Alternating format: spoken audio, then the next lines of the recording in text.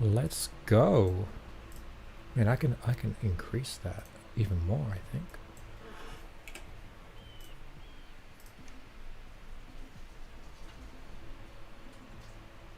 Yo, okay.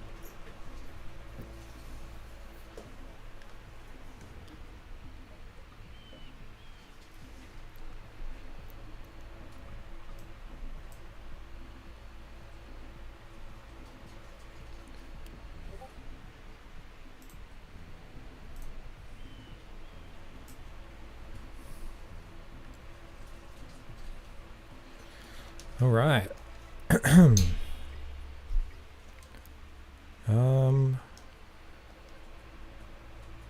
What?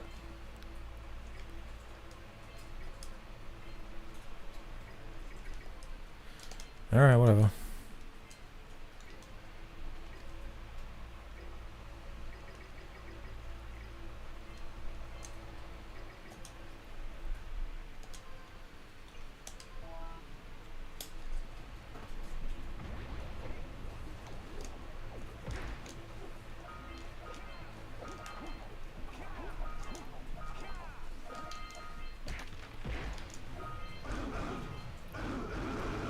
Wait, what the hell? Okay, I've never heard that before. That's really loud on my end. Okay, sure.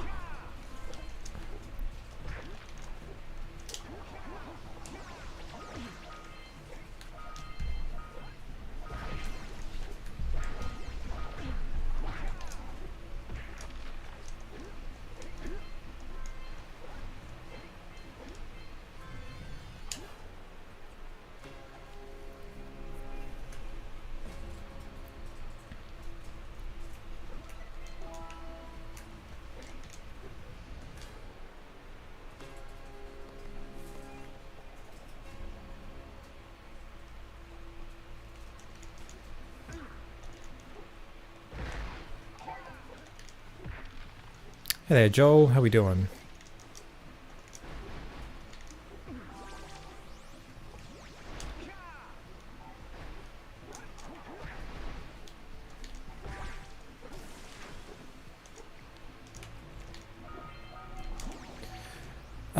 Yeah, I'm doing okay. It was really hot today, and I made the decision to go catch up with a mate of mine.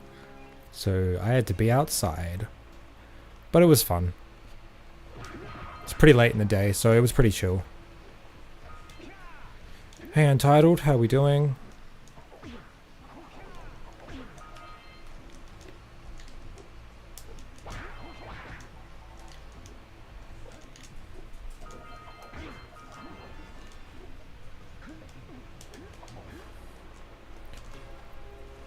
Painfully hot here, I never feel like doing anything all day ever. Vibe. No, it sucks too, because it's kind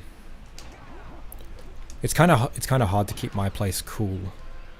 Like, we've got an air conditioner, but like we've got one and the house is kind of big. And we don't have it on like all day or whatever, so. Oh no.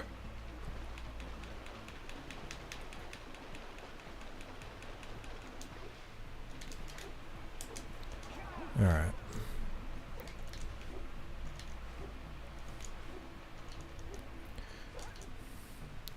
If my room had an AC to itself, then it would be awesome, but sadly that's not the case. I mean, yeah, but it's also like, the reason we don't have it on like all day or whatever is because like, costs money. Also, I have new mic settings on my microphone, and I'm not sure how I feel about them. Let me know if it ever starts clipping, if I get too loud. I have a limiter, I think.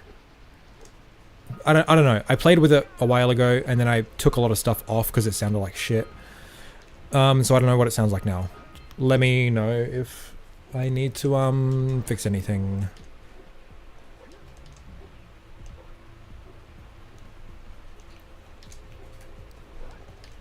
Because I noticed the last stream, I was yelling for quite a lot of it.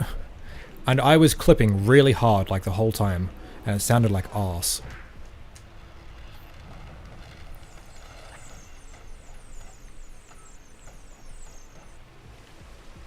Sounds fine right now. Hey Martian, good to know. If I if we have anyone in chat like last time and I start yelling and it starts clipping really bad, you gotta let me know, alright?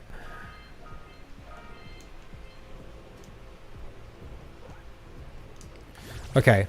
I mainly want to stream today because I got a lot of stuff I wanna show off and talk about. But I've got like a lot. I think the rule is when I... Fuck. Oh, I'm so dumb. When I have to, change levels is when I'll show something. So, like, if I have to go to Sentinel Beach now... Okay, yeah. I'll show something. But I'll wait a little bit. Because there's still people that need to, like, come to the stream. Which way do I go? This way.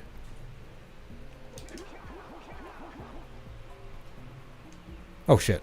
I didn't mean... Oh, I died in the tree. Whoops. I didn't mean to do that, but that works. I'll try not to death abuse, because that's... Yeah. Hey there, Fringe. Why does it give you that task? I've got the mod on random cell order.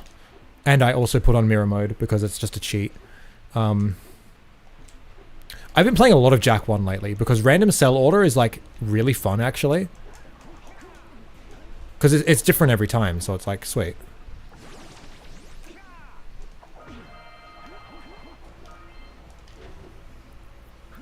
There are a couple times where it kind of soft locks you, but it's kind of rare.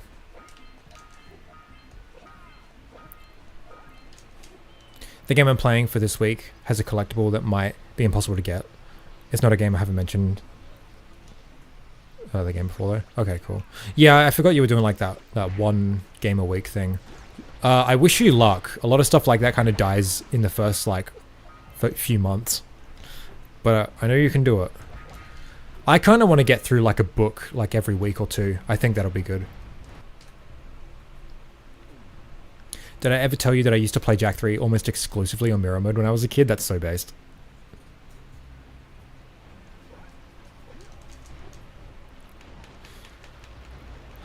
Always a great day when you stream because you're great at Jack games. Love watching. Thank you. I appreciate that.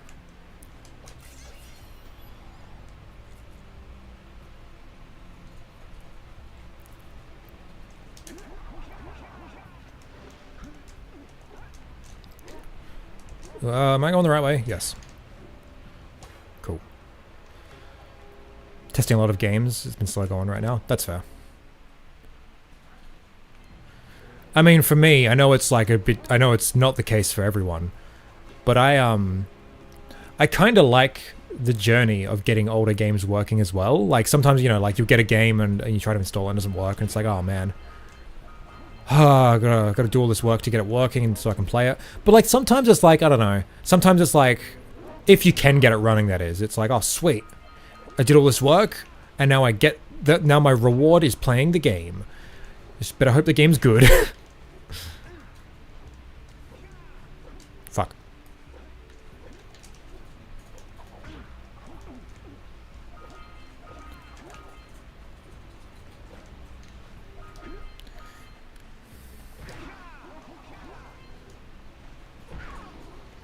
Alright. Getting less annoyed with the process of making the games work, though some just don't work out. Yeah. Alright. I've been getting this first try lately, so let's see if I can get this.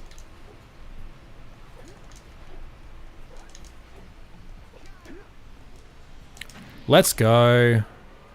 Man, I'm so good at this game.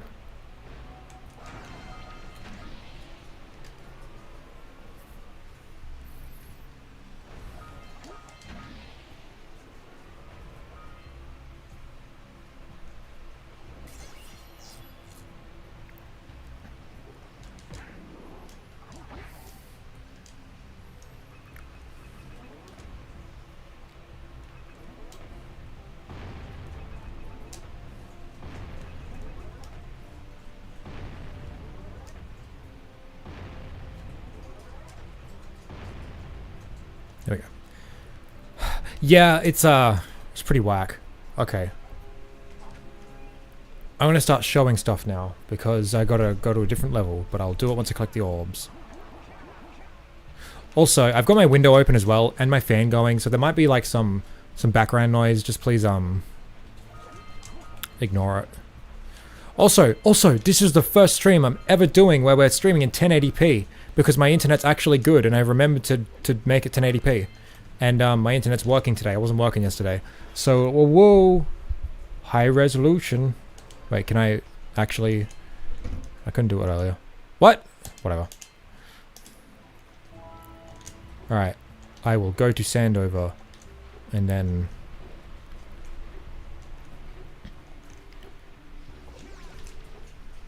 Okay, I'll show my game stuff first. Then my books. And then I will unbox the anime figure. Okay. So, I went to Cashies the other day, and I bought some stuff. Wait, I already got those, never mind. The first game we're going to be showing off. Wait. Can I do this? Chat? Let's go. Should I put it there? Maybe there?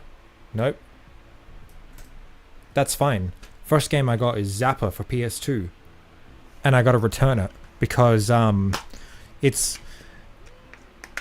it hasn't got like many scratches. But it's got like 2 or 3 like pretty deep ones. And I couldn't load up the multiplayer with my brother. Every time we tried it just froze. So I didn't even try the single player. I'm just gonna return it, which sucks because this game looks cool.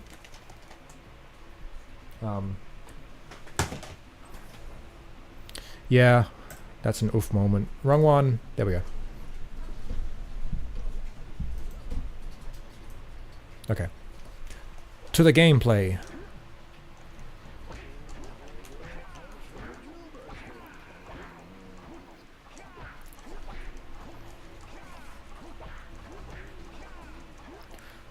Hey there, Soitsu. Sometimes trying to run a game full of mods is like a full-time job and a little bit traumatizing. Wait, what do you mean? Oh, do you mean like trying to fix an old game because it doesn't run? I thought you meant... If that is the case, I thought you meant like playing Jack Mirror mode. It's like, oh man.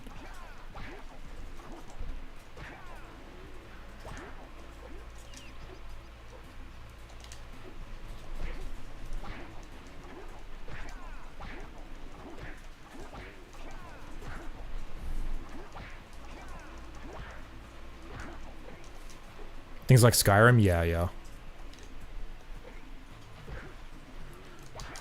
I can't get over fucking Starfield. It's like, it's okay, the modders will fix it. And the modders just didn't care. They're like, this game sucks, never mind. Oh man.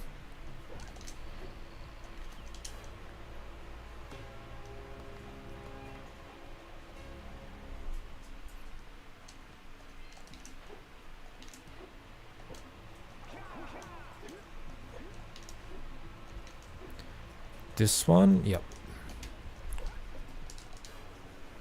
Oh. Next thing was to fix that game except getting rid of pronouncers. So true. Including my pronunciation of that. Let's go to Sandover. I don't gotta get much anyway. I mean, Sandover, Food Jungle.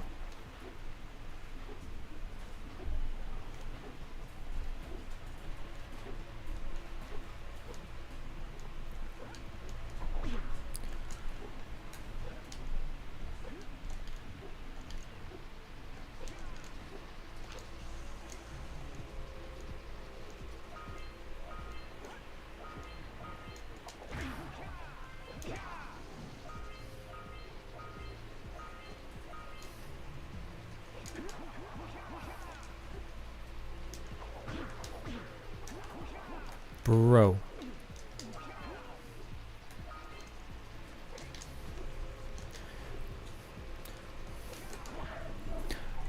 They will fix it, but you can only work around weak structure. Yeah, like when I said like, oh yeah, like all the people saying modders will fix it, I mean like fix like the boring gameplay loop. Because like there was like this big mod plan to like add a bunch of features and stuff, but like and make it like Skyrim or something, but like no one cared. Like the modding group just gave up. Like this game sucks. Stream buffering? Not on my end. Dude.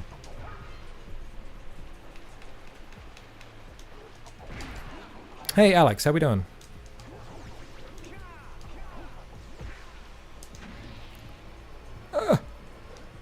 Wrong way.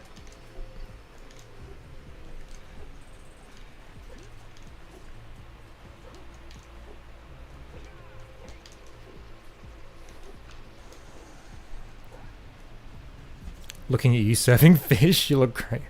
Thank you. I haven't heard serving fish before, but I'll take it. Internet holding up good? It's holding up awesome. Yeah, first time I'm streaming in 1080p. It's like, what? I tried streaming yesterday and I was like, okay, I'm going to do 1080p this time. And my internet was like having a field day. Like, it just was not working. It's like, oh, great. But working this time. Guess it's more of a drag term. Oh yeah, that's fair. Oh my god! Oh, I hate this. Alright, I guess I'll get another 120.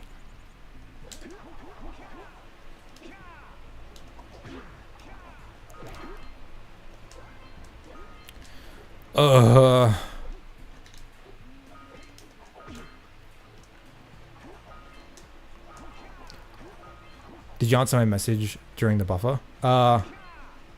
Which one?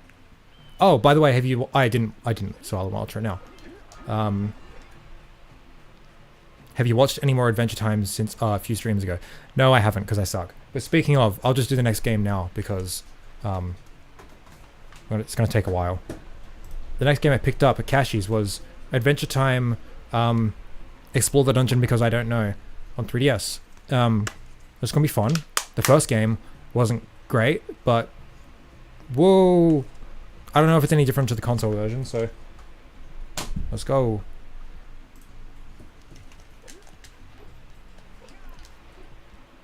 That game has canon lore in it, by the way. Fucking nice. Cool.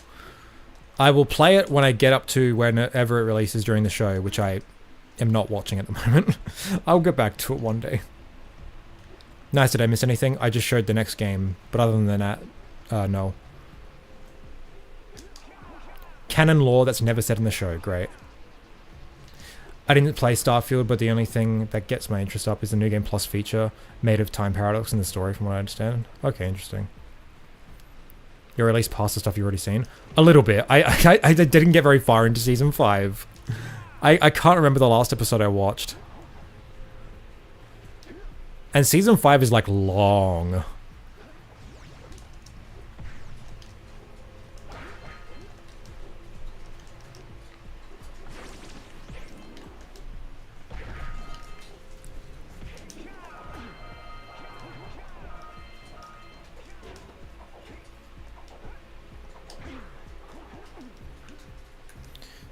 Watch the Owl House by any chance? Nah, I haven't really been watching a lot lately. Like, even like anime. It's just been tough for me to hold my interest in watching anything.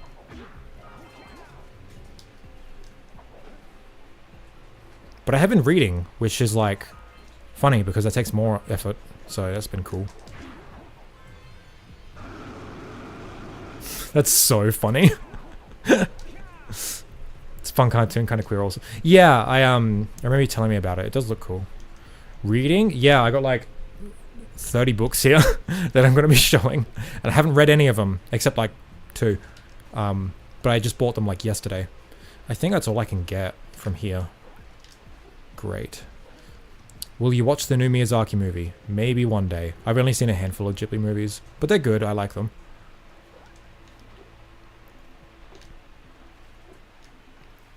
Has Damus in it? What, the Owl House? What do you mean? Oh, like his voice actor? That's cool. Man, I don't even know if there's enough orbs of... Oh, I don't think there's enough orbs available for me to get. Actually, yeah, there are. Yes? Yeah, there should be. As long as the next Powercell isn't 90 orbs to Mayor, I should be fine. I only read documentation for random software libraries. Nice. Hey, do you want a code for our open goal mod? We've got one coder and he hasn't learnt it yet.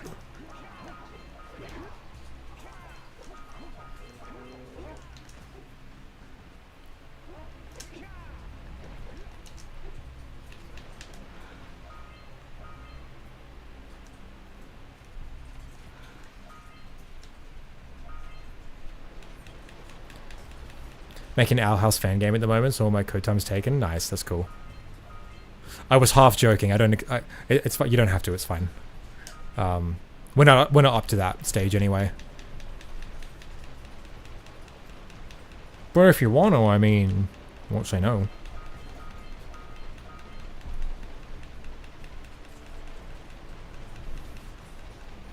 Can I join the team? I made a game on Scratch once. I am very skilled.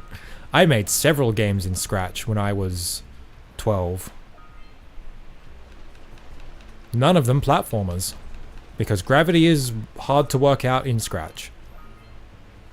They were mostly like mouse pointer games. Like Snake.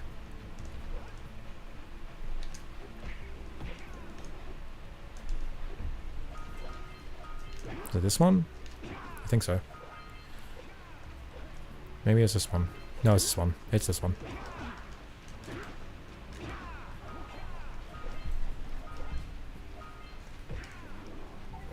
I've made a game for x86 assembly for an OS class once. Nice.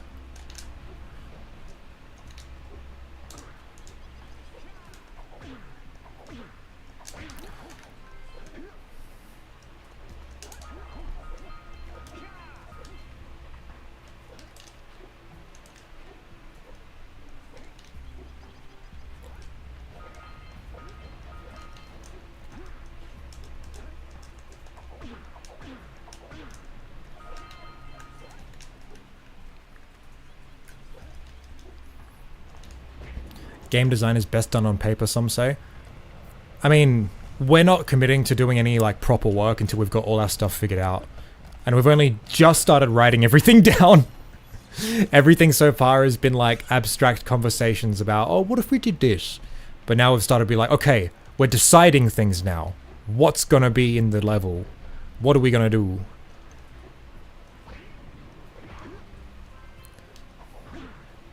Some spend the whole time planning, never actually start.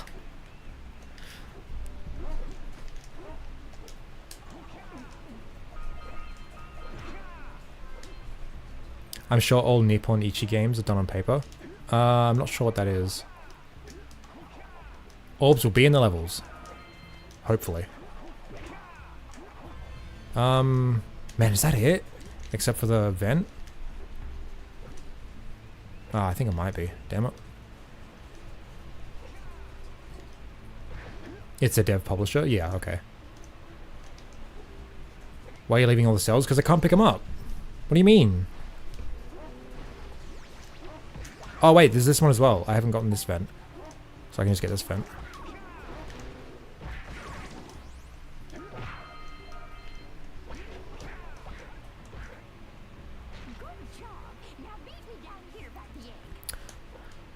What Jack game is the project about? Well, we're going to do a mod for all 3 Jack games, but at the moment we're focusing on Jack 1. We're going to be making new levels, similar to the Forgotten Lands mod that came out recently, but our own style.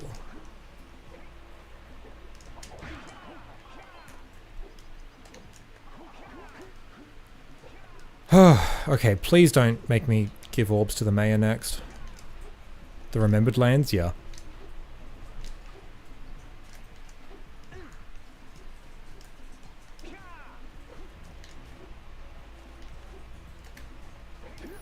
I will show the next game after this too.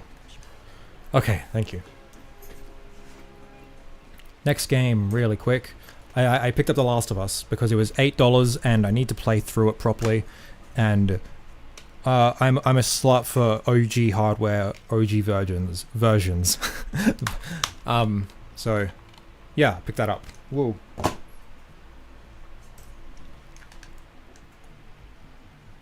And what is it? Free 7 scalp flies.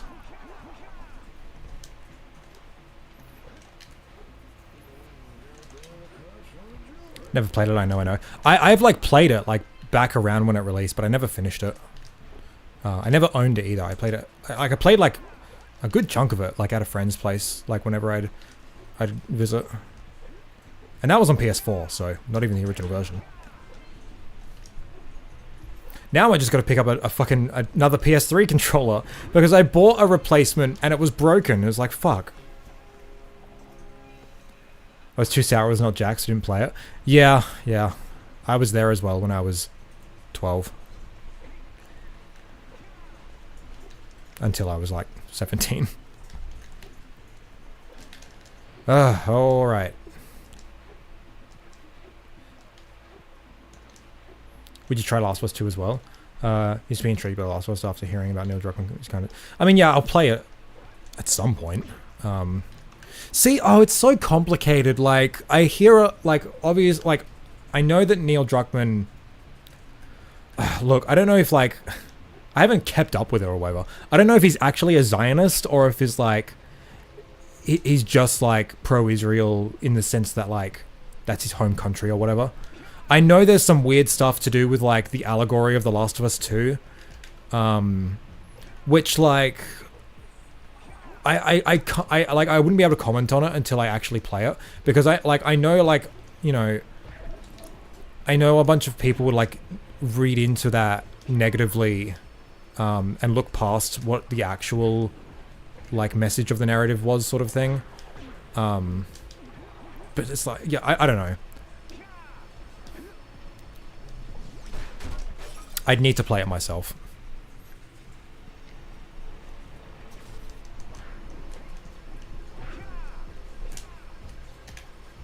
Oh yeah, I was going to show the next game.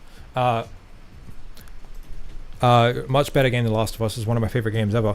I picked up Ico. I rebought it because I used to own it and then I sold it because I needed money for Jack stuff. But I rebought it and it's like the cool, like, cardboard version with, like, the paper art cards and stuff.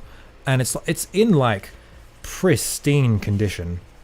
Like, the whole lot. So just the manual and then, like, the art cards. This game is fucking incredible. And I can't wait to replay it because it's been a long time. Now I've just got to pick up Shadow of the Colossus, which also has a very similar, like, special edition thing. And then I'll have all of Team Ico's games. I still haven't played Shadow of the Colossus. It's the only one I haven't played. But yeah, that's cool. Cool game. Ooh. Remember seeing it in stores. Never done did it. It's very good. It's one of those ones where it's like it takes advantage of, like, video games as, like, storytelling first and foremost, you know, like a storytelling vehicle. A lot less. I played The Last Guardian. I love The Last Guardian. That's one of my favorite games.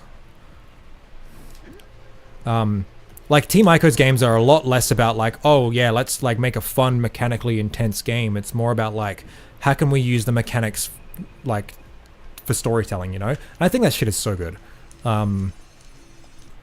Not enough studios really do that, I don't think.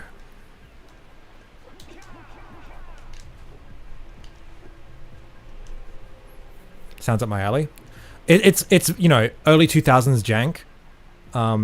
But, like, all three of their games have, like, some form of jank to it. And I think probably in every case that is kind of to its narrative benefit. At least very much so with The Last Guardian. I am early 2000s jank? Hell yeah.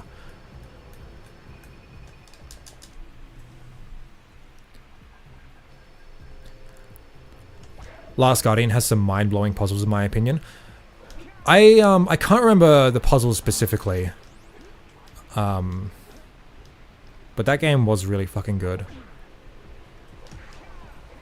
Like, just the way it was able to, like, garner such an emotional response purely through the mechanics, you know? Like, there is, like, a cutscene at the very start of the game and at the very end, and that's it. And everything else is done purely through environment and gameplay, you know? And it's like, oh my god. Like, there's, like, you know, like, cinematic moments where it's, like, sort of cutscene-like, where, like, control is taken away, but, like, they're not used for narrative story beats or whatever. Yeah, that game is so fucking good. I really want to replay it at some point. But they're the sorts of games where it's like, you play it once and it's like, then that experience just sticks with you, you know? I want to die.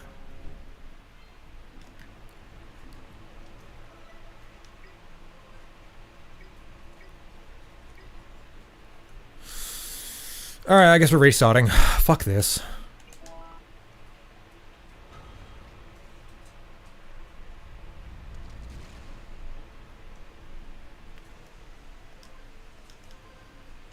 This happens rarely, so sucks that it happened.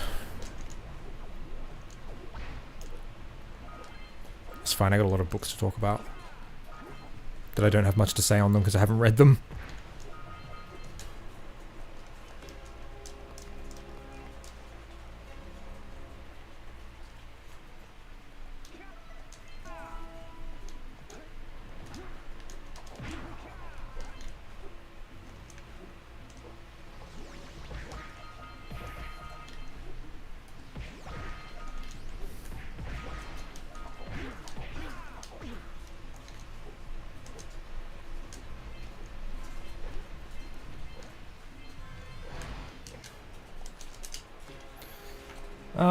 I think just real quick, I'll show the next one.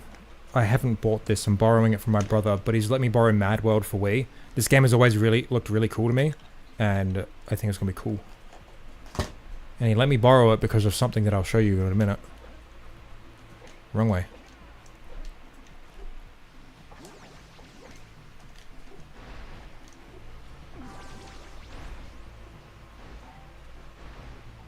Dude. Always like that cover. Yeah, the game has always just looked really visually striking, and it's like, man, this game looks really cool. And I didn't realize until like I looked at the cover and I'm like, who developed this? Oh, it's Platinum Games? Dude, that's so cool. Saying this as someone who's never played any of their games, but has always been intrigued by them. Well, I mean, I played DMC 1, close enough.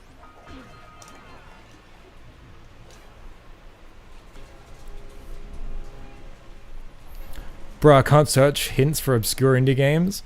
That's the optimal way, though. You should never look up hints for games. If you can't figure out a challenge, it's because you're dumb. Or because the game designer was dumb and didn't make it obvious enough.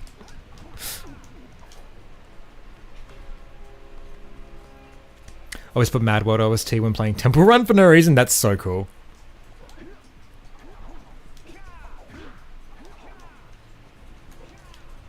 I was just catching up with a mate earlier today, and I went to primary school with him. I haven't really hung out with him in quite a while, but we were talking about like some old games that we used to play, because he's not really a gamer much anymore, but he got me into like a lot of like old retro stuff, and I brought up Leisure Suit Larry because I bought one of the games on GOG for like 80 cents, and then he was like talking about like old like point and click games. And he remembered one instance from like Day of the Tentacle or something, where it's like you needed to make it rain somehow, and the way you did it was you washed someone's car, which would cause the game to start raining, and like the owner of the car would come out and be like, "Oh man, it always rains as soon as you finish washing the car," and it's like, man, that is so like obscure. Like, how are you meant to figure that out? That's so funny.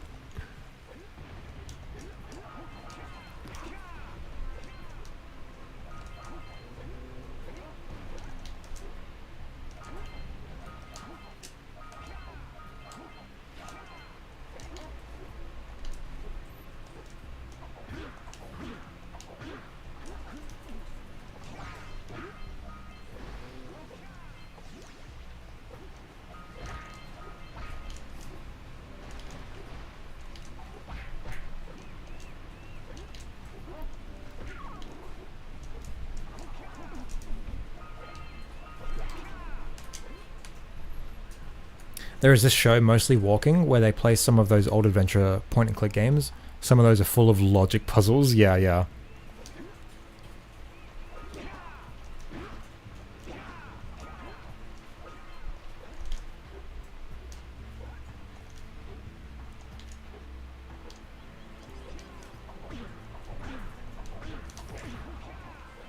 Point-and-click adventure games have some of the strangest logic. Yeah, it's really funny, though.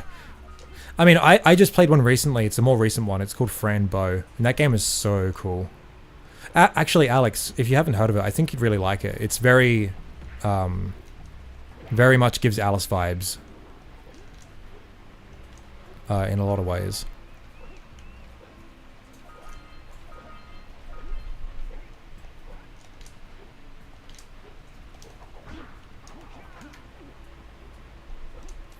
Sorry, what game? Franbo. I'll just...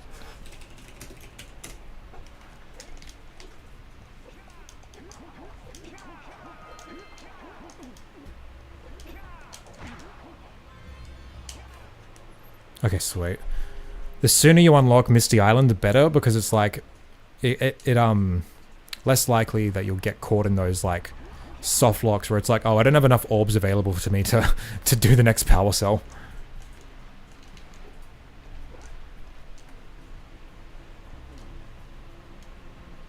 That Google image search is very Alice already. Yeah, yeah. Like the premise is like kind of begins like very similar. Like you play as like a young girl with like mental issues and stuff like that. It's pretty cool. What's my favorite Jak 1 level aesthetic wise? My favorite Jak 1 level everything wise is Boggy Swamp. So I guess aside from that one, maybe Sentinel. I love playing as a young girl with mental issues, egg IRL. Yeah, true, true.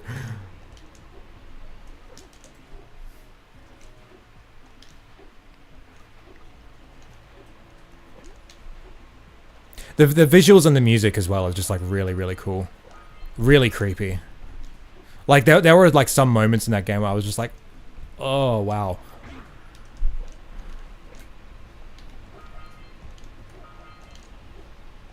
Oh yeah, I gotta show stuff. Next thing, I guess. I got a PS2. Whoa! I bought a 90K model, which is like the fastest model or whatever. But fun times. I was playing it with my brother, and he kicked the controller cord, and now the fucking the power cord insert, the socket, snapped, so like it's dangling around in there, and I've got to glue it back together because like he pulled it down off the thing and it landed on where the power cord was, but it's like he didn't stop, like the game didn't stop, like nothing stopped, like we just kept playing. It's so funny.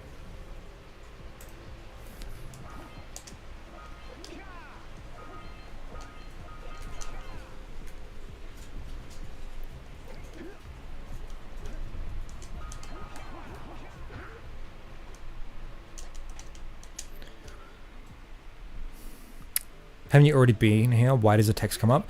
The text comes up every time you collect the power cell. It tells you what power cell to go collect next. So maybe I should have explained myself. This is random power cell order. You have to collect power cells in a random defined order. And yeah.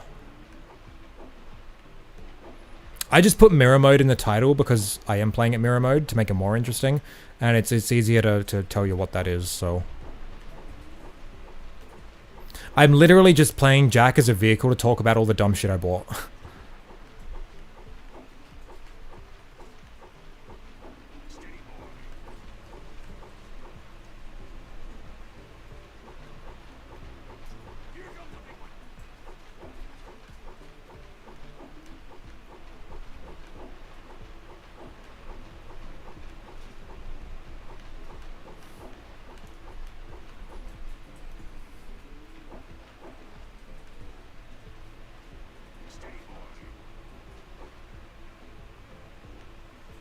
Fucking, oh my god.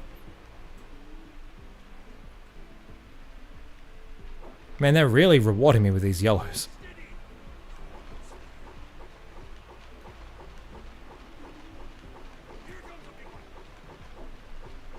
Cool. Whoa, Sentinel, okay.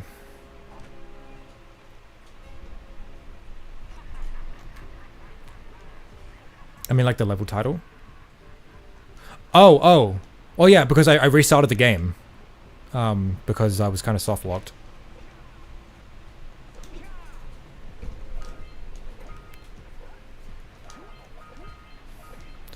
I said when I'm home, but I am home. I'm just working from home. Got him.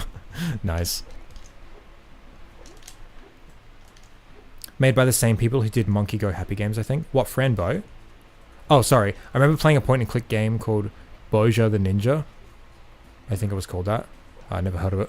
I've never even heard of Monkey Go Happy, so... How'd I get soft-locked? I had to... The power cells that assigned me was both Oracle power cells in a row. and I'd already done the 90 orbs to Uncle Powercell, and then it told me to give 90 orbs to Maya, and it's like, I've collected the maximum amount of Powercells I can at this point, so I wasn't able to progress.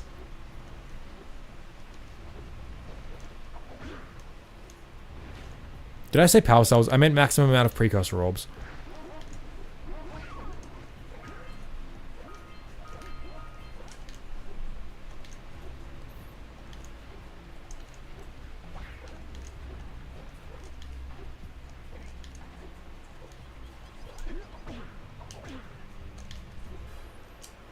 And now we go to Misty. Woo.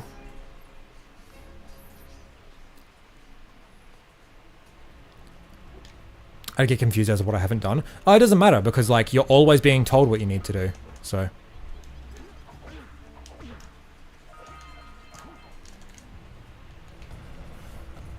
Also, I like to stream everyone. Thank you.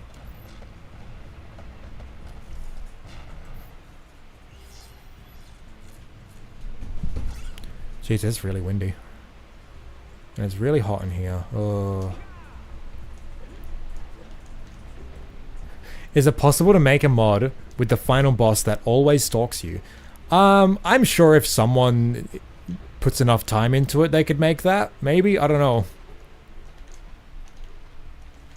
That'd be really funny, though.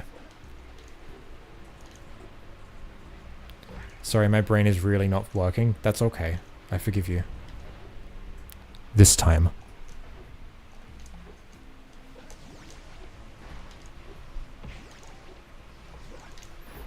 I'm gonna take my dog for a walk. See y'all later. Okay. Have a good one.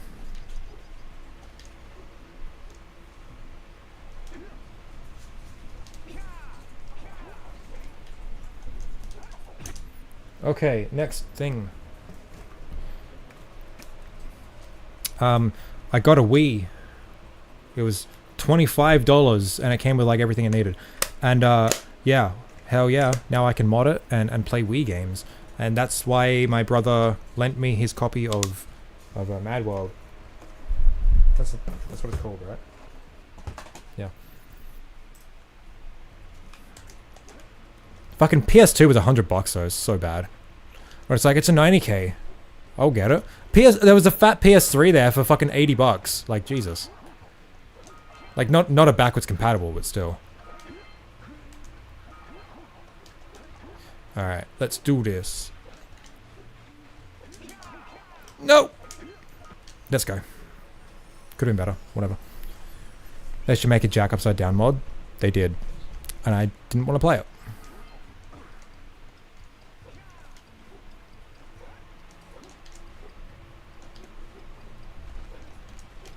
No, I've got to stop the cannon.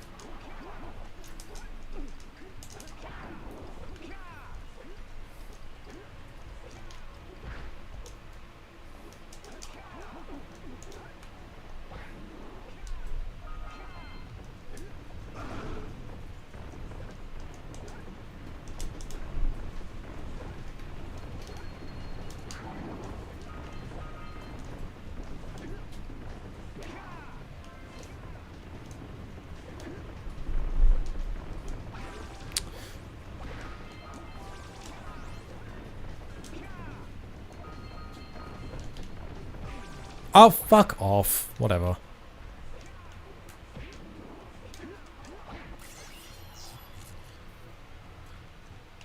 Found a new second-hand store a while back that has tons of games, but they're all so overpriced. Yikes. Yeah, oh my god, I went to a different cashies from the one I bought all that stuff at. Also, that Wii was the last of my cashies haul, and the last of my games haul. The rest are books. And yeah, like I went to a different cashies, and that same one, like a few weeks ago, my brother picked up GTA Vice City for like $5. But they had a different copy there. It was $30. What the fuck? I think they had Jack 3 there for $30 as well. Like, fuck. That's so bad. Oh, I'm here. Damn it. Fuck. Ugh. Do you mean like books or like manga? Yeah, books. I mean, I could get some new manga, but like, I don't know what's new in relation to the stream. Because I haven't shown my manga collection on stream. I've also got like a fuck ton new vinyl that I need to show, so I can edit together all the stream bits that I've shown my vinyl in, and then upload it as a video.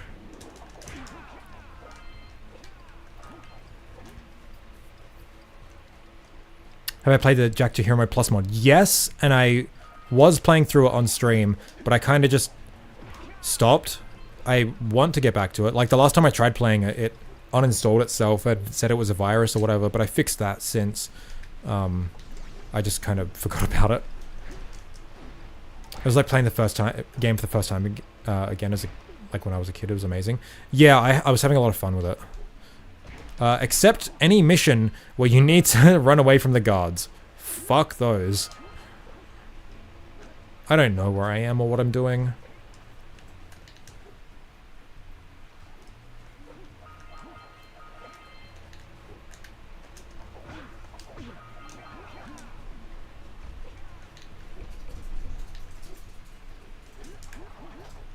Okay, cool.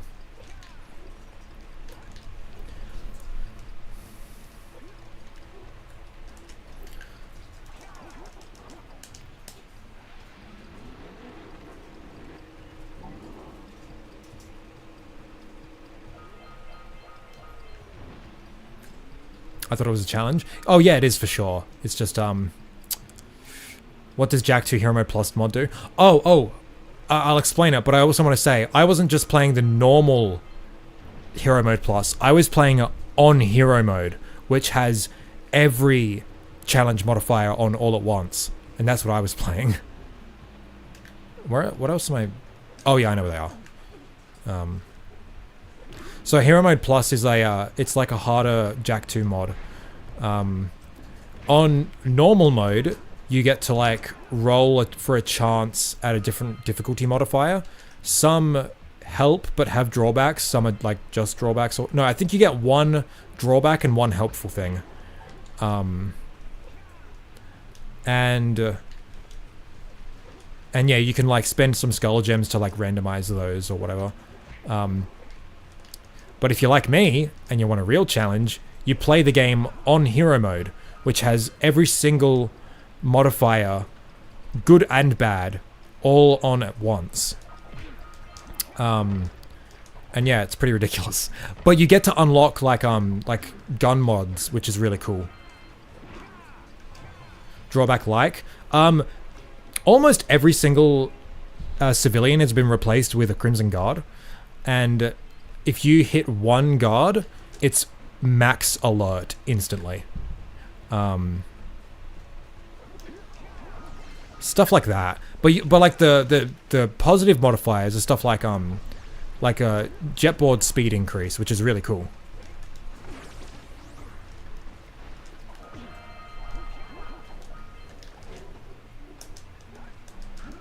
Fuck off.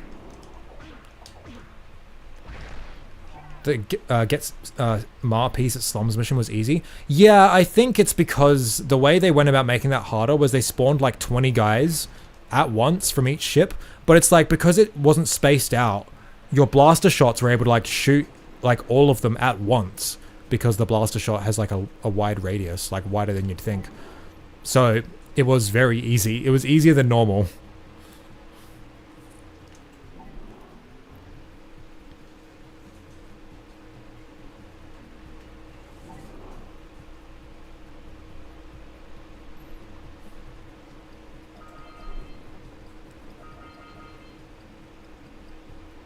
No! Ugh.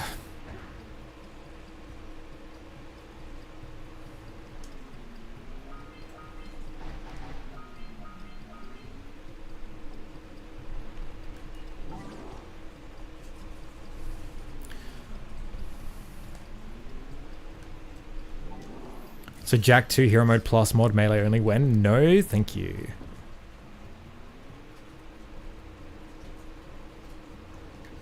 Okay.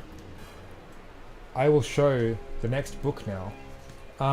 These three were the first books that I that I picked up when I decided, hey, I'm gonna like start reading books again, and like actually dedicate time to reading novels, and not just like, you know, young adult novels like Skullduggery Pleasant, which I did enjoy as when I was a kid, but like actual like adult fiction, which is something I've never really engaged with before. So I picked up a few, and I read one of them. I started another one. We need Jack 2 baby mode mod, yeah. Did I show the one before, but I missed it? Oh, no. I haven't showed any books yet. This is the first one I'm going to show. So this is Do Androids Dream of Electric Sheep. This was the book that Blade Runner was based off of. And it's really cool. It's... Honestly, it's like... Oh, you said next book? Oh, sorry. It's really interesting, like, because Blade Runner is like one of my favorite movies, and it's very interesting reading the book and seeing just what they took from the book when making the movie. And it's also interesting to see what they left out. Like, honestly, like the world portrayed in the book is kind of more dystopian than the film. Yeah, that was a really cool read. It's like, it kind of intimidated me at first because it's like, oh man, like old 60s sci-fi novels, man, that seems like a daunting task. Like it sounded to me like, oh man, it's gonna be like a tough read with like weird language and stuff like that. It was honestly like pretty readable. I sped through it in like a few days, so that was pretty fun.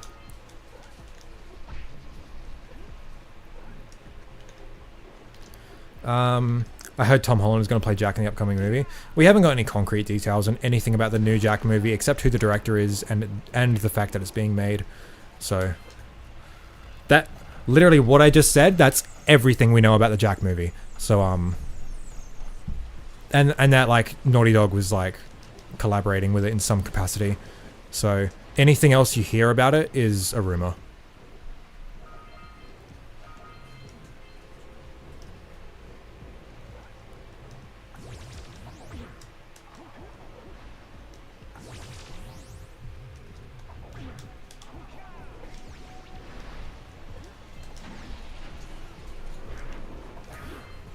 Alright, let's see if I can get it this time. Ah, I suck. Trailer in 2027, hell yeah. We know who the director is? Yeah, it's Ruben Fleischer, however you say his name. He's the one who directed the Uncharted movie. No, back to Misty. And he also directed the Zombieland movies, which I quite like. Which way? This way.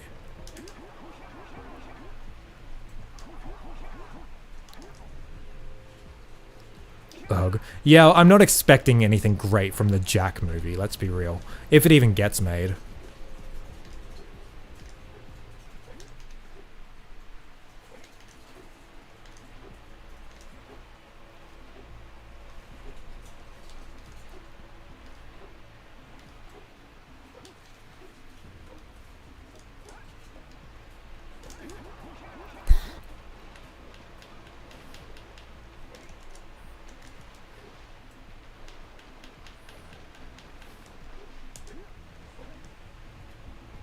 The director says he wants Tom to play the lead like in Uncharted.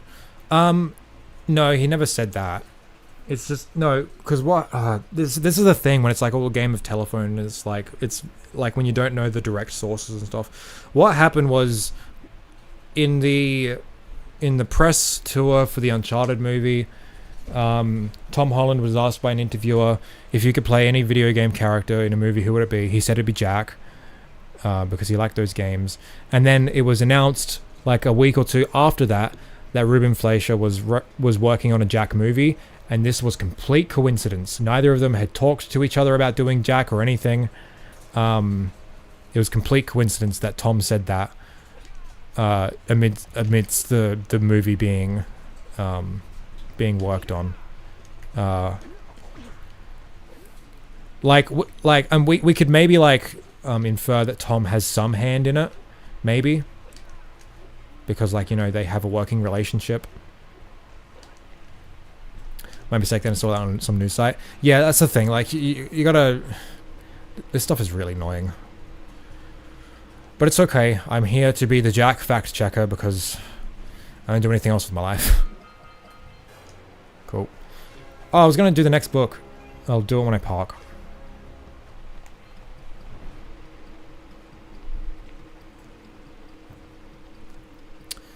I can picture having a big cinema release and people actually caring about it besides us, but who knows? I can't even see it releasing, if I'm being honest. It's whatever.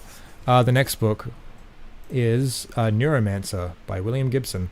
And this is like pretty much the cyberpunk novel that was like, it was like the first like proper cyberpunk novel to be released. I got 4 chapters in like 60 pages, and I've decided to come back to it at a later point because it's like, I was enjoying it. I really was. It's just very, I with this whole reading thing, my new reading arc, I'm forcing myself to read because it's like, I have ADHD brain and I still haven't fixed it, and it's very difficult for me to stay focused, especially on like a challenging book like this. Like the writing in this and the prose is very unorthodox at times, and it's hard for me to like picture in my head what's actually going on in the scene. So I will get back to this. It was very cool so far, but I'll get back to it.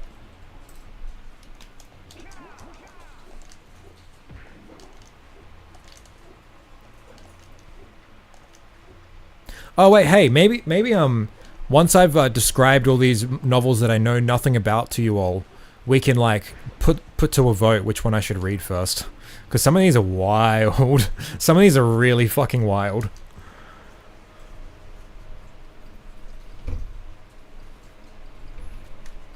Maybe they could put it on Netflix or something. I'd imagine something like that would happen.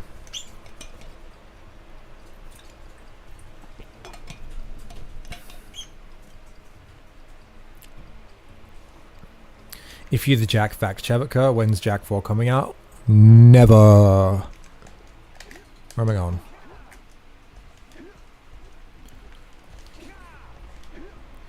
Oh, I got such a headache. Ugh. Talking about Jack and Daxter. What a task.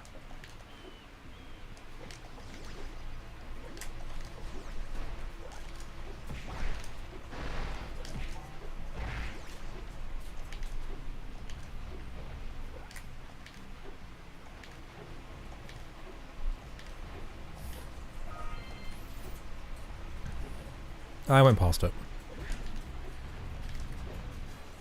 Oh my god, why do I keep going back to Misty? Oh.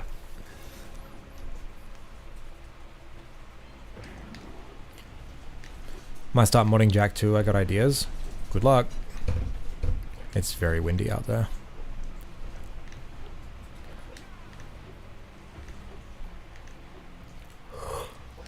Whoa, whoa, whoa, whoa.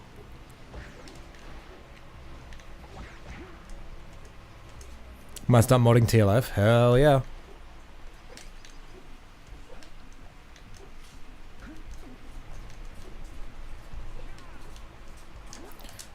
Windy? Yeah, I've got my window open. There's a lot of wind. Okay, next book real quick. I haven't read this, but this is Snow Crash. Another, like, big cyberpunk novel. This is a bit later, though.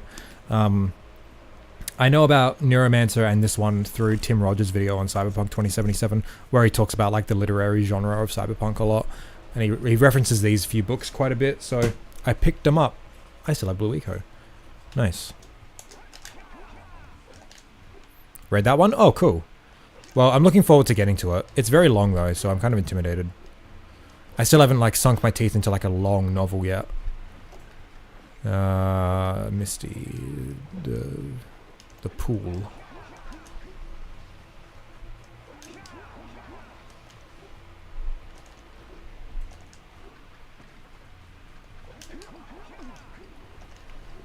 No, I need that.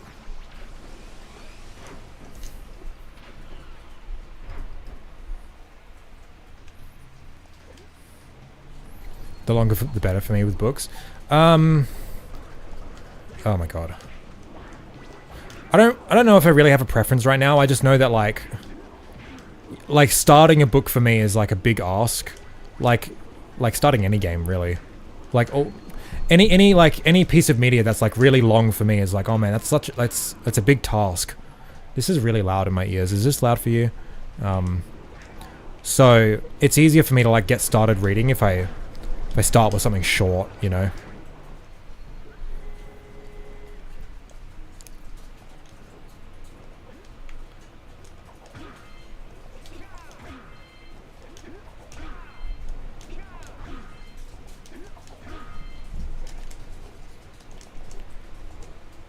Oh, let's go. Oh, let's do... Oh, that was so cool. Just doing that. My old friend made me read a book with like 800 pages once. Granted, it was like a trilogy all in one, but still. Well, she didn't make me, but she recommended it. That's fair. Whoops. I didn't mean to do that.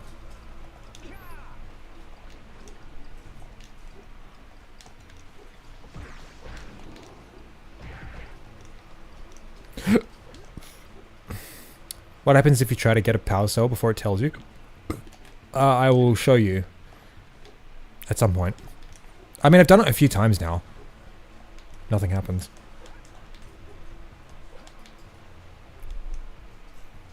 When I read a book that I really like, knowing that I have 300 to 400 pages left, it gives me a sense of relief.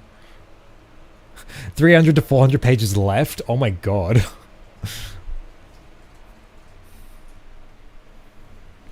You know how it's really interesting to me. Like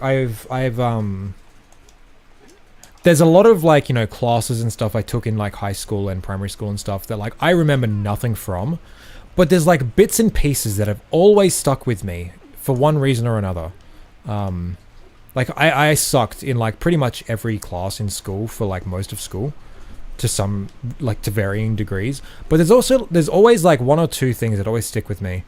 And last 2022, when I was in uni, I took a creative writing class, and because I suck, I wasn't able to really dedicate as much time to it as I wanted to. But there was something that really stuck with me was like we read like a few short stories, and there was a couple in there, like some of these are like, you know, 100 words long, you know, like very short. And there was a couple in there that were like really good, and it's just like, man, how cool is it that you can like write something like so profound and cool and artistically interesting with such little material, you know? It's like, damn. And that like really like... That really kind of stuck with me. It's like, damn, like, you don't need, like I'm not saying, like, you know, like, longer, like, art is bad or whatever. Oh, here, look.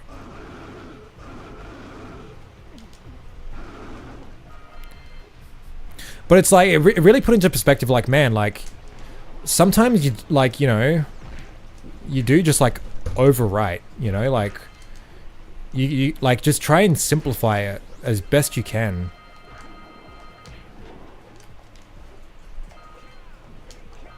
Hey Alex, welcome back.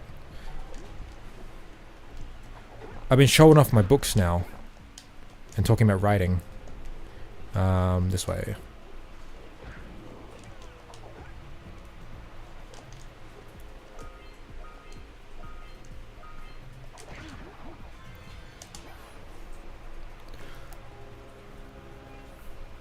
Oh, real quick, I've only showed 3. I'll just show them again real quick. I've only read 1. I got Do Androids Dream of Electric Sheep, Neuromancer, and Snow Crash. 3 like seminal cyberpunk novels. I read the first one, which Do Androids Dream of Electric Sheep is the novel that Blade Runner was based off of, and that's the only one I've read so far, and it was really cool, really weird and interesting.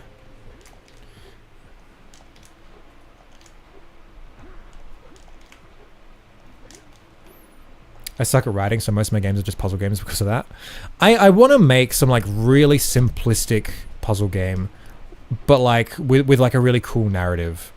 I've got like a narrative in mind. I'm just wondering how I turn that into mechanics, you know? Yeah.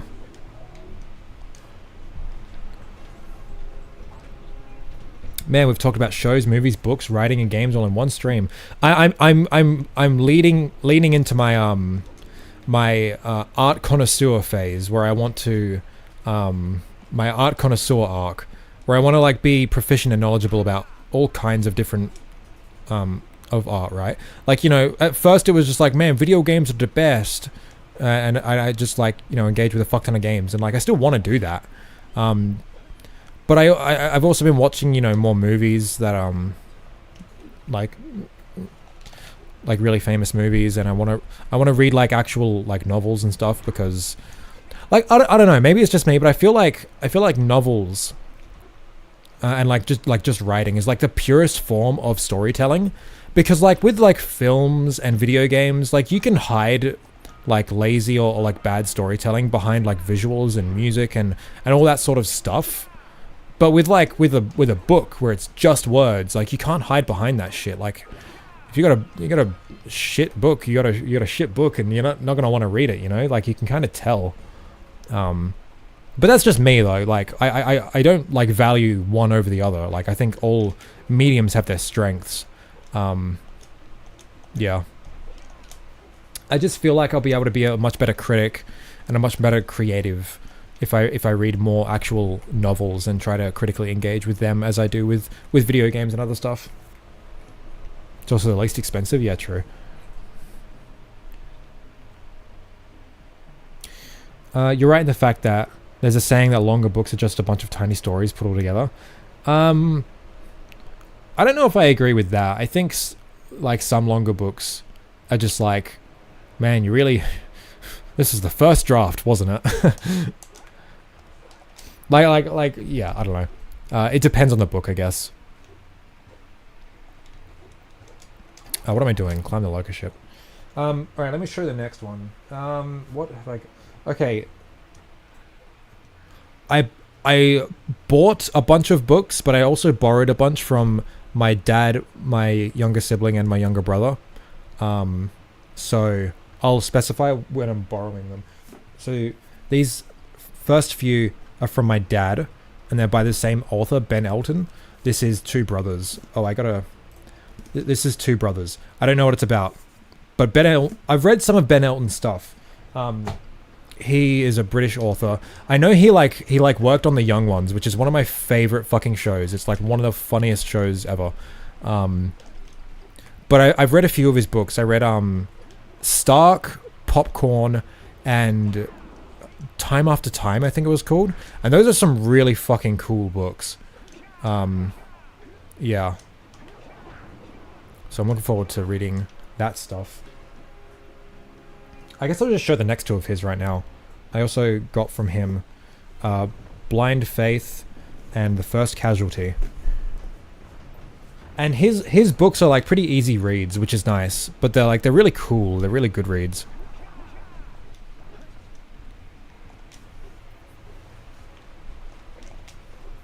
Awesome to be able to share media with family. Yeah. It's not something I get to do very often because like my favorite like, you know, medium is video games. And none of my family really plays video games, except my brother, but he's very lazy with it. He very rarely beats video games. Like, I can share music taste with a lot of my family, but no one's into punk, like, to the same extent as I am, so... Yeah, where's Zeke's family? Yeah, sure. Your brother is just like me, for real. And like anyone can do it. I write a lot. I don't know if any of it could be turned into a book though. It's just kind of for myself. I mean, that's cool too. Like writing, I think like as an art form is like the least barrier of entry. Which is like cool. Like you don't need to learn you don't need to learn like a complicated instrument. You don't need to learn how to use like software or like any like equipment or whatever. Or like learning how to draw has like a huge learning curve before like it's something that like is like aesthetically pleasing, you know. Like writing is like you just do it, you know. And like sure, there's still like a big learning curve with like if you want something that's good, but you can at least like read it as long as you spell it right, you know.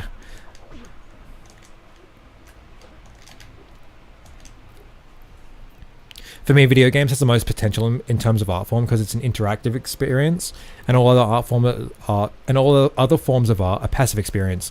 Not saying superior, just potential. Yeah, and I think that potential is often squandered. I think the majority of video games never actually use video games' unique qualities for storytelling, which is a shame.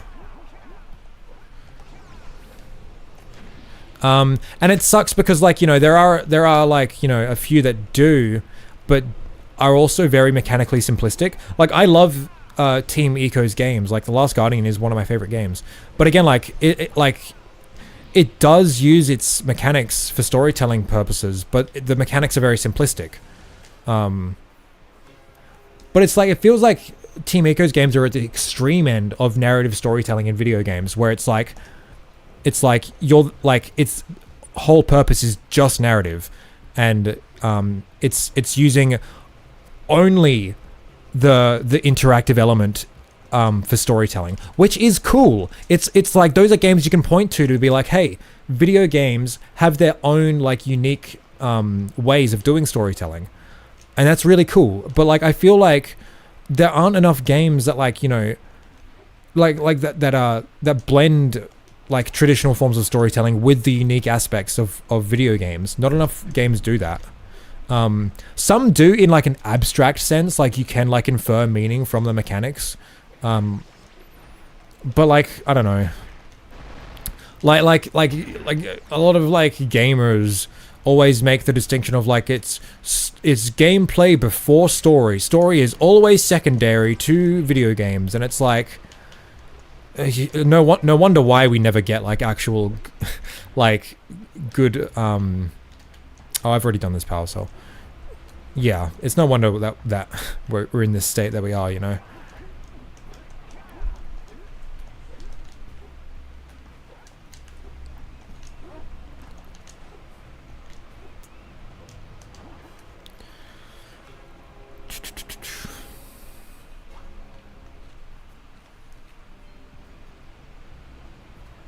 I mean, Alex is right. I guess not everyone can do it because of disabilities and stuff.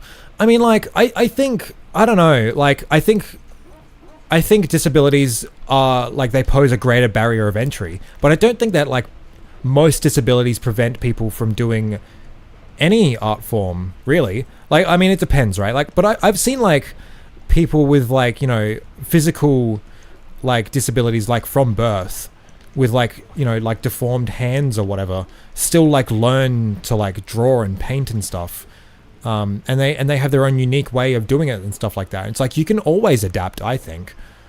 I mean, I believe so, at least. I think enough willpower and drive, you can adapt to anything, really. It's just a larger barrier of entry, which does suck, obviously.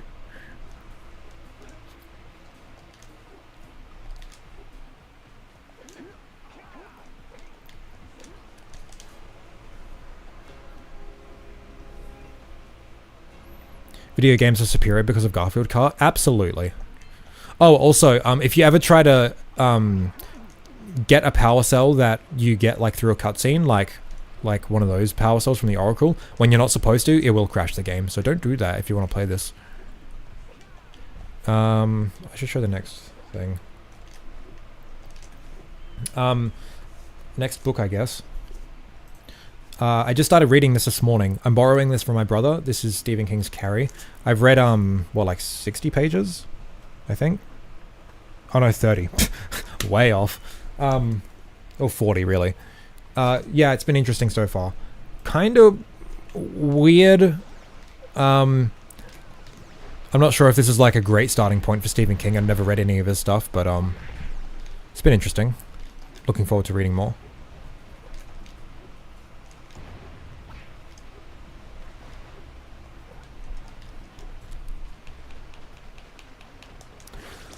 You know, for me, like, one of the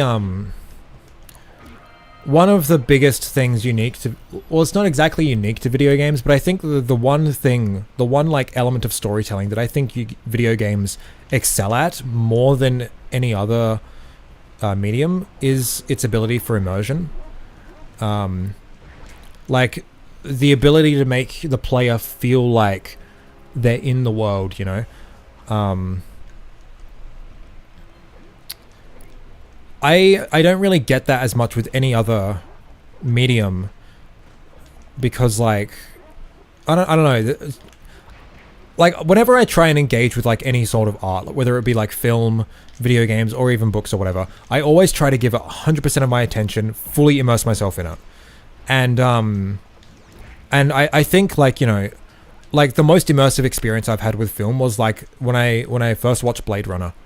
And that was fucking awesome. Like it's one of my favorite movies now. Like it really just grabbed me and like pulled me right in to its world. But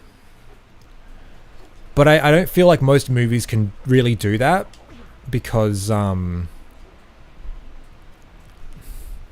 you know, it's actually interesting. I think the reason most movies can't do that is because most movies are very plot driven, right? They're very narrative driven. Blade Runner isn't that as much as other films. Like Blade Runner has a lot of scenes that just kind of linger, like just allow you to exist in this world for a while. So I guess it does depend on the film, but with video games, it's like almost any game lets you just do that. Pretty much any game just lets you hang out in the world because all you got to do is just stop moving, you know? I guess that very much does depend on the game as well, but I feel like video games are very, very good at immersion because of its interactive aspect.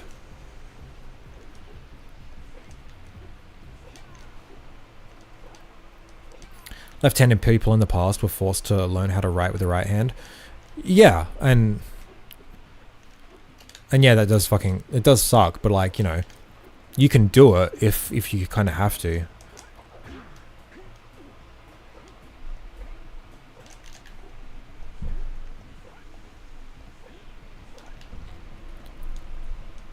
Cool.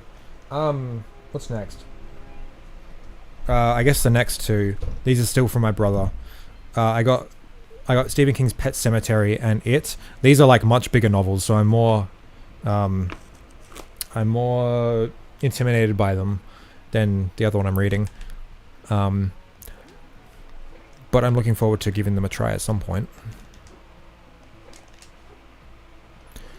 So you're saying I could train myself to be ambidextrous? I mean, I think anyone really could, right? Like I know there's like, you know, like a natural gravitation towards left or right. But like even like when you first pick up a pencil, like you can't write or draw. You still got to learn to do that. It's just we don't like. It just seems like a lot harder as an adult to like learn to write with a different hand because you haven't been doing it your whole life. You know, it's the same with language, really. Like I think there is like some actual like when you are a baby, like your whole purpose of being really is to absorb language and try and pass it and learn it. But it's like the way you do that as like a baby is just pure brute force, just constant input of language and trying to find the patterns and recognize how to pass it all. But when you're an adult, like work smarter, not harder. Like there are way easier, more efficient ways of learning language when you're an adult. It just feels harder because, like, you know, you haven't been doing it your whole life, you know?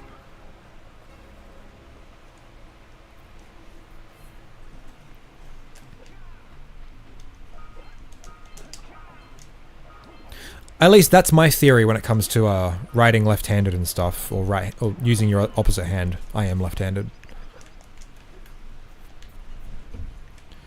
Oh, a while back I learned to do more with my left hand, even though I'm right-handed. Being able to rely on both was very useful. I actually eat as if I'm left-handed. Interesting. I'm gonna save that for later. Wait, hold on. Have I got any more borrowed ones? I probably do. I've got like a whole stack of books down here. They're just on the floor.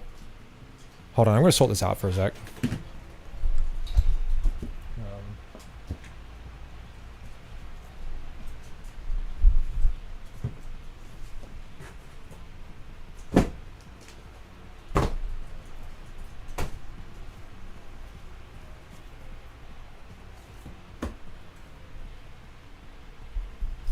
Okay. So I went to an op shop yesterday, and my goal there was to find the oldest, weirdest stuff, like the most random stuff that I could find, and pick it up, because I like old, weird stuff. This first one isn't really weird, but it is old. This is 20,000 Leagues Under the Sea. You know, like 1862, I think this was published. 1869, yeah. So this is an old one, like, but I want to read like these classic literature things, you know. There's that. I ended up spending $20 on books there, and they were like $3-4 each. So I picked up a few. Wait, no, I'm gonna get that. Nope.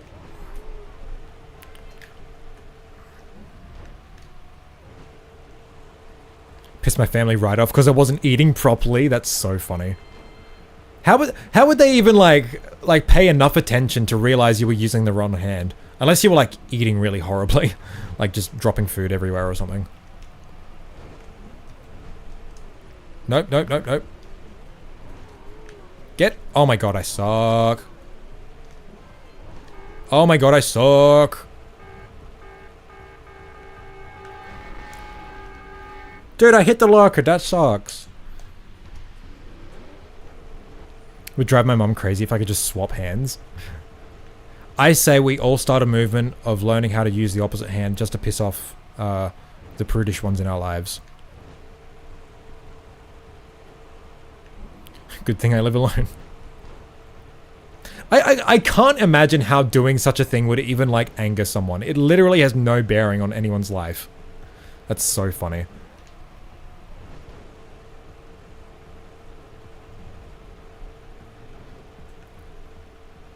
Whatever.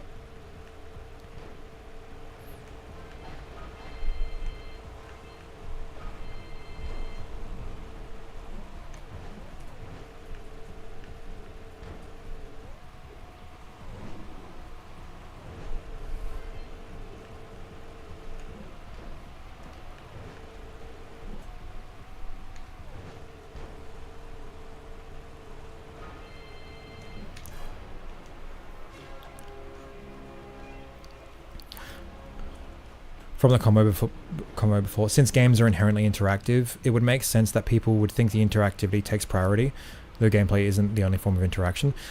No, but like my thing is like all art really are just vehicles for storytelling. And like, you know, you can have like different pieces emphasize the narrative more than others, right? But fundamentally at its base, all art is communication and storytelling, right? It's just frustrating when like... It's just frustrating that like... because games are like interactive, like so many people are like, the interactivity is the only thing that matters. The story is like incidental to whether or not a game is good or whatever. And that's just disappointing because like... We should be viewing it as like interactivity is like the thing that makes this this medium unique, and we should like, you know, lean into that for storytelling purposes.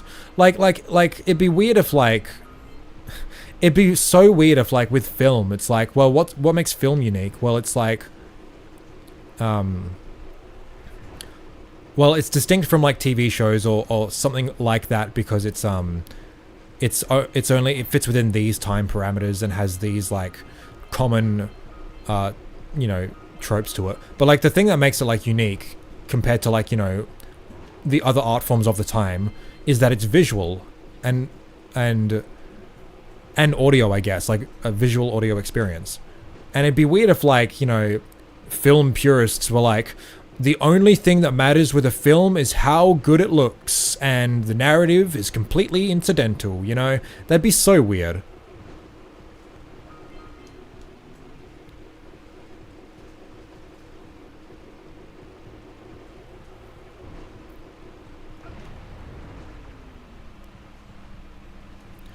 They didn't want me using sharp knives with my non-dominant hand. That's really funny, actually. Wait, how old were you? I think that's a kind of important question when it comes to this.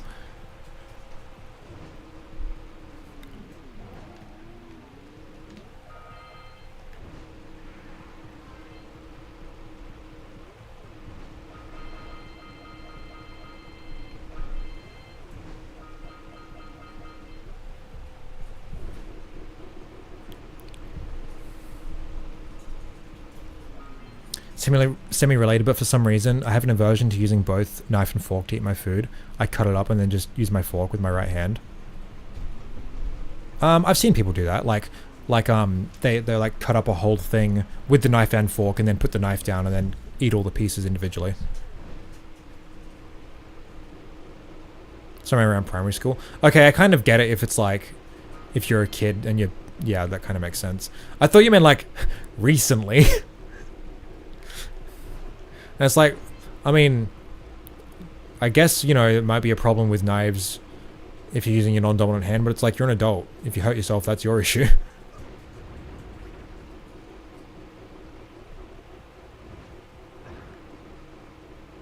I hate doing this mirrored. Oh my god.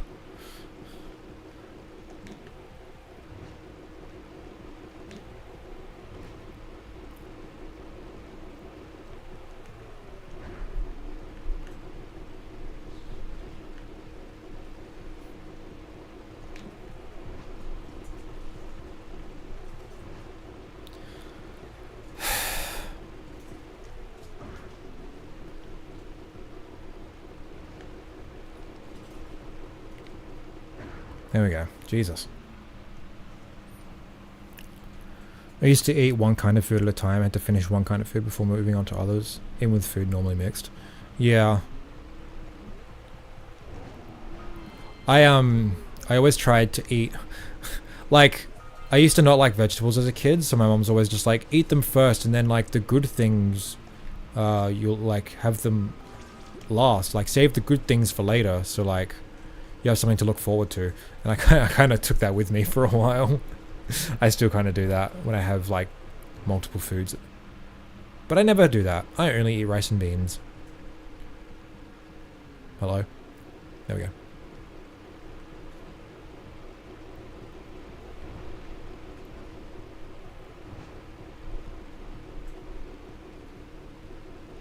Oh, I hate this so much.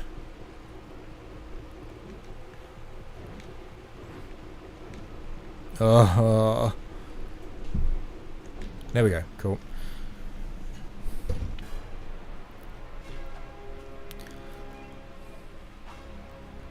I was talking to my mum about the 80s and... oh, god damn it. And radio shows she used to listen to, and she and her friends would turn on the radio at a specific time to listen. And for some reason that weirded me out, while I used to do the same as a kid with TV. Don't know what my point here is, but art is sometimes temporal, I suppose. Yeah, it's really interesting. It's like, well, like, art is obviously, like, constrained by the time it was, like, made in, right? And the technological limitations. So it can be really odd, like, going back to, like, an older piece that was meant for, like, distribution through, like, an outdated means. And you'll never, like, really get the same experience that those who, like, consumed it back in the day got. Which, I don't know, there's something that's always kind of saddened me about that. Even with, like, video games, like, it's very rare that, like, modern people will experience games the way they're intended to be consumed back in, like, from, like, the 80s to the 2000s, like, with CRT TVs. Because there's no real way to replicate a CRT. And, CRTs will never be made again. Like, so I guess we're kind of just fucked, like, I don't know. It's always saddened me.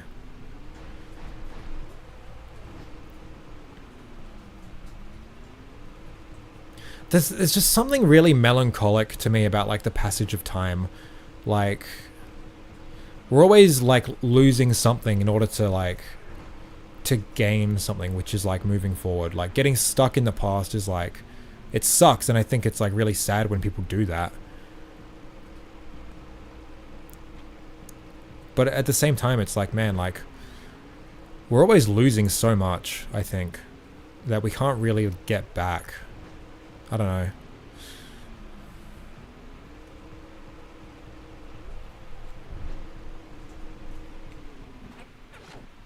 It's I don't know. It's like I think about I gotta show another book at some point. I think about like back when I was in high school and I used to hang out with my friends a lot.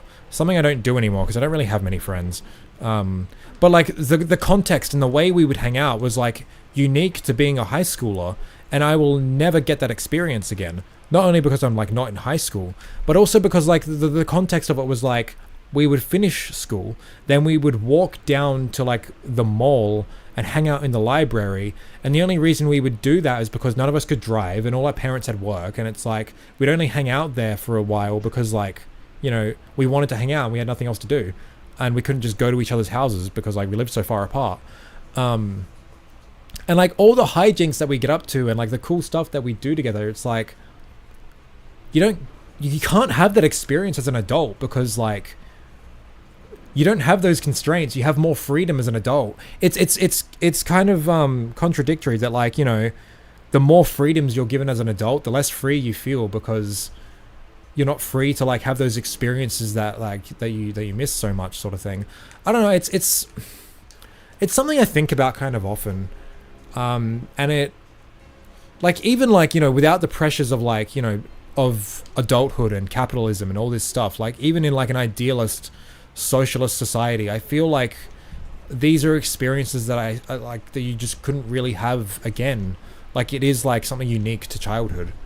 And like even like when like how you would consume games as a kid, like games back then, like you'd only have like, you know, if you were like, you know, a poorer family or like didn't have access to many games, you had to like, your games had to last you like months, and you would like just like, you would just be like absolutely like enveloped in that world and like play it for hours and hours and hours. And they always felt like they had so much more content because like your perception of time was so fundamentally different to how it is as an adult. So yeah, so it's like I will never experience, like even if like you were raised all of my memories with Jack 1, I will never have the same experience that I had with it as when I was a kid, because the way I consumed games back then was so fundamentally different from how I do today, you know? And I can never get that back. And it's something that's just kind of sad to think about sometimes. And this isn't really like a problem, so to speak, like that you can fix or whatever. It's just kind of like inherent to growing up. And I think there's great melancholy in that. And yeah, I find that interesting.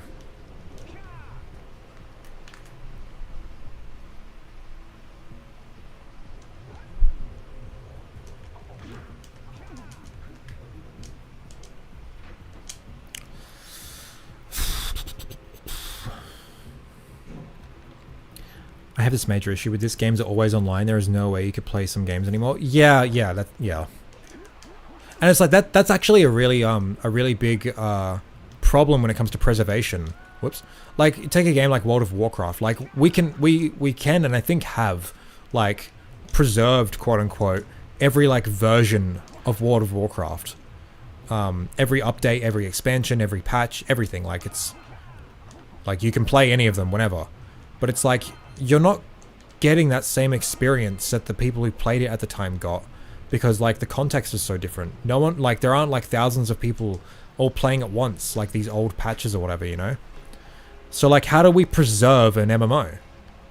Well, there was one game, I can't remember what it was some space one that was getting shut down, and the way they preserved it was no, I think this is a tangential example. I can't remember the specifics, but like a solution, quote unquote, to like preserve an MMO is to like replicate the conditions of the time. You know, like CS:GO, for example. Get a LAN party together, like a bunch of guys in a room with big CRT monitors on a desk together. Order some pizza, have a good time, and like record it all, like capture that moment, because like that's like accurate to how it was in the day, right? And that's like such an interesting way of doing like preservation, you know? Like that's not what you'd think of when you think like preservation. Like how do you preserve an experience? It's some interesting philosophical stuff to think about, I think.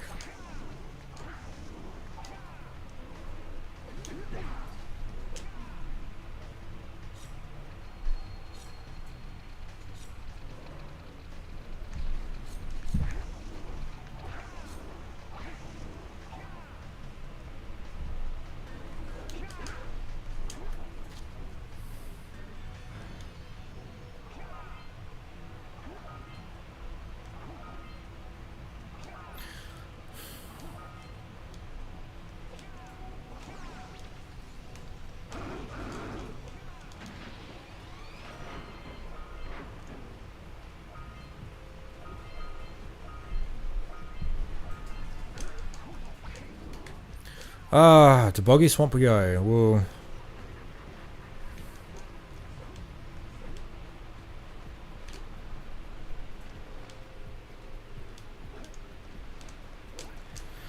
Can't relate, sadly. Never really had any friends like that, I guess. Yeah. It's... Because it sucks, because I remember when I was in primary school, like, a lot of my friends would, like, ride their bikes to school and hang out after school and stuff. And I could never do that when I was a kid, because I lived, like, further out of town. There's no sidewalks to my house or anything, and it's, like, an hour's walk. And, you know, I was young. So I never really got to do cool stuff with my friends after school when I was in primary school. But in high school, you know, you have a little bit more autonomy and you know, you could walk into town, just hang out in a public space, you know, and that was cool.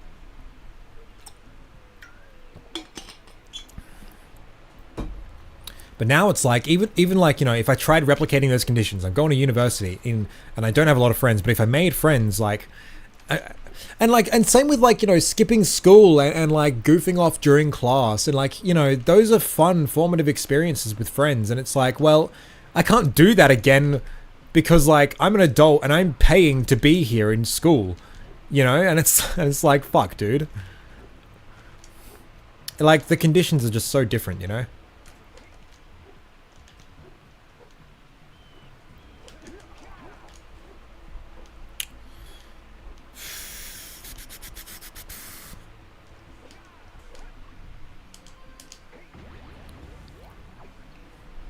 I was kind of poor also, just like my friends. The only thing we'd do is hang out. Yeah, and like we wouldn't really do much. We'd like hang around, be like a nuisance, and like then go to the library and play Yu-Gi-Oh! You know, that's what we'd do.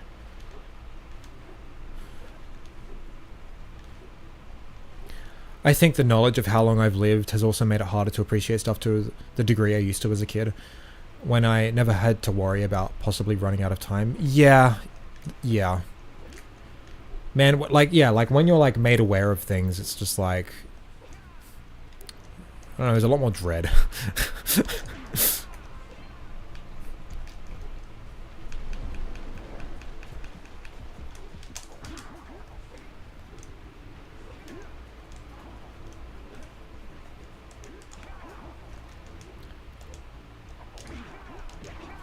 I'm gonna say Hub 2 is probably the most painful in this mod, which sucks.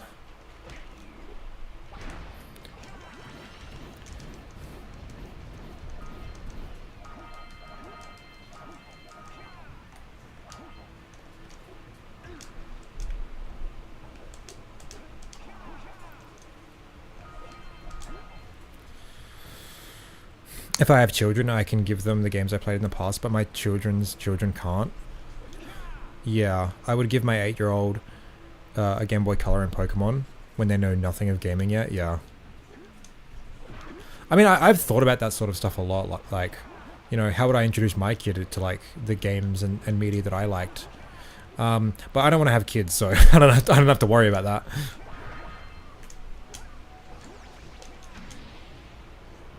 I'm actually getting upset with the knowledge I'll never be able to experience that kind of thing.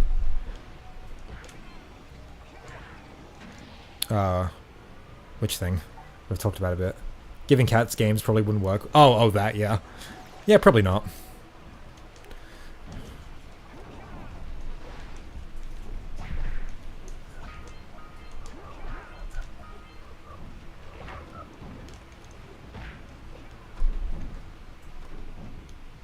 Eh.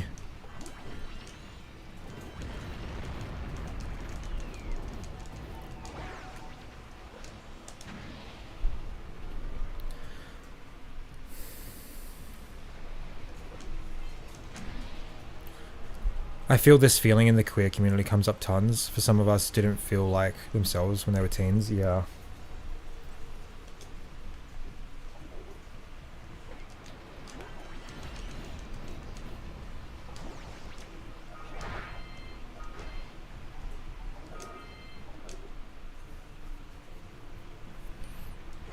I wasn't talking about that. Doesn't matter anyway. It's just being a drama queen, I guess. Okay, fair enough. Anyway, I haven't talked about any of my books in a while. Fuck me.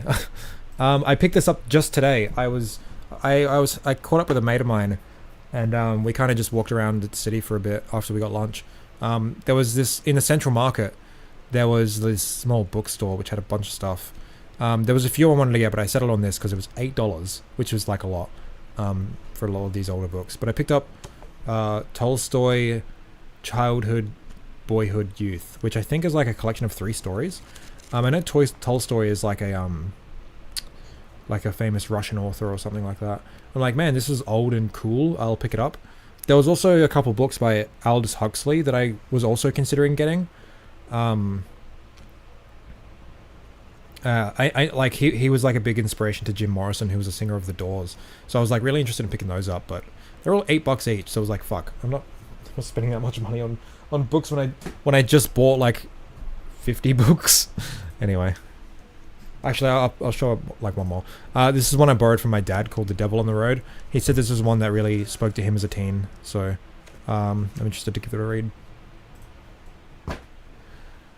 All right, let's go.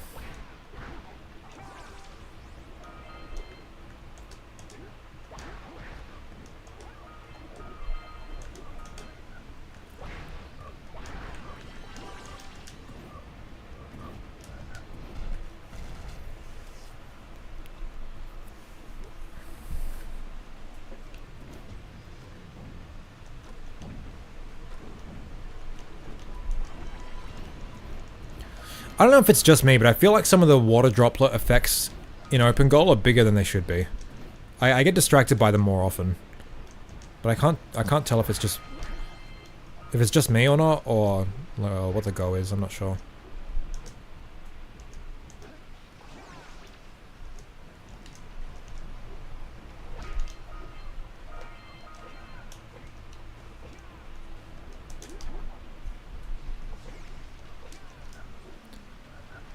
Oh, I did. Did I get Flop Flop? I didn't. No,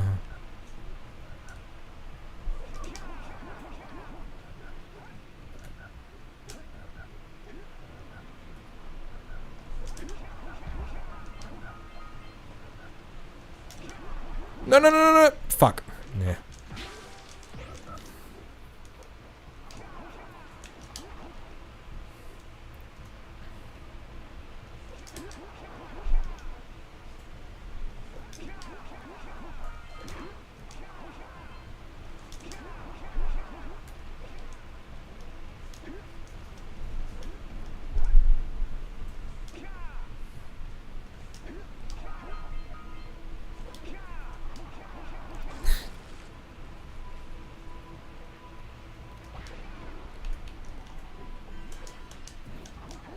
Let's go.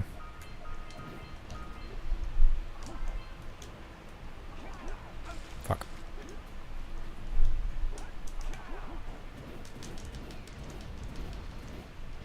I can get those later.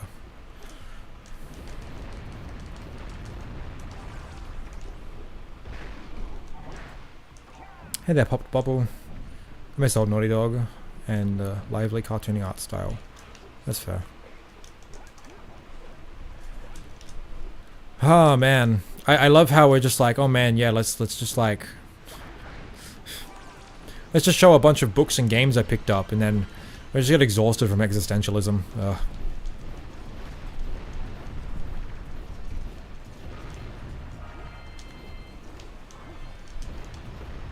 What do we got? Basin, okay.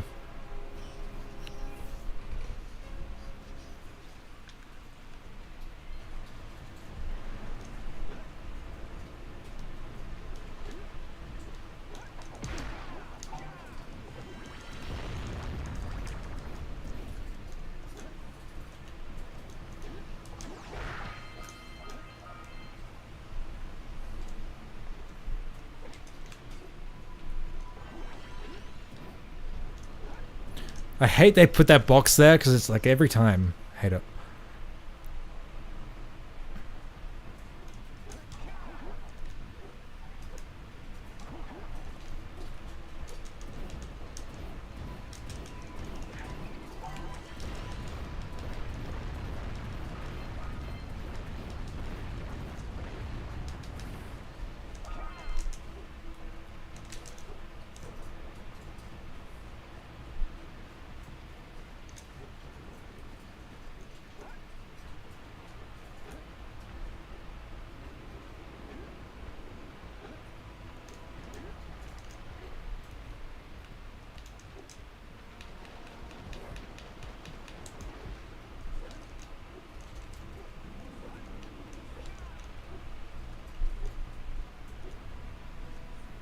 I don't know if you spelled it right, Martian.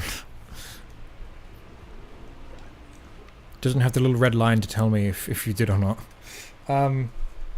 Next two, I guess. These two I also borrowed from my dad. I got 1984 because I've been really interested to read it. I also got The Complete Tales and Poems of Edgar Allan Poe, which sounds like sick, and it's so big, and like the writing is tiny, but it's like it's like a collection of short stories and poems and stuff. So I feel like, oh my god, this text is so small. Holy, like, I don't know if you can tell how small that is, but I feel like this would be cool to like read a short story between the other books I read. So like this is like a long term project sort of thing. I think that could be cool.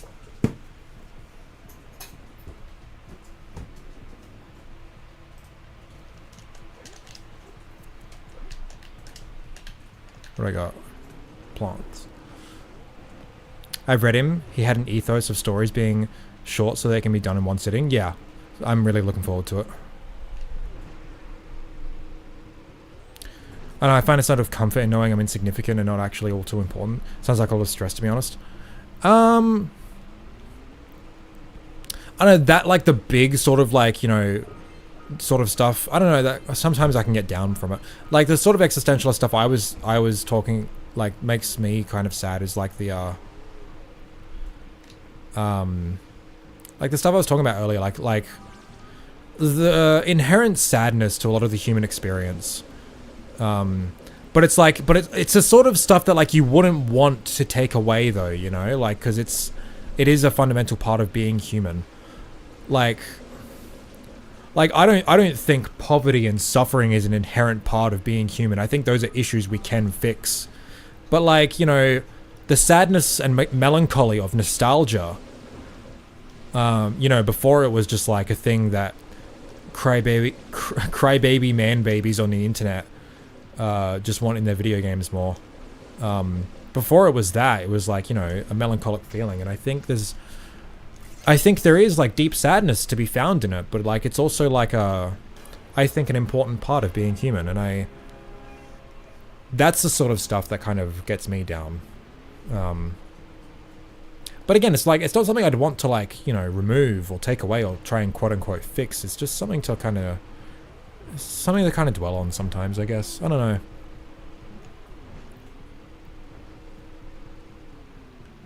know. Ugh. Everything fucks me up with mirror mode.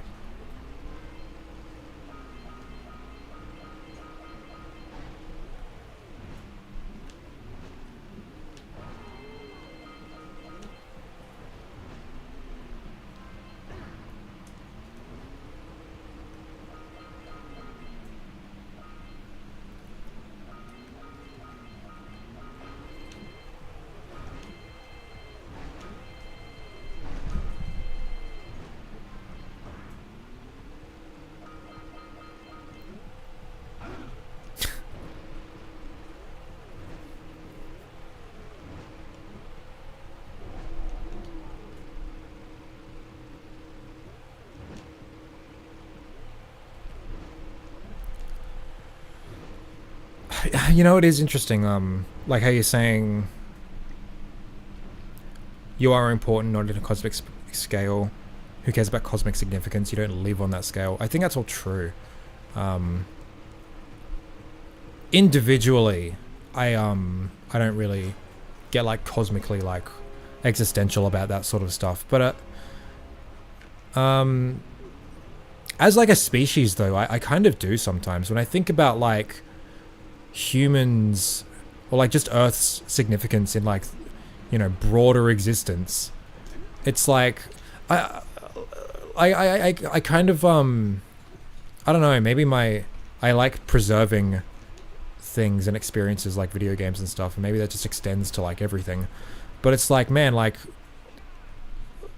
when we're all gone, like what's gonna like preserve our existence? What's gonna like make sure like that like our memories like live on, and the things that are important to us, like as a species, not just individually. Yeah, it's you'll watch a lot of Cosmic Turtle YouTube and you get thinking like that. Fucking hell, that wind is strong. I might close my window at some point. Anyway, this is probably the reason I don't have any many friends. Oh my god.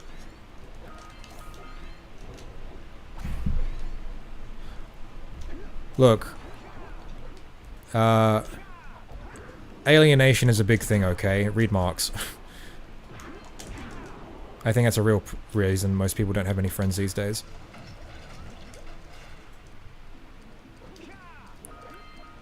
And the way that our cities are constructed, the lack of third places, like, oh my god, I could...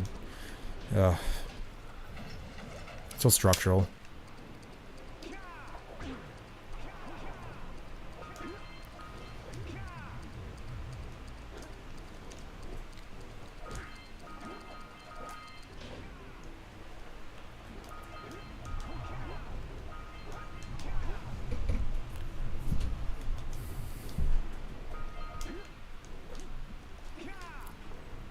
Discord is the third place for kids now. Yeah, yeah.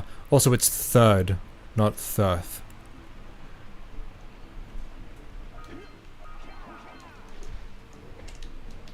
But like, unironically though, it's really sad. Like you know, a lot of young people's third place is the internet. Like that's how you go like to meet new people. You know, like you can't go somewhere physical. RD, third. Don't listen to those two.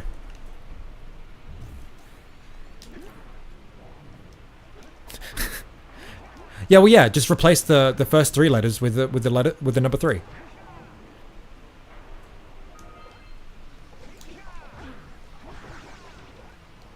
Tooth.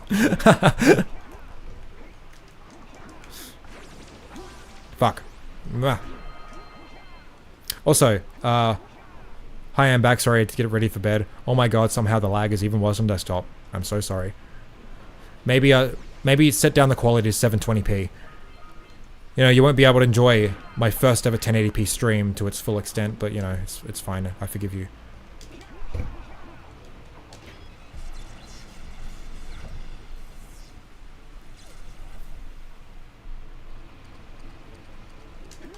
Fuck. Been good for me the whole time. That's nice to hear. Because I can't really check until after the fact. Oh, I need to center myself in the fucking... But it's not as comfortable. And I... need to show more books. Is this... oh no. Okay, I guess I'll show this one first. Another thing at the op shop I picked up was this huge hardcover of Hannibal. I also picked up Silence of the Lambs in like a double thing. I'll show you that later. But I picked this up and my brother found it and he's like, hell yeah, get this. And I've seen the Silence of the Lambs film. That's a really good movie. So I'm looking forward to checking those out. The books.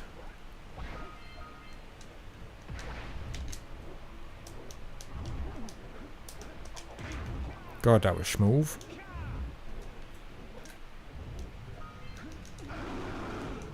That's so funny. I can't believe I haven't heard that till now.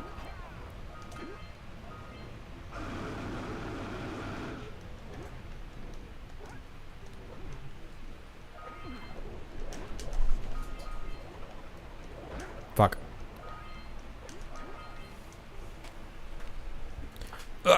I'm on my controller cord. Never mind.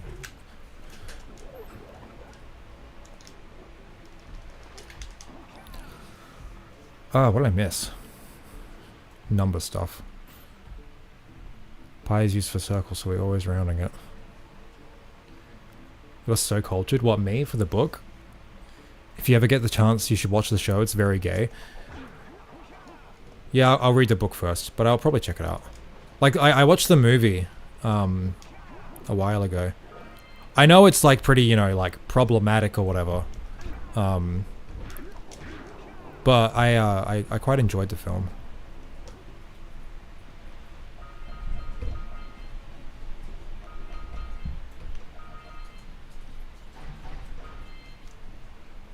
Also, I wasn't being sarcastic then. I know it, like, it genuinely is, like, problematic in its depictions of trans people or whatever, but...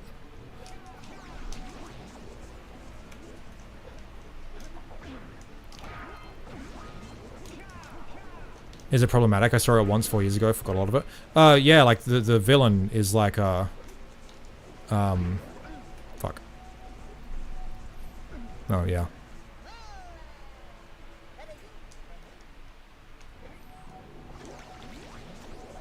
I am curious if it's any different in the book.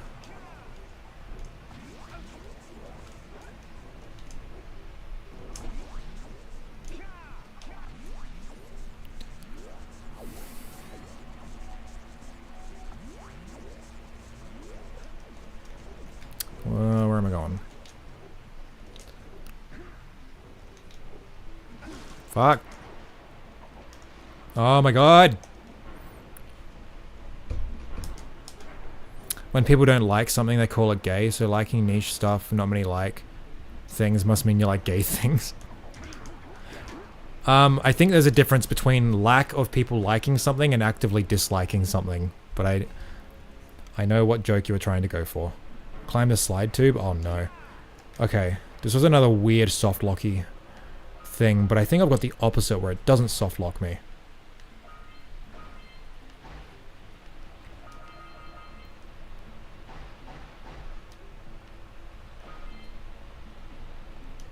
Fuck. I suck. That's such a 2000s era thing, calling everything gay, yeah.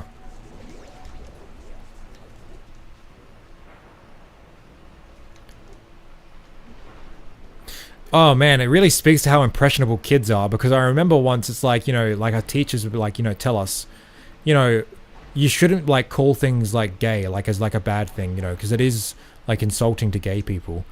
As a kid, like I never met someone who was like, fuck, oh thank you, who was like openly gay. So like, you know, I didn't really have like a personal connection to any gay people. But like I understood like, oh, you know, shouldn't do that. But then like, I don't know, like 6 months later or something, that same teacher used gay in a derogatory sense. So then I was just like, oh, I guess it's fine. Then it's like fucking, then I said it around, oh wait, oh weird. Okay, sure. Okay, that's so weird. And then I said it like around a friend, whoops. And he's like, I have a gay friend, that's mean. I'm like, wait, what? Okay. I don't know, it's just a funny anecdote.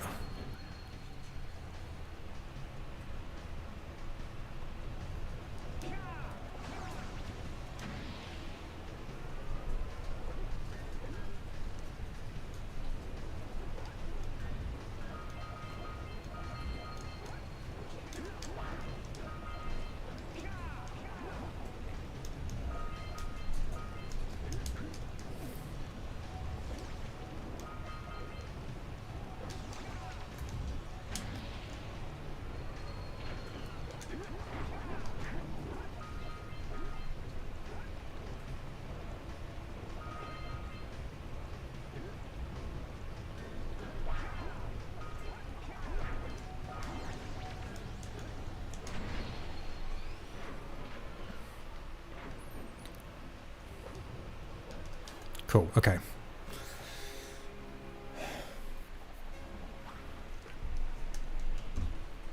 For years I avoided Minecraft because the cool girls in my class called it gay. That's so funny.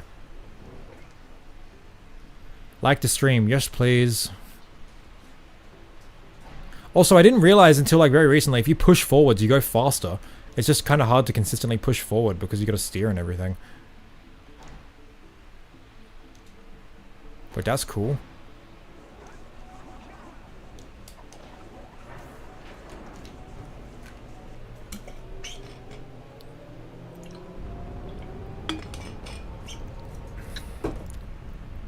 I remember being so mad that everyone used gay as an insult even when I was really young. I was very impressionable.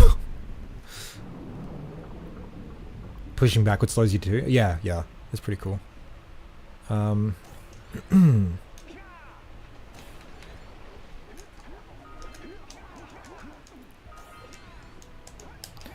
Okay, next book, I guess. This one is from my younger sibling called How It Feels to Float. I think they described it to me, but I don't remember because I tried to ignore it. But it's all like they also annotated it, which I don't do with my books, so I just have to ignore that. But they often recommend me a bunch of queer stuff, so I will read that at some point. Where am I?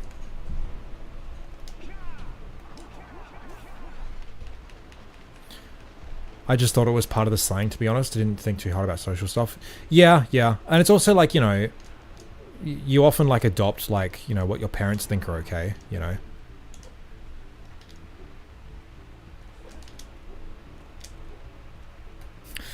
I'm sure that's very funny, thank you.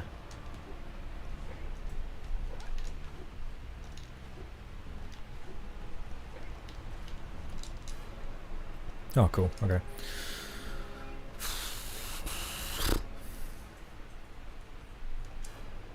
Oh my god.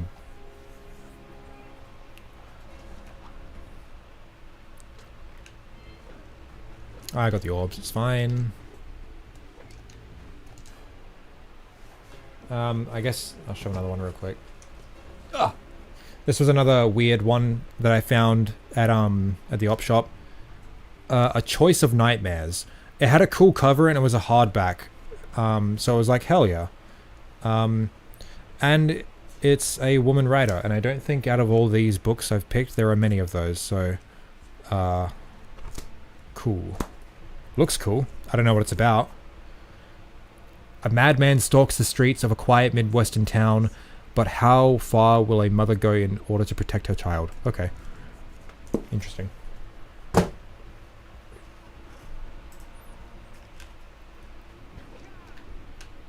am I going? This way. Oh my god, this way. Jesus.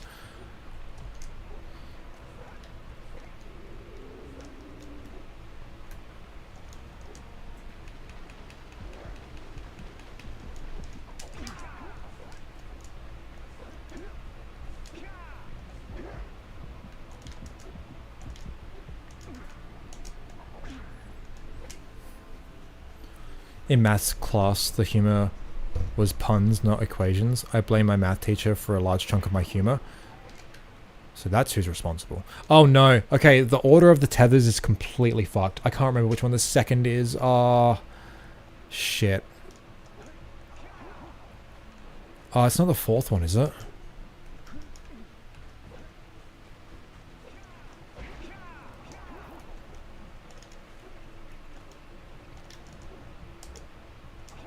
I think it might be.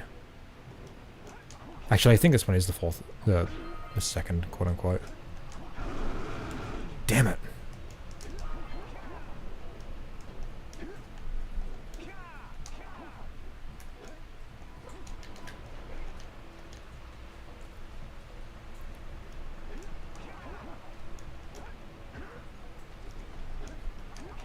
Get over there.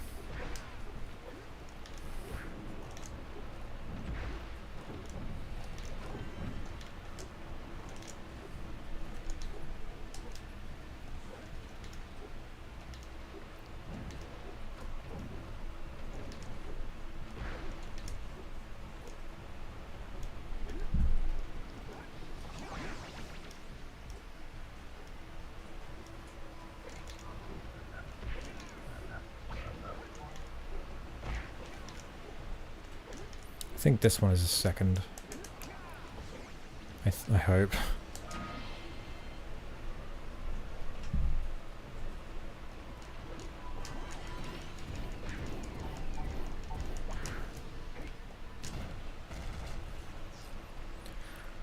chat, do we like Jack and Daxter? Boo. Alright, let's go. Okay, I said I wasn't going to use death warps and stuff, but I will for Boggy Swamp.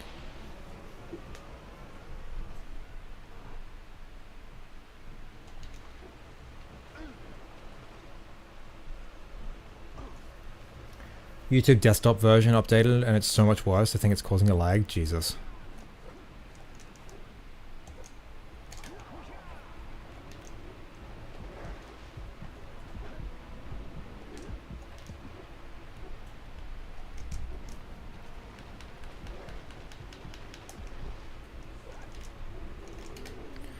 To the warrior. Oh, now we go rescue Flop Flop. I gotta do more books.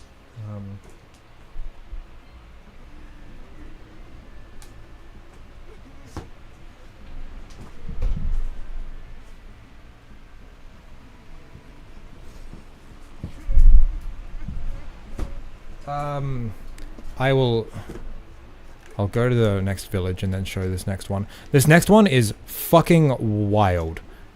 Actually, I'll show a different one first and then I'll show this one. Because it kind of ties into why I chose this book.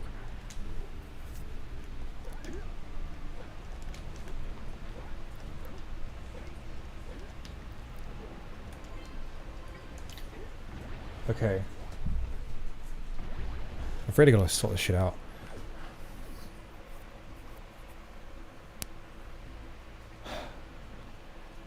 When is Jack Skins coming to Fork Knife? Okay, this next one. This was so good. This is The Cowboys, Luke. And it's like got like a cool cover where you open it. Oh my god, it's like it's a muscly handsome guy and a pretty girl, but it's cowboys. Whoa. It's some like trashy smart novel that I found. I saw the cover and I was like, oh my god, I have to get this. Like the way it does this cover, I was like, oh my god, I have to get it. And then my sibling turned to a random page 200, and I shall read the first line to you. Quote, "Let Hawk give it a try," Zeke suggested. I'm in this fucking book. Can you see that? No, you can't. It's too blurry. Hello? Hello? No, you can't see it. I'm sorry. But yeah, there's a character with my name in it, so... what a find, right? I don't know what he was suggesting. I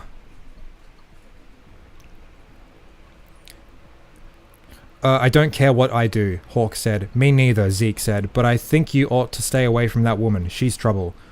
What do you suppose I do, lock her in the coach? No, but if she's got to ride, she can ride with me. We tried that today. Let Hawk give it a try, Zeke suggested. Front cover makes it look like it should be a gay novel.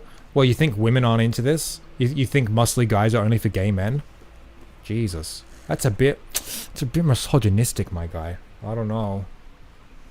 Anyway. That's that one. I will...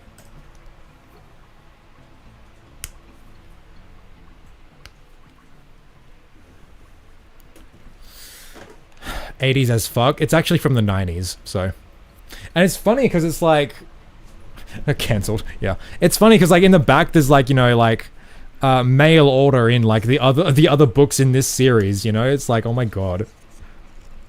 This is long too, like holy shit, like 400 pages and the text is like quite small, like oh my god. But I will read it. I'll read it one day. Like the reason I'm picking up so much like random stuff is something that Deity said, like kind of stuck with me. He said I think like one of his like English teachers told him, just like read everything you can get your hands on, like literally anything, like kids books, like random like, you know, biographies or history books, literally like everything, just to like round out your like writing experience and knowledge, right? And it's like, damn, that's like a really like good piece of advice. I think I should read some really bad stuff too. So that's why I picked that up. Wait, did I already push the flood egg off? I think I might have. No, I didn't. I did that on the other playthrough.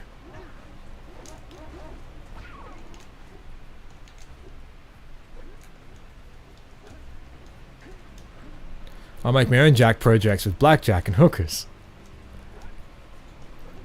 Reminds me of the movie Matilda, where she read everything in her house before she realized libraries. Oh yeah, I remember that. That was really sweet.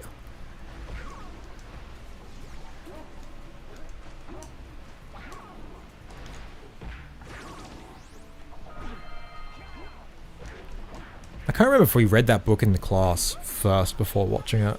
I think we might have.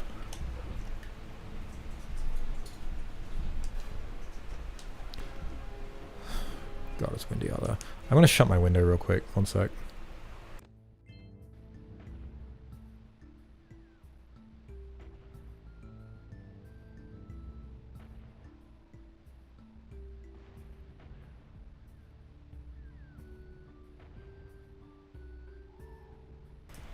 God, it's so hot in here. Ugh. I am suffering for my art right now.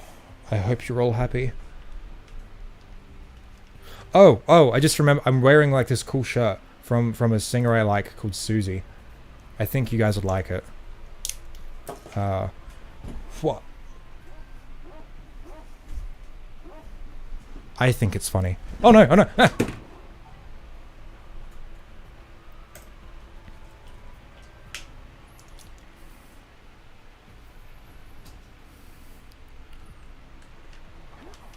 Okay. Basin. Ooh.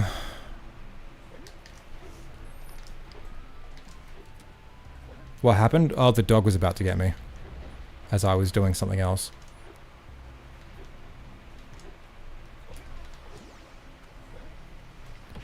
Dax is the kind of guy to watch Andrew Tate unironically. Don't ruin my boy. Come on. You're also kind of right.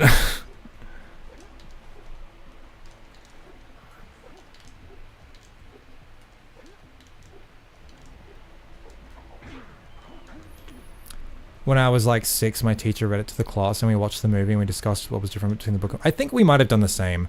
Oh man, in year 8, we did the same with The Boy in the Striped Pajamas. Fuck me. What a horrible piece of fiction.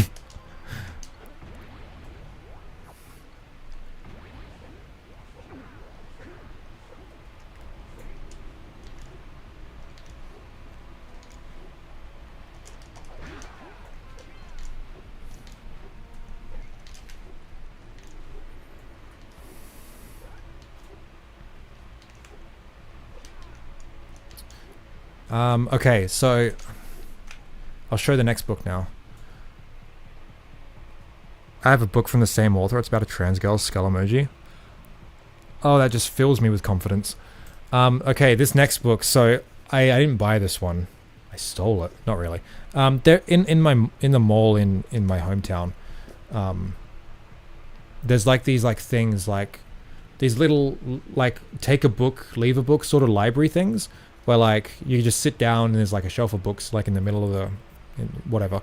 But yeah, there was a bunch of books and I picked out 2. One of them I let my dad borrow. It's some like I think historical fiction about like Hitler or something. I don't know, it had a cool cover. But this one is called The Birthday Present. And I'm gonna read the blurb. Shut up. I'm going to read the blurb. It's late spring of 1990 and a love affair is flourishing between Ivor Tesham, a 33-year-old rising star of Margaret Thatcher's Conservative government, and Hebe Fernell, a stunning North London housewife stuck in a dull marriage. What excitement Hebe lacks at home, however, is amply compensated for by the well-bred and intensely attractive Tesham, an ardent womanizer and ambitious politician. On the eve of her 28th birthday, Tesham decides to give Hebe a present to remember, something far more memorable than, say, the costly string of pearls he's already lavished upon her, involving a fashionable new practice known as adventure sex. A man arranges for his unsuspecting but otherwise willing girlfriend to be snatched from the street bound and gagged, and delivered to him at a mutually agreed venue. Set amidst an age of IRA bombings, the first Gulf War, and sleazy politics, the birthday present is the gripping story of a fall from grace and a man who carries within him all the hypocrisy, greed, and self-obsession of a troubled era. Woo boy! Can you tell why I picked that one up? Oh my god.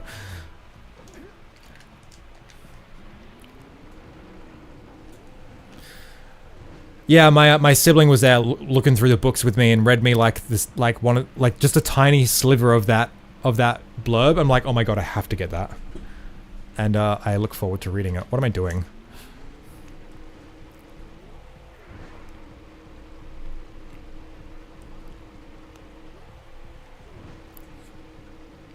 Saucy, yeah. I was literally about to say earlier, man, you're reading all the cool sci-fi books and I'm just here with trashy romance stuff, but then, oh. I mean, I showed you the Cowboys one, you know, the one I'm in. Maybe we should read that on stream. That'd be so funny. It'd be like a book club thing, like, okay, now last time, they had sex, and this time, they're about to have sex. Maybe Martian would tune out of that one. Sorry, dude. I open the stream and the first thing I hear is adventure sex. Let's fucking go. Oh, it's so good. Yeah, I was reading the blurb of a book I picked up. I'm so jealous you have a word for sibling in your language. So easy to say. Really? You don't have that?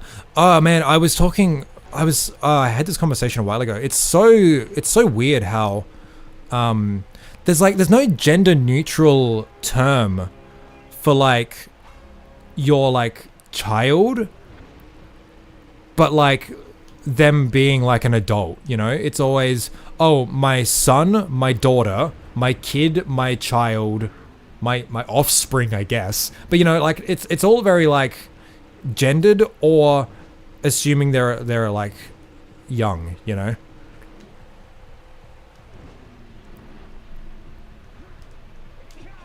My offspring. Hey, Moon's out. How we doing?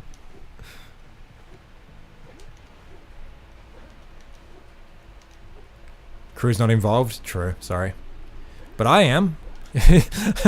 Oh no. Oh, you imagine like reading out a sex scene, but the guy's name is literally my name. Like I know there's a lot of like self-insert fan fiction, but this isn't self-insert. I'm just in the story. That's so funny.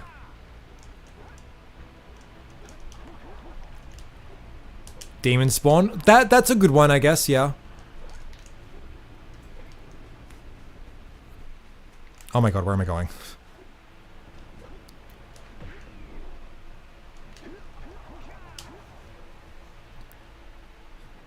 That was just so real. I hate being agender. My mum calls me that. Well, your offspring. That's good. Not doing too bad. Been lurking for a bit while I get ready for school. That's fair.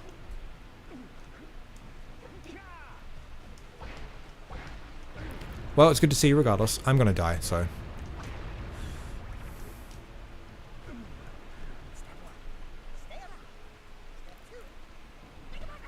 Time to masturbate to myself, yeah.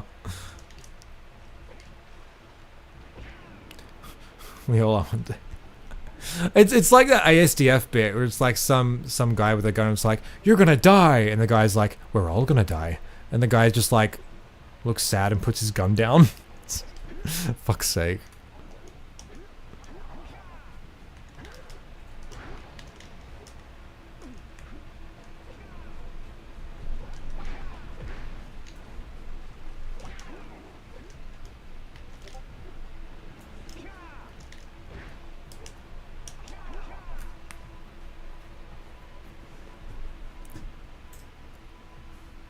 Oh my god. Dude, that looks so bad. Yo, Chris Tutu with the 27 Canadian dollars. Keep doing what you're doing, Zeke. Thank you. I appreciate that. Man, I'm not even like doing anything. I'm just talking. I'm just talking about the trashy smart books I picked up. I appreciate that. Thank you.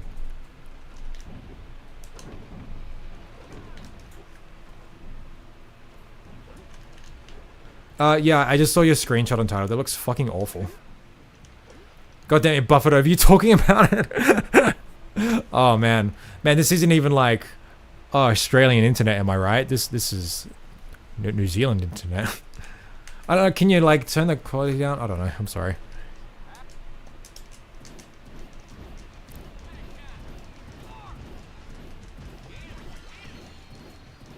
I'm so glad like we're in mirror mode, but the controls aren't reversed. That's what Jak 2 and 3 did, which is so dumb. Hey, I should use that as a point against Daymunk. Hey, when you do mirror mode in Jak 3, the first person controls are reversed in the 20 million turret missions. Bad game.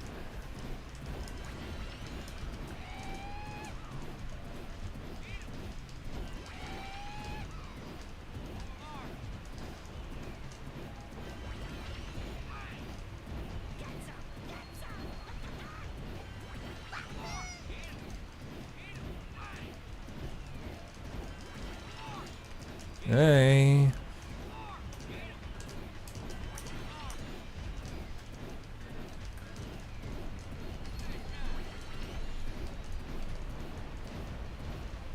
Man, we've still got a whole ass anime figure to unbox yet, and I haven't even gotten through like all my books. Ugh. Oh my god.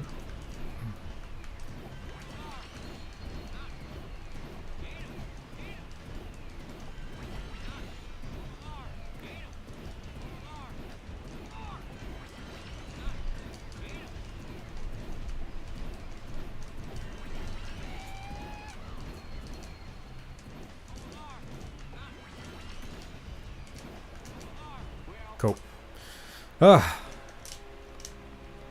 Sentinel, okay. Next book, I guess.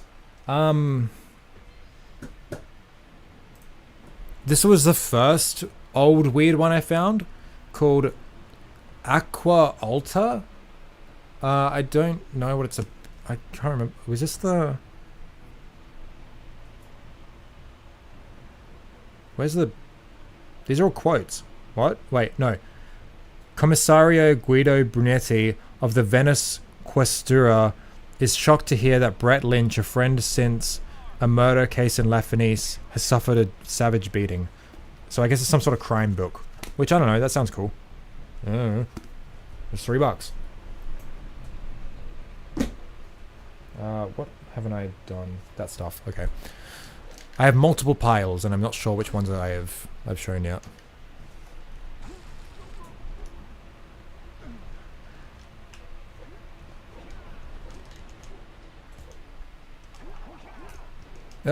Actually, I think I'm nearly done with all the books, so we can unbox that figure soon. What is Jak mirror mode? Well, Jak 2 and 3 have this cheat where you can flip the game horizontally, so it's mirrored. Open Goal added that cheat to Jak 1, and that's what we're playing. But I'm also playing like random Powercell order, so the game tells me which Powercell I need to collect next. Because it's very fun.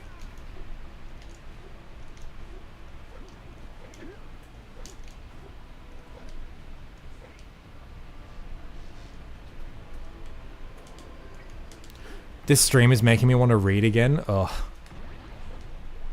Man, and for once, it's not my fault. Hey, maybe you should read The Birthday Present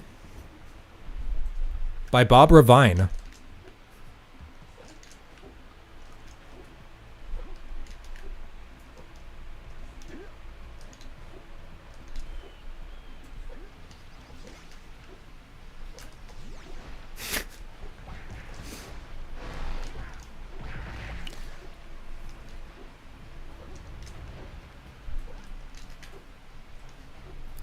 Oh, I unlocked the blue Ico, so I can just like do it normally. Whoa.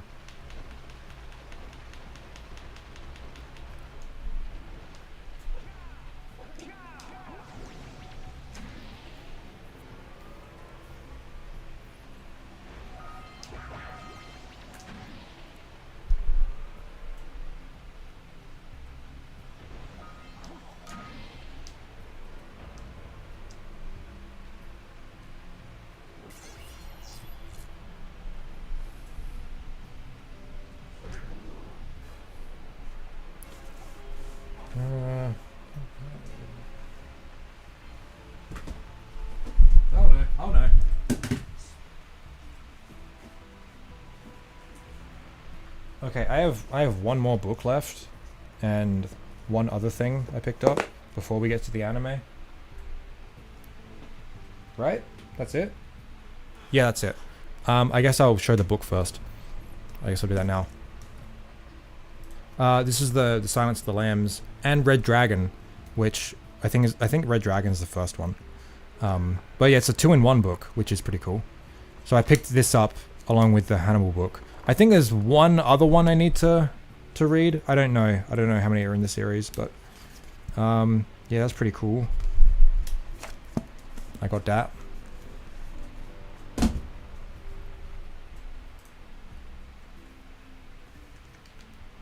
Which way do I go? This way. Oh no! Why did I do that? I need to do the fucking cannon.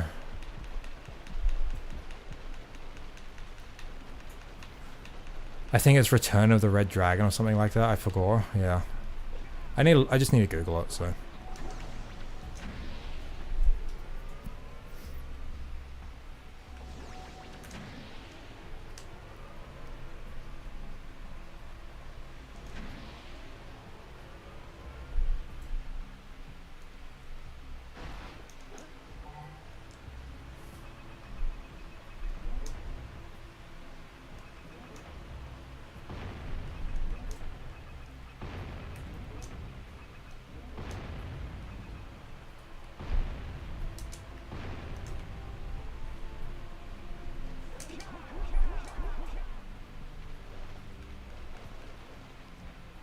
I don't know why, but when you did that, I yelled at you in my mind, but instead of your name, I said Jake. Do I look like a yellow dog to you that much? Do I look like an auto-corrected Jack to you that much?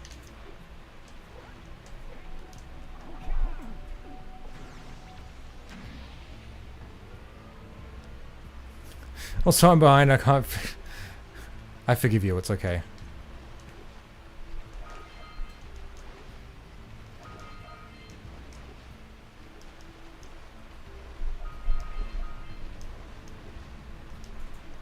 Jack plus Zeke equals Jake? Hey, true, yeah. Jacqueline.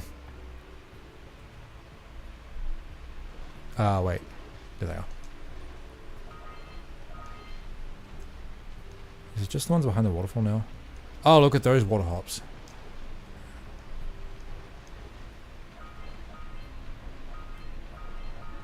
Sick. Am I done here? No, I'm not. Okay.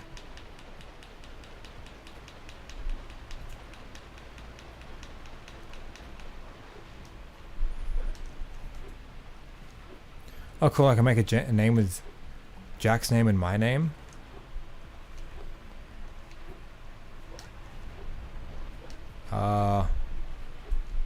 Can you? I was trying to think of what it would be.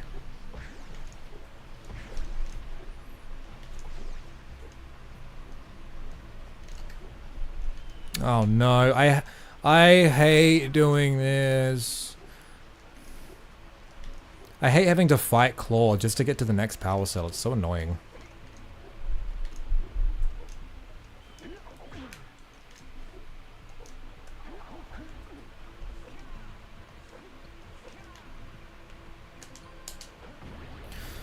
I guess I'll show that the...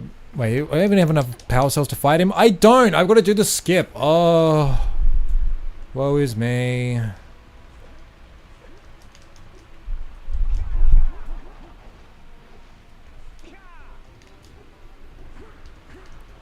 Get up there. Alright, last thing I'll show, I guess. I've shown all my books and my games. The last thing to show is I picked up this Matrix box set from Cashies. It was 20 bucks. I didn't pay for it. My mum did. And it's actually like super cool. So making a mess. So first it comes with like this little like booklet with like some concept art and cool stuff, which is cool. And then it comes with like all the movies. So like here's the first one, which is 2-disc. And then here's Reloaded, which is 2-disc. And then here's The Animatrix, which is 1-disc, which I still haven't watched. I really got to watch that. Then there's Revolutions, which is 2-disc. And then a whole ass 3-disc bonus set called The Matrix Experience. Like, how fucking cool. And like, it's in pretty good condition too. Like, I'm pretty happy with it. Yeah, it is a lot of Matrix. Too bad the first one's the only really good one. These are really interesting movies anyway. I still gotta watch the Animatrix too. So that's cool. That's all my stuff. So I guess we'll unbox the anime figure at some point soon. I'm just gonna move all this stuff. Hold on.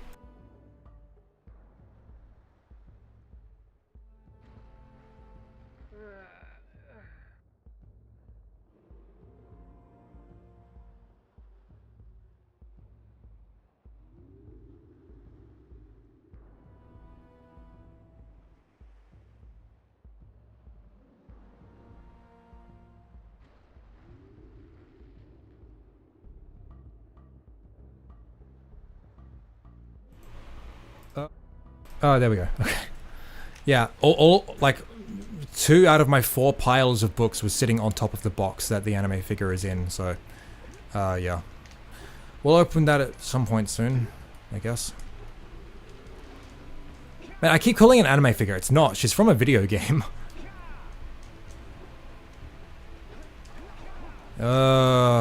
Hate this. Oh no, I gotta do this backwards. Oh no.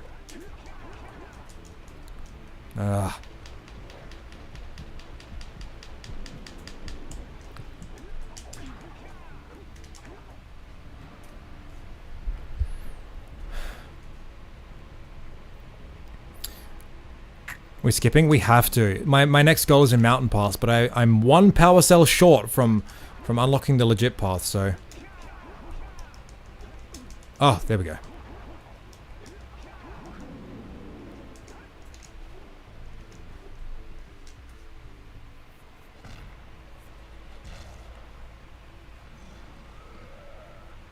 Tooth try? Yeah, true.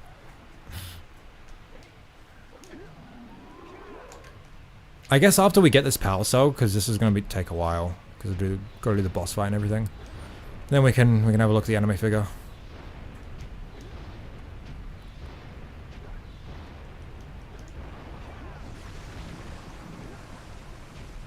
How'd you see that message before it appeared on screen? What message?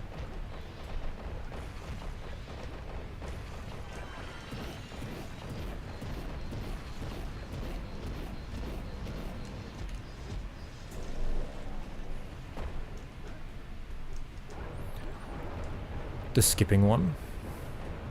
What? What do you mean? There was no message saying skip the thing. Do you mean how I know what power cell to get? Because if I just bring up the HUD, it tells you.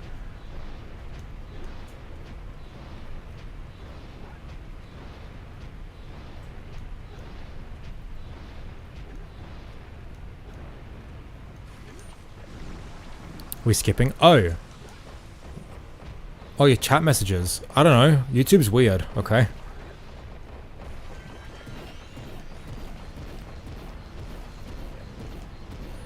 Oh, because I don't have my YouTube stream up to read my chat. Like YouTube Studio has like a dedicated chat thing. I think that updates before it goes on screen. I don't know. That's my guess.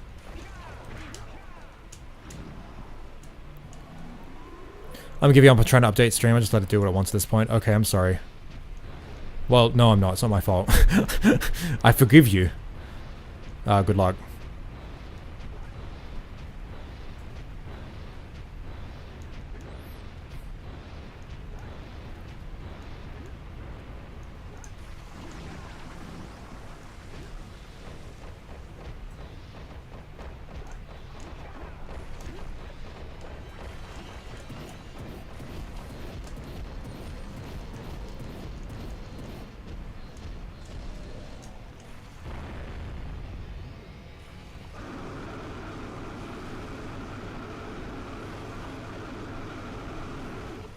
That's so fucking funny. What's the bet? The next power cell is back to Sentinel Beach.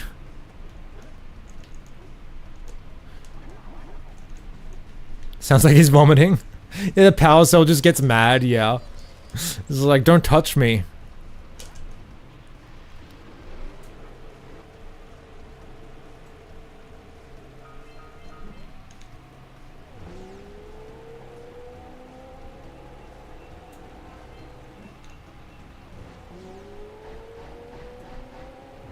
Oh my god, I don't know where I'm going.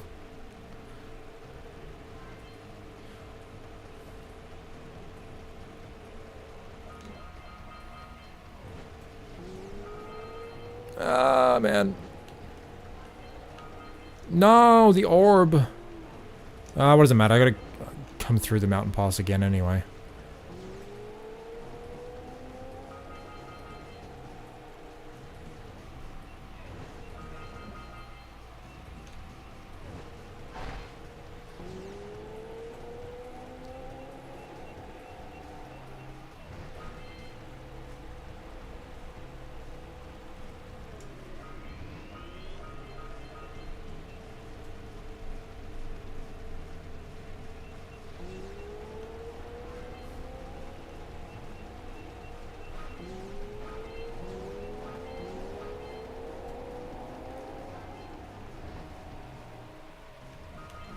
And Pog. Damn it. Whatever.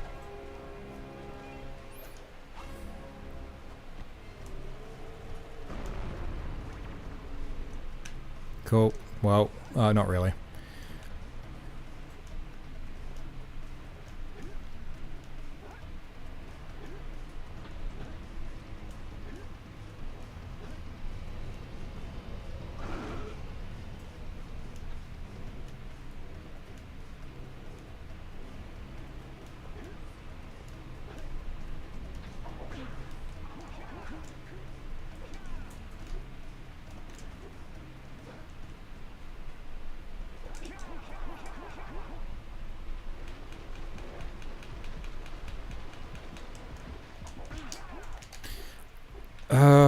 Reach the bottom of Lost Custody. Oh, I can just take the shortcut. Yes, I can. Okay, well... Do you guys think it would be painful to touch a power cell with the shiny stuff in it? No. I don't know.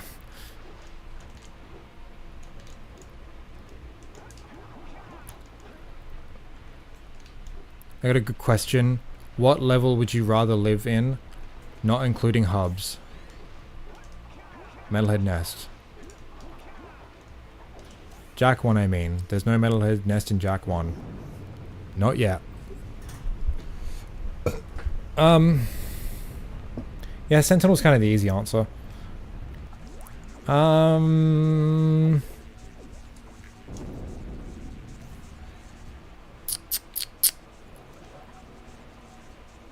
guess FJ?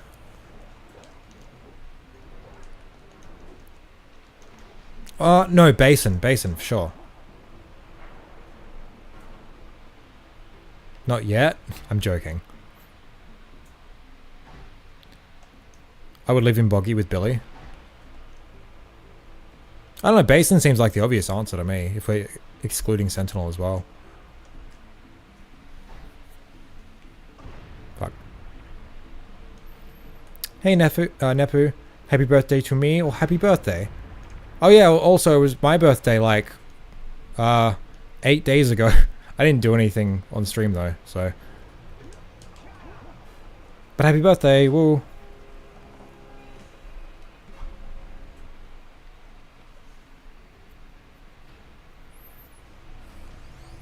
Basin, more like based in. Ooh. Happy late birthday, thank you. I got 23 cans of beans for my birthday. What did you fuckers get? Fucking hell.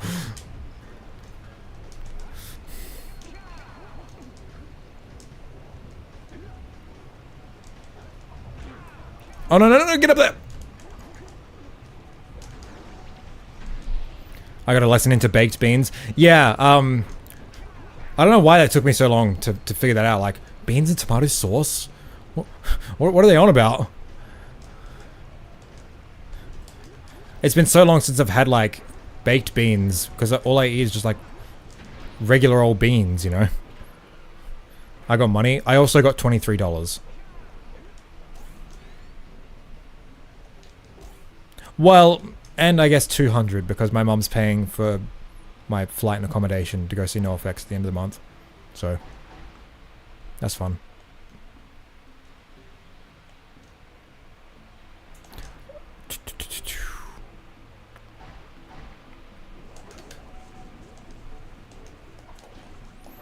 You get to what? Yeah, well, NoFX is doing their final tour, and they're coming to Australia this month. And they're not coming to my state, so I've got to travel. And I didn't want to miss it, so. Woo.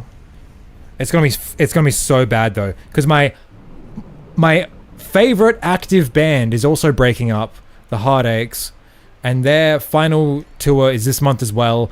And oh, it's so the timing is so fucked. So they're doing 3 shows in Adelaide, which is where I live, because it's like their hometown as well. 3 shows, like at the very end of the tour.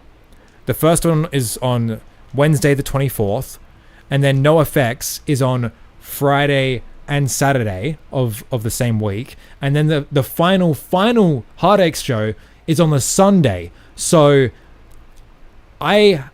after we go see NoFX for 2 days in a row, we have to like and the final Heartaches gig is at noon for some reason. So we've got to fucking haul ass back to fucking like back home like early in the morning so we don't miss the gig. I'm gonna be so dead. On top of being heartbroken. So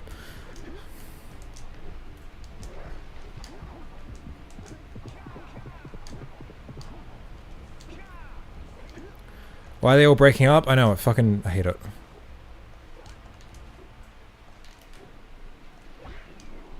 Sounds fun though, have a great time. I feel like I'm gonna be too stressed to have a good time. That's my theory at least. Final tour, nobody told me, for fuck's sake. I don't know if they've been to Europe yet. I think I've been to some of Europe, I'm not sure how much of it though. Oh no, I think they've just announced the European stuff. I don't know, look it up.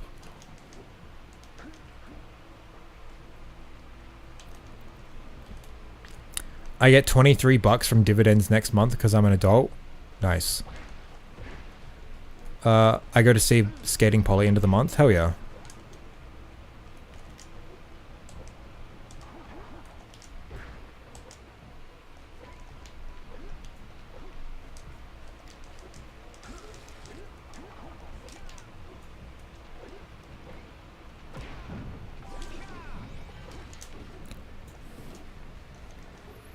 Only 1 hour bus drive away. Let's go. Yeah, it's a lot better than my fucking... my 12-hour train trip interstate. Eesh. Sorry, Moonzat. I will get to your comment. I'm just... I will read it.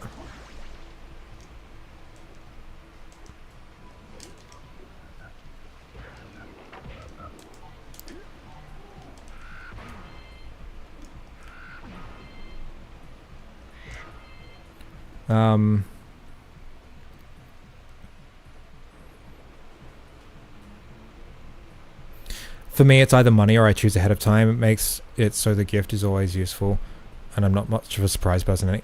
Yeah, neither am I. I mean, I don't put much like value into my birthday anyway. So, but that was like a genuinely like really nice surprise. The 23 cans of beans. Not only was it like practical, well, I was going to eat that many beans in the next like few weeks anyway. So, saves me money and time and hassle trying to transport all these beans in my bag. But also, like, that's so funny. Like, thank you. That's awesome. Anyway. 12-hour train is just unimaginable for Dutch people. Well, it's like, it's kind of like a scenic sort of thing. Like, we could drive and it's 8 hours, but my dad really wanted to catch a train. And it's all, like luxury, I guess, as well, so... But, like, it's not like... The train trip isn't just like, oh, we're being, like, economic with our time. You know, it's like an experience. Oh, you're taking a train. Because trains aren't a thing in this fucking country because we suck. I don't know. It's fine, I guess.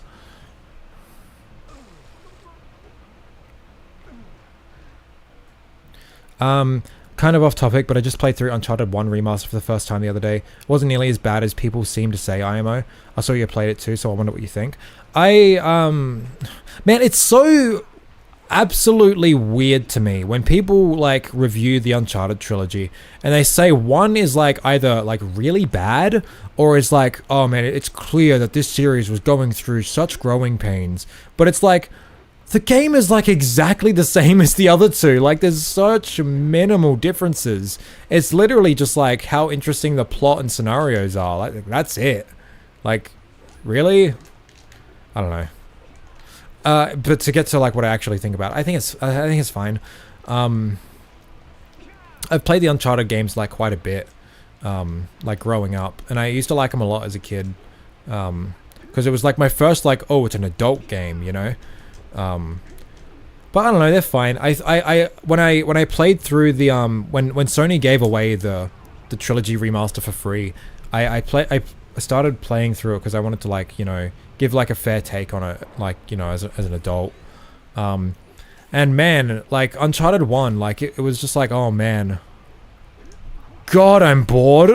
Like I got like most of the way through the game and it was just like, you know, with my usual way of how I experience art, like my full attention, like fully trying to immerse myself, but it was just like, oh my God, this is like so dull. Like the shooting was fine, I guess, but it's like the platforming and everything was just like, oh.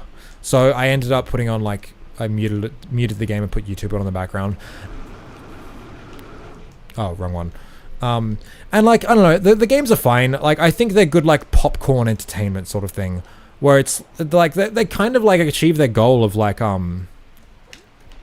replicating a Hollywood blockbuster experience, where it's like you play it that one time and it's really cool and exciting, but like does it like leave like a lasting impression on you? I think, I don't know, that's kind of that's where I sit with it at the moment. But I do want to replay them again, but actually properly, and on PS3 hardware, because that's what the games are made for. So I guess I'll give my final take on the series then.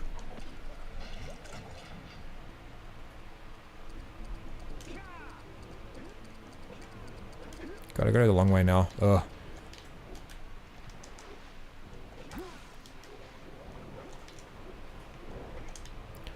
AAA games in a nutshell. I mean, like, yeah, but like, Uncharted was like, I think that's like a really backhanded compliment, where it's like, I feel like, you know, their goal was to replicate these kinds of movies, and it's like, I think they did that really well. It's just that these kinds of movies are kind of popcorn entertainment, you know?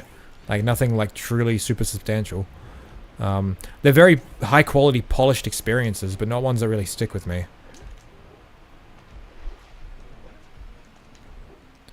Though I guess 2 is the best, but I think it's literally because it's like, well, 2 doesn't do anything especially like special compared to 1 and 3. I just think the scenario writing and the villain was the most compelling, and that's pretty much it.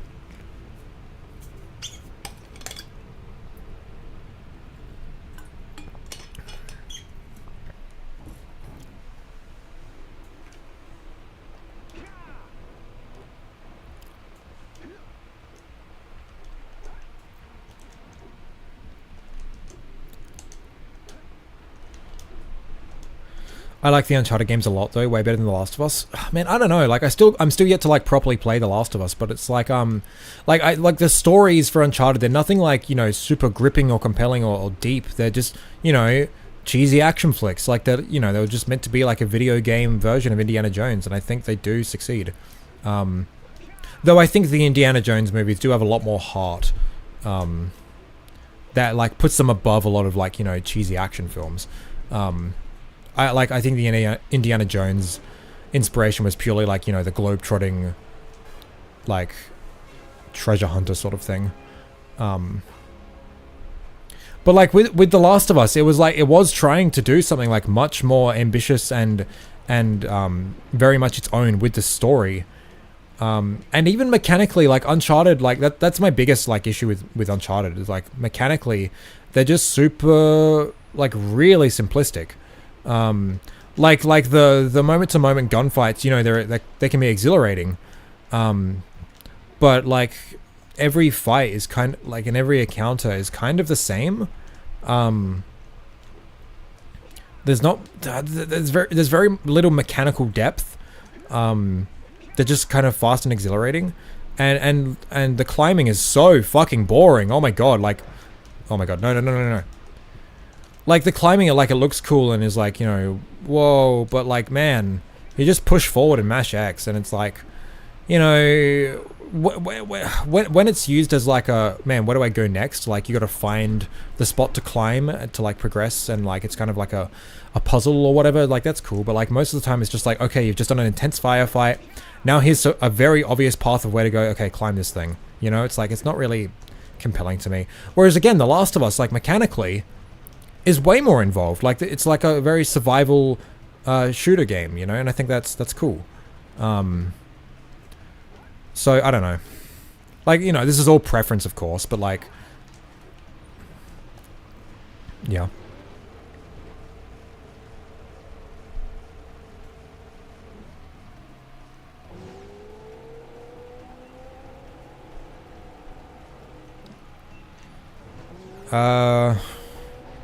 Maybe that's why the movie was mid. Maybe, I don't know. I'm trying to read this while playing this scuffed version of this level. Find it hard to get invested in AAA games, PS3 and onwards, and surprised when they do interest me. Yeah. I think there is still like a lot of good stuff from those two generations. The infamous games, of course. I'm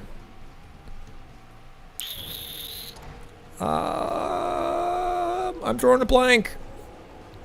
Is The Last Guardian AAA? I don't know.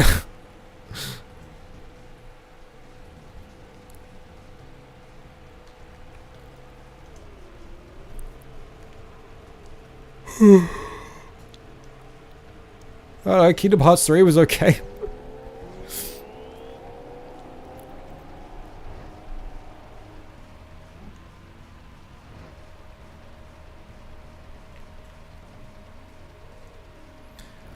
I play Resident Evil for that, to be honest. I mean, like, sure, but like, if I wanted to play like a good cover shooter, I'd play Gears of War, which I think is way more like mechanically in depth and fun than Uncharted. But like, that's like a cop-out argument. It's like, well, this style of gameplay is done better here, so I'd rather just play this instead of this, which does it different. Blah blah blah. I don't know. I think that's a cop-out answer, to be honest.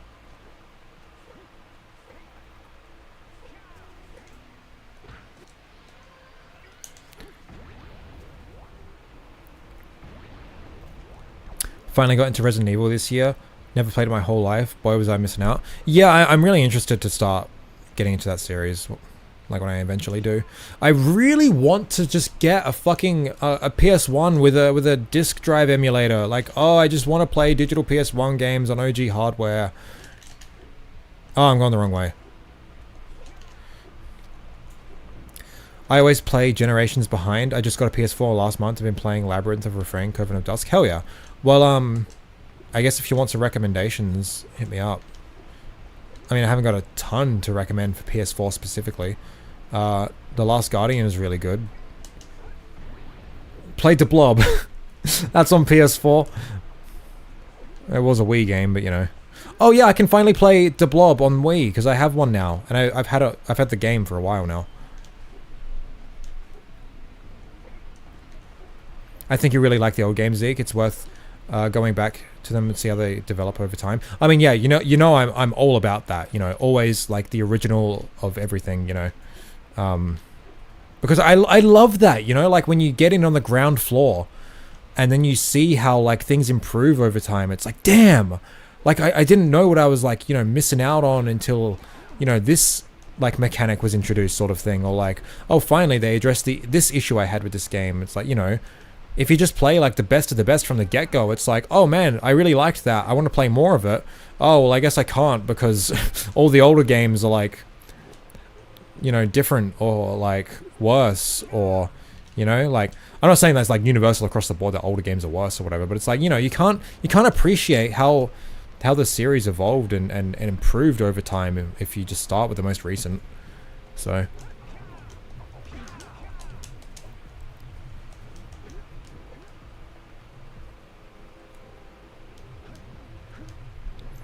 I don't know about oh my god, I suck when it comes to getting in frame. I don't know about mechanically, Alex, but I think you'd dig the plot of the Blob.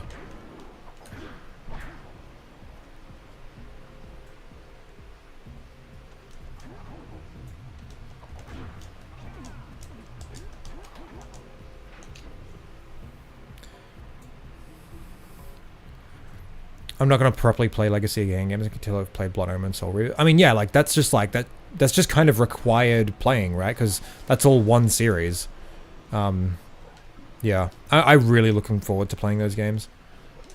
Looks blobby. It's so good. Thanks for recommendation. No worries.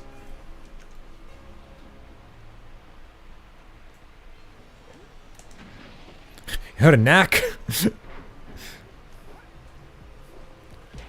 Blood Omen Soul Reaver have been on my list as well. Yeah. Man, whenever you hear H-Bomber guys say, this was one of the greatest games ever made, it's like, you know you gotta put that on the list. And, yep.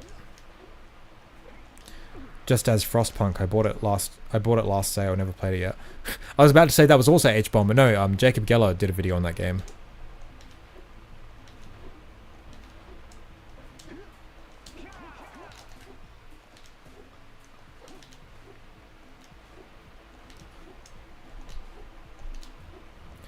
Got the rest of the games on GOG. I needed to make some adjustments though, yeah. I think Armor Core 6 is on PS4 as well. Is it? I know Elden Ring was. I don't know if I don't know. What am I doing? What am I doing? Basin.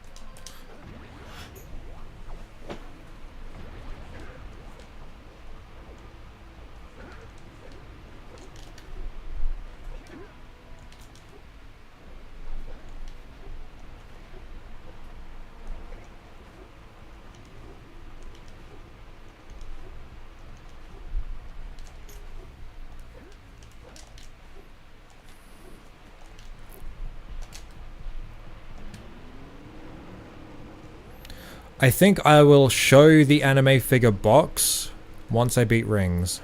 And then I don't know what I'll do. This is going to be so scuffed unboxing this.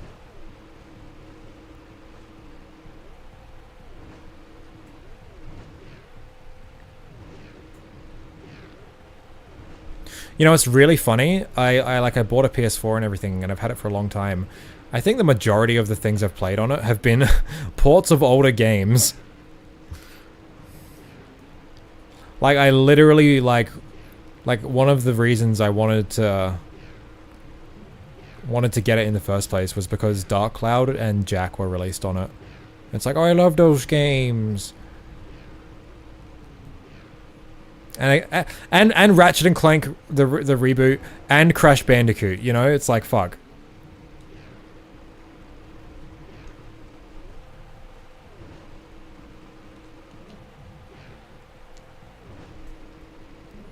And then I bought all of the Doom games on there.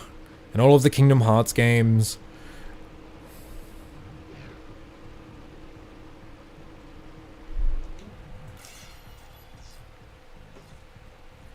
I like Steam. Steam makes stuff go burr. Man, I got a lot of Steam games I could recommend.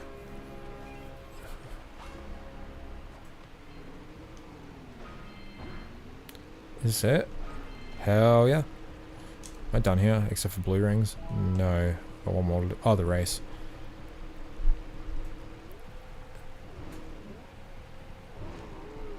I still gotta play Anodyne. Just to ask, how do you feel about Matt Pat leaving and the completionist?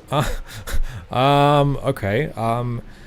Matt Pat leaving. I guess, you know, it's kind of sad, but like, you know, it was inevitable, right? Like, no one can be doing this sort of stuff forever. And I think it, you know, it's sad, but I don't think we should really dwell on that sort of thing.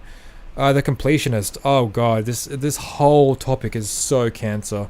I think, you know, there's probably like, you know, a really good case to be made against the completionist. The problem is Carl Jobst and Mudahar are such fucking dipshits with this whole thing. Like, I have very little respect for Carl Jobs because his whole fucking channel is just drama farming, which, like, man, go back to covering speedruns when you were cool. And Mudahar, like, you know, I think is usually a cool dude. But I don't know, like, this whole ordeal was just handled so unprofessionally. And from both of them, it was just complete drama farming, like, just video after video about this whole thing, and then fucking... And it's just like... You can tell like it was just drama farming, even like the conversation they had with the completionist and recorded, like with him in a voice chat. Like, I think, you know, for one thing, for the sake of transparency, they should have released that immediately, not after like everything had gone down and the completionist responded. But another thing, he uploaded it in multiple parts. You know, like, why? Like, oh my god, yeah, you're really beating the "I'm not doing this for money" allegations. Yeah, sure. I don't know. I think the approach that they both took, this whole, like, you know, oh man, like, the completionist has done such an immoral thing, and we are the arbiters of justice. My community, go and, like, report this to the IRS. You people, our viewers, are directly involved with bringing justice. That shit is so fucking cringe, and it's so, like, harmful, and I fucking hate it. What the kind of call-out videos I do like?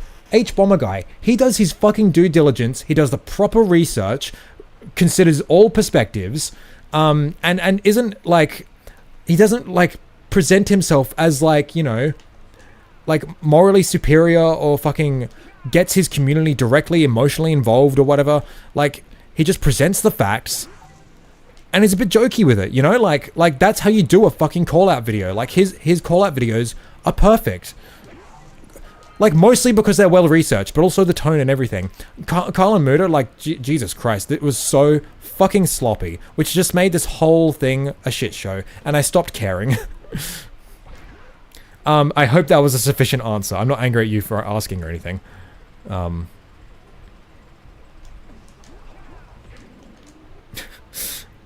Yeah. Personally, I like CoffeeZilla, but H1 Guy is cool too. That name sounds familiar, but I can't put a face to it right now.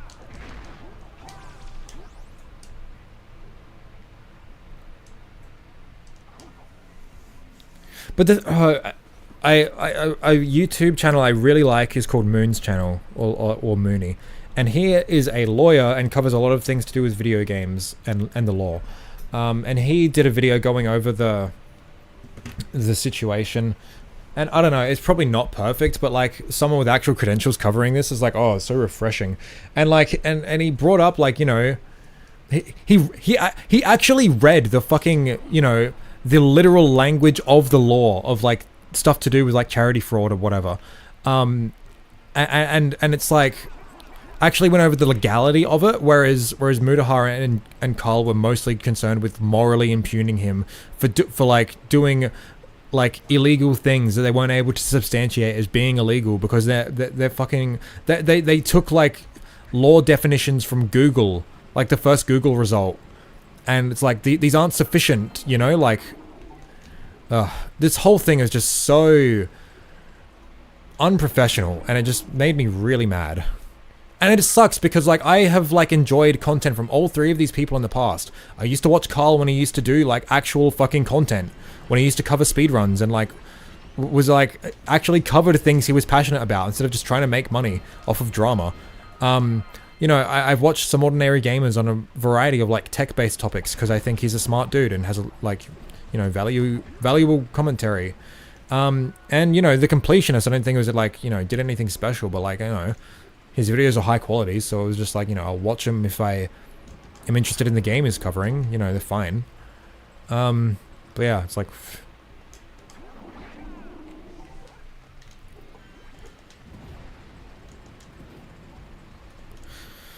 the whole thing is just stupid. Yeah. That's my take. Whoa.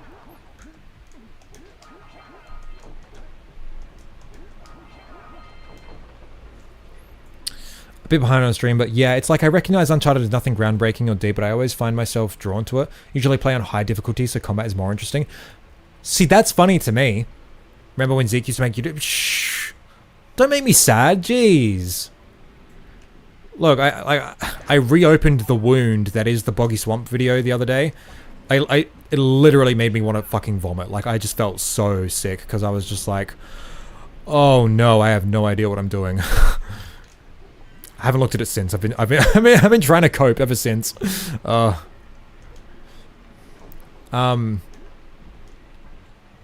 Sorry, it's interesting you say that, Moon's Out, because it's like, when you play Uncharted on the higher difficulties, even like normal difficulty, you're disincentivized from actually... Oh my god, I suck so bad. You're disincentivized from experimenting in combat because you die so quickly. Which sucks. But but if you play on easy, like you can fuck around with like combat scenarios way more freely. So yeah. I don't know.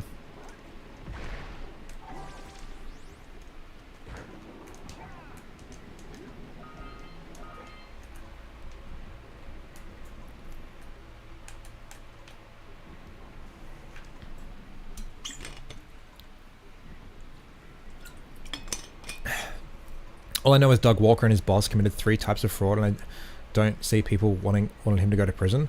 Yeah, that was so weird. Like Doug Walker's like, he's done some like he did some pretty terrible shit, didn't he? Like, I don't remember the specifics. I've never watched his content, but I remember like hearing like some really horrible shit went on there.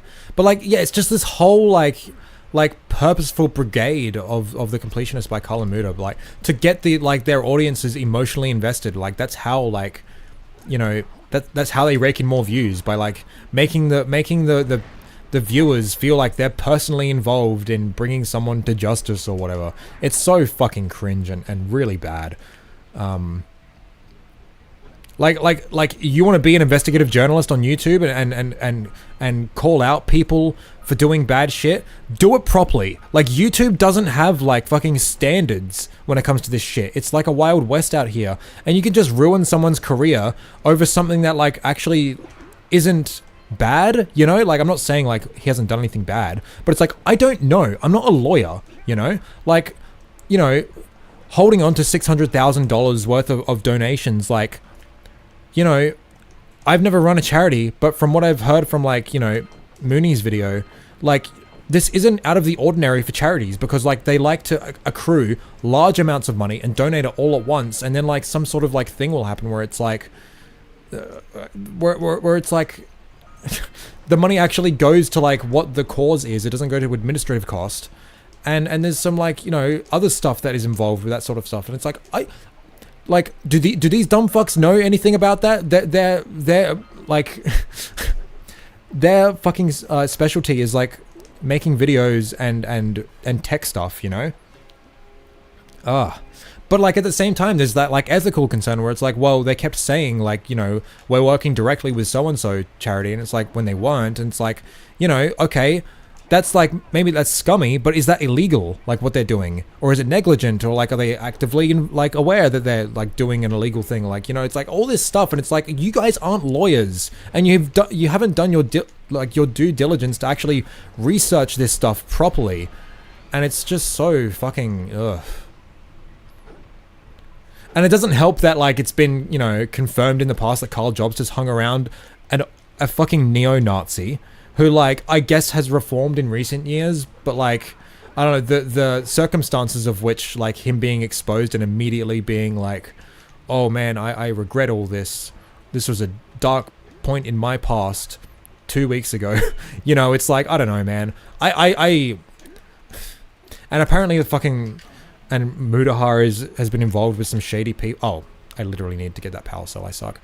Apparently he's been involved with some shady people in the past, so it's like, I don't fucking know. I don't care anymore. Don't idolize anyone on the internet. Everyone sucks. Everyone has like a shady past, except me. I'm fine. I don't associate with anyone, and I have no past because I don't have a life. Subscribe.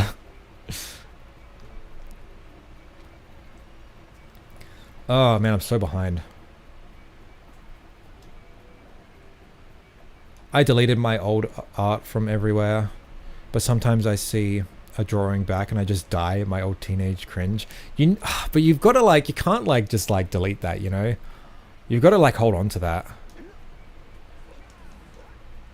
I've still got what I used to do in high school. I used to keep these journals with me everywhere I went, and I'd always just try and sit down and come up with lyrics like all the time. I just write whatever just to like come up with lyrics, and most of it was horrible, but like every now and then I'd write something really cool, and then I'd take that and put it into a song. And I've still got those somewhere. They're packed away somewhere. But yeah, I'd never get rid of those. Which way am I going? This way. Maybe that's why I was actually decent at writing lyrics in high school and not anymore, because I don't do that. Hey there, Yuke. Happy New Year. How we doing?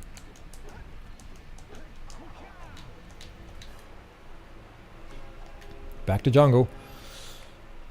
Okay, I'm gonna stop with this fraud talk. It's all good, Bambuzana. I'm fine with the conversation. It's just, you know, it's just frustrating, you know. I'm not like frustrated that you asked or anything.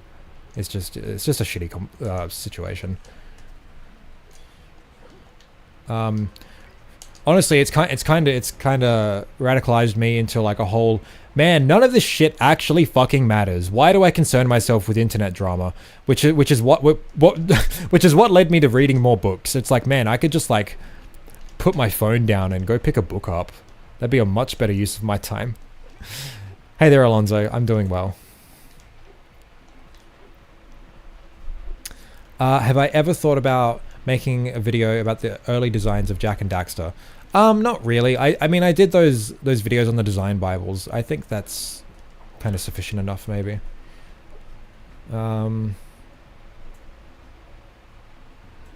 I don't know. Like, the next video I'm going to be doing is Boggy Swamp. Like, I've decided that is my next video.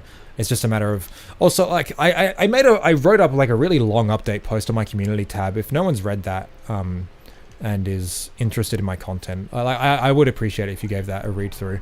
I kind of go over the reason that Boggy Swamp has been taking so long and why I'm struggling so much with it. But that will be my next video. And then I have one other video that I am in the preliminary...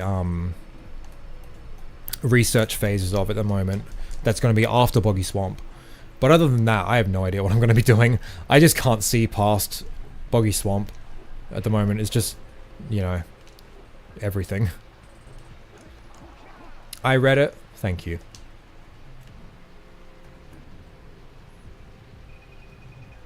Zeke's Boggy video scandal? Yeah. You can't hide from us, Zeke. We all know you used to love Jak 3. I'm glad I have my community here to call me out on my bullshit. The truth is, no, I don't have an unscathed past, a clean past. I did, in fact, used to enjoy Jak 3 more than I do now, because I do still like the game.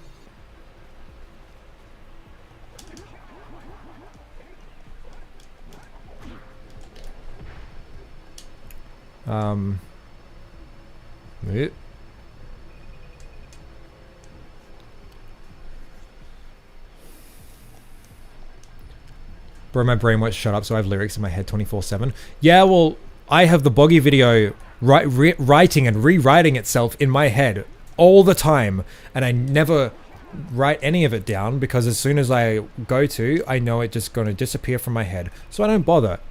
I am in eternal pain.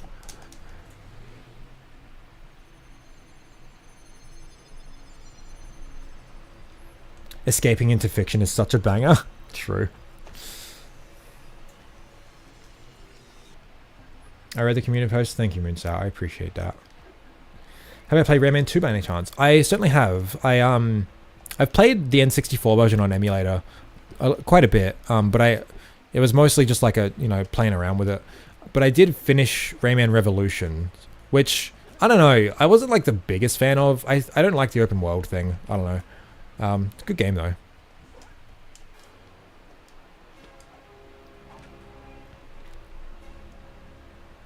Hardest level in Jak 1. Ugh.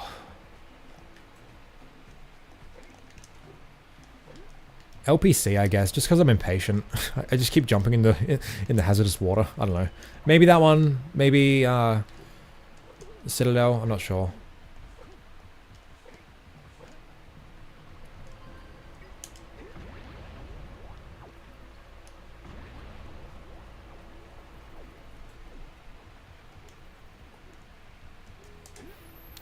It is the inevitable reality of being a young Jack fan, getting old enough to realize Jak 3 is a really fun mess.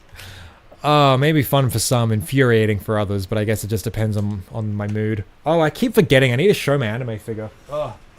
Okay, what's big? Here's the box.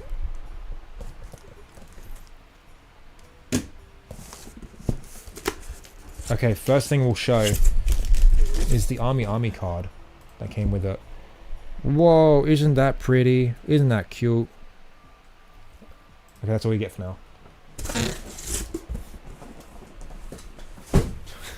We'll get back to it. What am I doing here?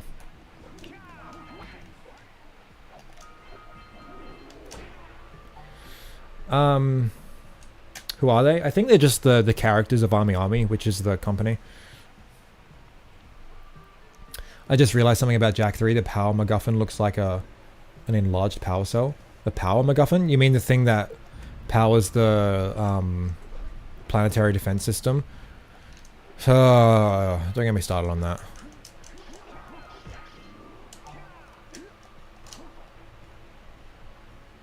Can I tell you a secret? Absolutely do not like Jak 2.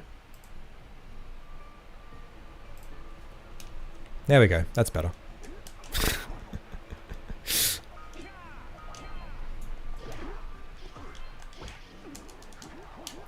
It's okay, I love you. Hey mate, reading your update post, wishing you luck for uni this year as a university tutor. Thank you very much, I appreciate that.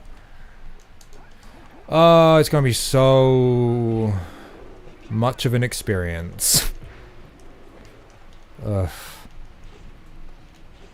And it's gonna be way harder than all my previous semesters because I've got actual in-person lectures to go to for the first time. Whoa. Also, Alonzo, I only deleted your message. I didn't ban you or anything.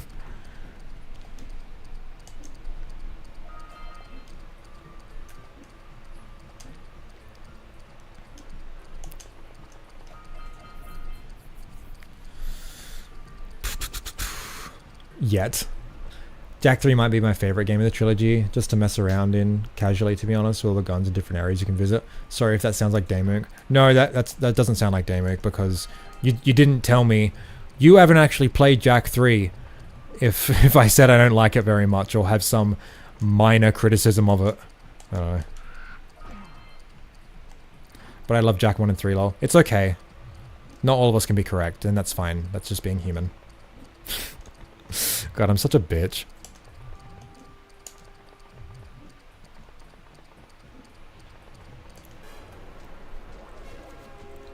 Remember, lectures are recorded so you can listen after at your own speed. Yeah, I'm not sure about if these ones are though. That's a thing. So I'll go to the first ones anyway, just to like, you know, probably have to anyway, but we'll see what happens. Where am I going? LPC again. Oh. This way? Yes.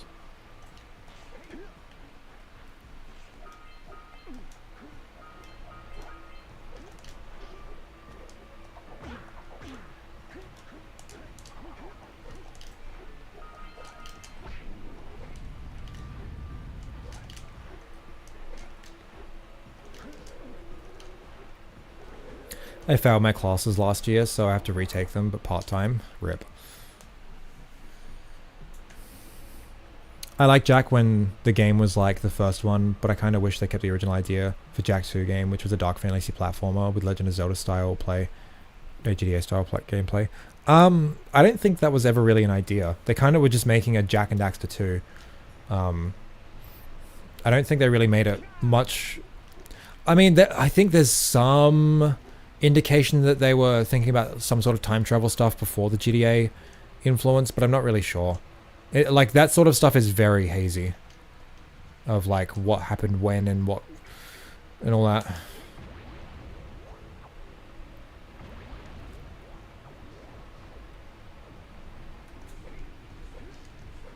Yeah, like there's nothing wrong with Jak 3 being your favorite Jak game, but it's like he just cannot comprehend that other people like value different things in their games or whatever. Like his whole thing is like, if you like Jak 2, you're just a Dark Souls sheep who fetishizes difficulty, and it's like, it's so fucking. This guy can't be any older than 14, you know. And I think that literally is their age, because they made some sort of really cringe post on some other subreddit about, I don't know. I think someone asked how old you are and they're like 14. But I can't tell if, I don't fucking know. This person is the most insufferable person I've ever. But it's like, at this point, it's just for a laugh whenever I engage with him. Oh god. If you like Jak 2, you're gay. I mean, true, but like, there's no correlation there.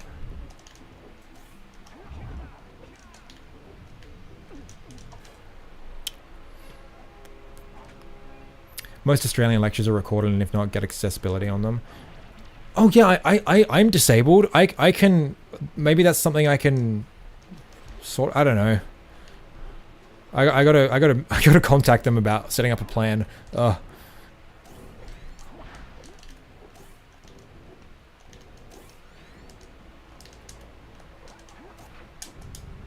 I'm gay, by the way. Yeah, it's fine. Same.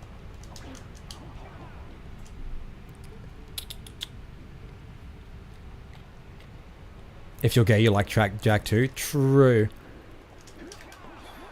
Back to Crater. Whoa. Get me up. Yeah, get your accessibility plan sorted ASAP so you can get what you need for assignments. Yeah, oh man, I should really book that like now. This whole chat is, to be honest. Hell yeah. See, my plan wasn't to accrue a community of Jak and Daxter enjoyers. My plan was to accrue all the dirty queers and then scare off all the normies with my pink hair. Which it kind of has a little bit.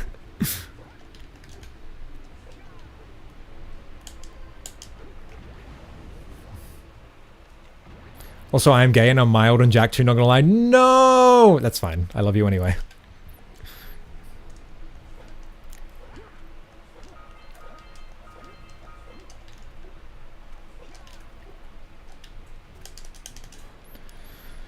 Ben? But Jak 2's so good though. Jak 2 is not even that hard to say. It's like a Souls game. It says guy hasn't done Deathless. Like I when I went back to my parents yesterday, well, the other day, I booted up Jak 2 with my brother because like, you know, he grew up with me, but like he never finished Jak 2 and 3, but he's finished Jak 1 a bit. Like he very rarely finishes games, but I'm just like, all right, let's sit down. We're going to play Jak. And like, you know, he just recently finished Dark Souls and it took him like a year of on and off playing. I'm like, come on, we're going to play Jak 2. And he's like, oh, okay, fine.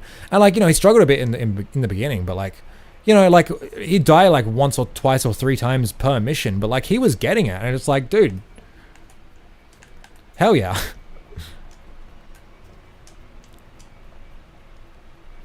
Jak 2's narrative is the best, but the difficulty spikes make it not as replayable for me personally.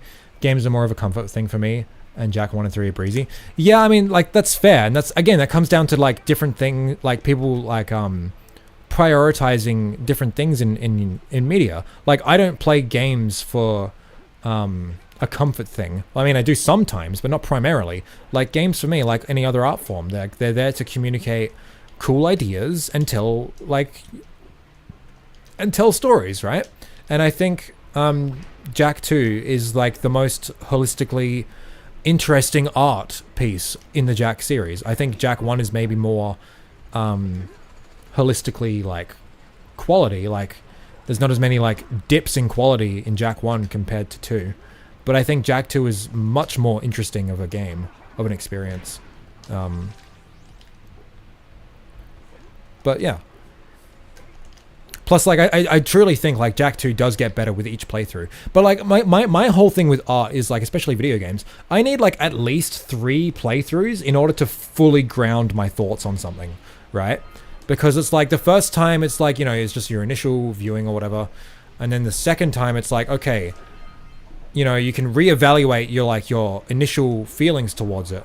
And then your third time can, like, be, like, okay, is my reevaluation accurate? And it's like, okay, it is or isn't. And if it is accurate, it's like, okay, I think I have like a decent understanding of how I feel about this. And if you have different feelings again, it's like, oh my god, I got to play through it again, like at a later date, like really like ground my thoughts with it. And like, I think that's cool. Like that's art, man. That's so cool. I think it's really cool when like a game or like any piece of art can like really make you have to reconsider yourself so many times, you know? Yeah. But, you know, like, not like to call anyone out here or anything, but like, you know, I feel like most people don't do that. Like, they consume a piece of media once and like, and that's it. And I think that is a shame. Like, so much media nowadays is just so throwaway. Many are losers like me who keep playing the same game fucking 50 million times.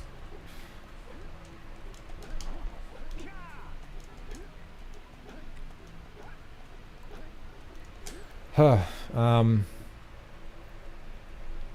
like how Jak 3 starts off surprisingly realistic, with Jak being banished for his crimes in Jak 2, which were his fault, but they ruin it by Ashland dissolving the city council. Today I learned Zeke is gay. Well, I'm... whatever. Oh my god, stop. Stop! Oh no. Stop it. Okay. Sorry, No! Stop! Okay, thank you. Something weird was happening with chat. I don't know, like, Jak 3 is weird. No, so, like, something weird was happening to chat and I couldn't click off of it.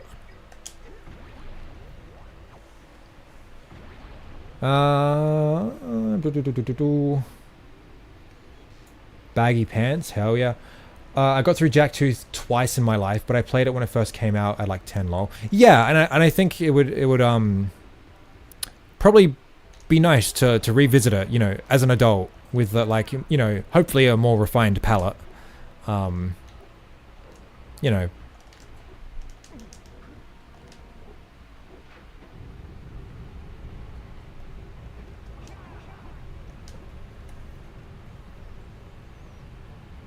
Wish I could go back and play more time with my sis. Oh my god, yeah. Like, I'm not gonna go there. I get really sad.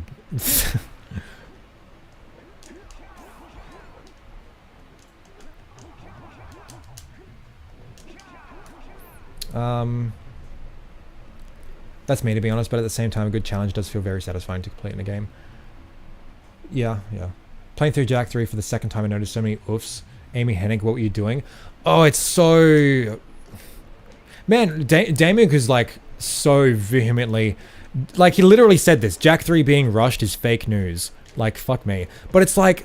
It's so unambiguous how, like, crunched for time and rushed Jak 3 was. Amy Hennig was brought into Naughty Dog during Jak 3's development to be the director of the game. And, man, development time was like so fucking quick and needed to get done ASAP that she didn't have time to finish playing through Jak 2, you know? To get like a proper understanding of like, like the direction to take Jak 3 and make sure it was like true to the series, whatever. And it's like, you know, I don't expect like, you know, creatives or like game directors or like anyone to be like 100% like knowledgeable about every aspect of a series before they work on it or anything. I think that's stupid. I think all, you know, creatives like have a right to like leave their mark on something if given the opportunity, regardless of experience. But it's like, fuck me, like she really didn't get the chance to just play through the previous game, like not even Jak 1, you know? Like I don't think she played through Jak 1. It was just Jak 2 she couldn't get through because she was crunched for time. And it's like, Jesus, dude.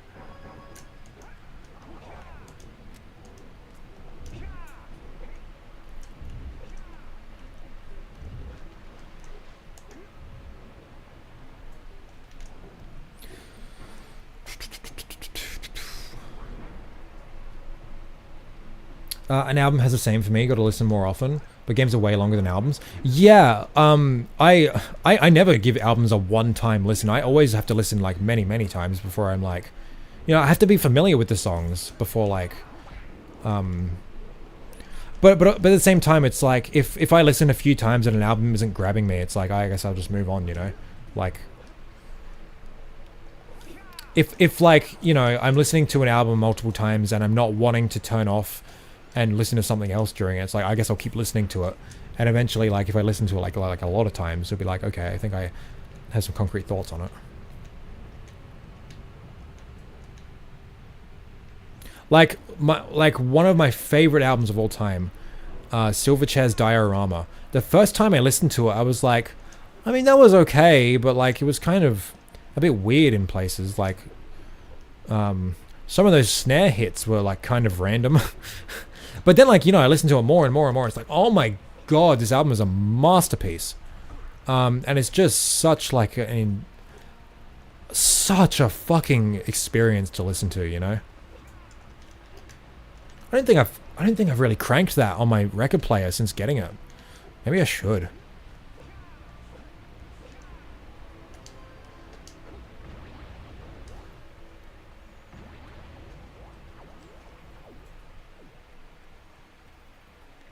Yeah, I fall into that with games, but I have an obscene number of games to get through before I die. Yeah, I know. Yeah, true. I'm a loser with no life, though, so I can play a lot of games. and play them, like, through multiple times, so, But I think, like, if you are to, like, critically engage with, like, any kind of art, I think, like, multiple viewings should be a necessity if you want to, like, really analyze a piece and give thoughts on it, Like I wouldn't say respect is the right word, but I don't place a lot of importance, I guess, in like first impressions videos, like I don't really care, like oh yeah, like you can really give like a concrete like thoughts on a game you played for 4 hours, I don't know.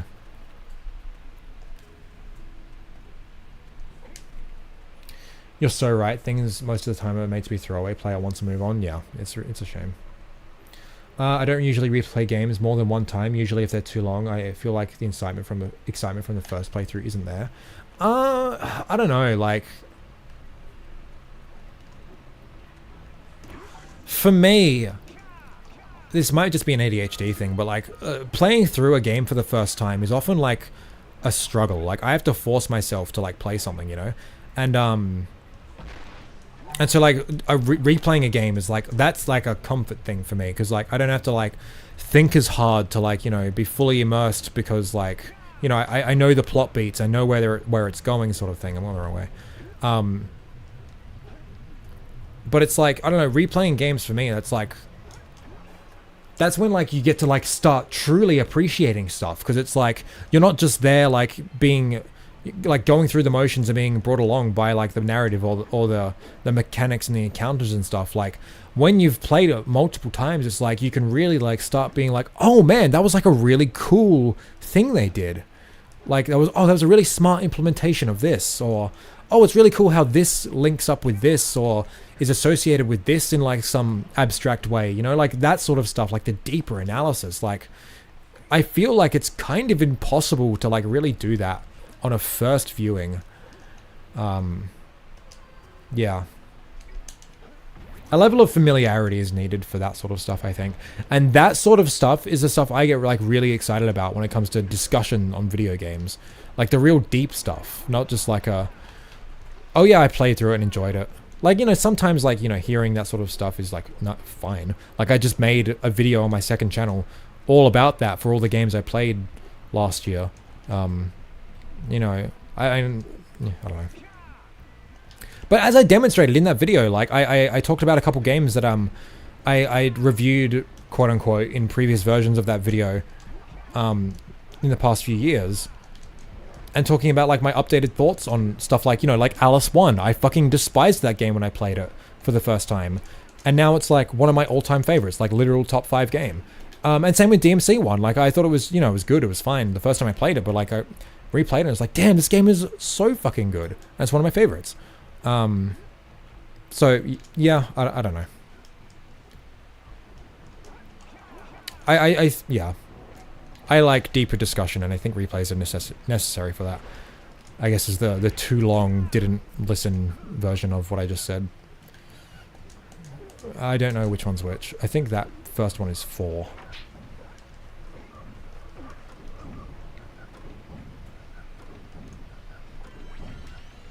And I'm so behind. I'd replay more games if I had the time. I start school again in a few years. No, I totally get it, yeah. Some media I only play once because it's a game that can't be played multiple times, or I don't want to experience again because I honestly don't think it would work with multiple runs. So for me at least, an initial replay usually doesn't happen until like maybe a few years after I first play it, you know, because it's like I'm so far removed that it's like a new, oh, like the stream plays, I'd appreciate that. Like I'm so far removed from it where it's like, you know, it'll almost be like playing it again for the first time, except I do have like a general idea of what's going to happen, and like I won't like be like surprised, you know, like, yeah, I don't know. I don't usually like play a game for the first time and then immediately replay it. Like I never do that. Even for games that are like inherently replayable, that have like multiple paths or whatever, I always leave it for a time down the line.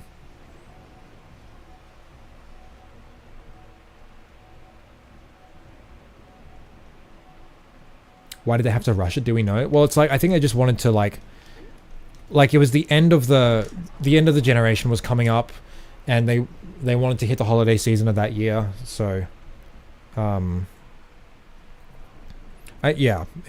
Plus, like, you know, Jak 2 didn't do like supremely well. It didn't like meet all of their expectations or whatever.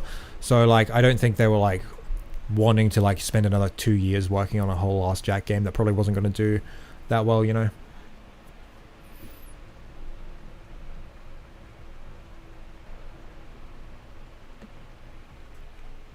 There are a lot of albums I've only listened to once, but generally, whenever I re-listen to stuff, I enjoy it more and more. But I can't do that with everything due to, you know, time. I don't know, like, albums are like the shortest, I think, in terms of like a complete package of media. Like, movies are always like at least an hour and a half. A show is always like really long. Games are usually really long. Books take forever. Music, like, well, specifically albums, because I think albums are like the complete version of like that artistic work. I think one song is kind of akin to watching like one scene in a movie. Like you can appreciate like a really cool and well done action scene from a movie, but without its broader context, I think you are missing a lot. And I think it's the same with albums. But like albums are like the shortest, like art to engage with, I think. So plus like you can do other stuff while listening to music. Fuck's sake, which one's which? I guess I'm just gonna run through the level. Whatever. Hey Onark, how we doing? Sorry, I'm really behind on chat, so. God made the universe in 6 days, so Naughty Dog can make... God made the universe in 6 days. Naughty Dog can make Jak 3 in 9 months. True. The only song I didn't love on first listen, but then became one of my all-time favorites, was Dead Mouse Strobe. It was a 10-minute song. Nice. Why is Valve Nintendoing? I don't know what that's in relation to, sorry. Well, they made Jak 1 within 2 years, and they didn't even have gameplay coding done until very late in development due to them being prioritized the game's technical aspects like level streaming. Jak 1 was actually 3 years. The first year, like the entire first year, was all writing the engine. But yeah, you are right. Like the technical stuff was very much like the majority of the development.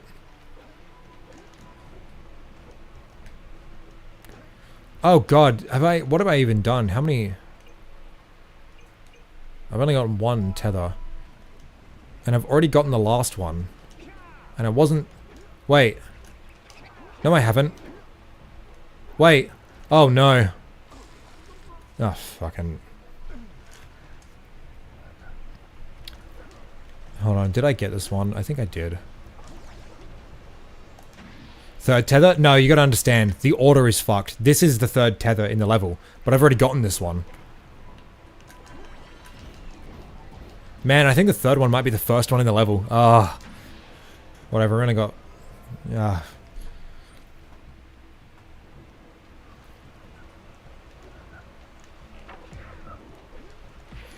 If I love a game, I don't play it a second time. I watch 20,000 YouTube reviews. Oh, see, I've done the same thing for most of my life as well, and I've stopped doing that in recent times because it's like, I hate having. I've come to like really appreciate being able to draw meaning and do analysis on art on my own, and I feel real smart when I am able to do that. But it's like, if I just watch a video, I'm just taking someone else's like work and analysis and it's like, oh, I agree with their opinion, therefore this is my opinion now, and I did zero work to come to this conclusion. And it's like, fuck, man, I gotta stop doing that. Gotta start trying to like.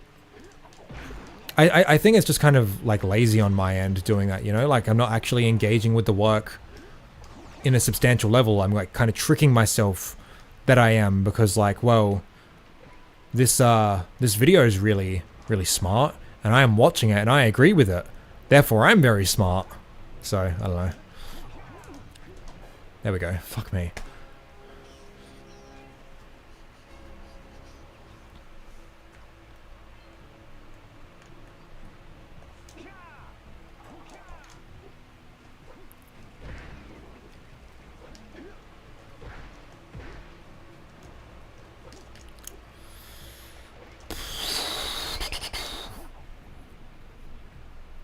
I would marry anyone in this chat.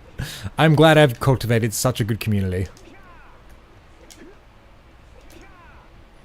I'm not gonna say that because that's kind of yikesy coming from the YouTuber. Although I guess I did say it, so someone could clip me out of context. Ugh.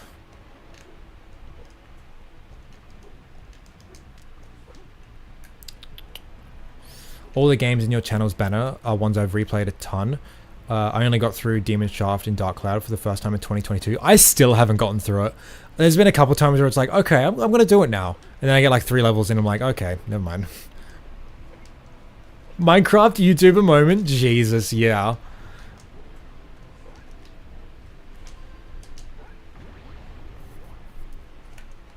But nah, someone who's played Jack, Klonoa, and Dark Cloud, man, so based.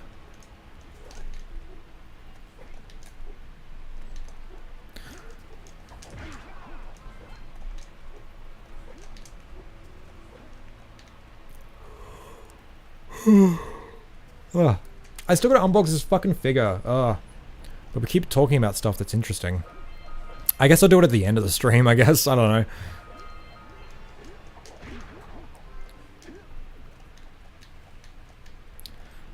I've only ever played Dark Cloud, the demo from PlayStation Magazine. I replayed that demo heaps, really need to play the full game. The full game is really, really good.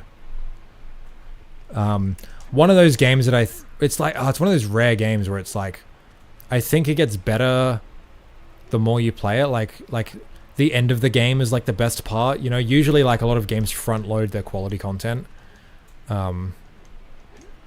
This game, for example.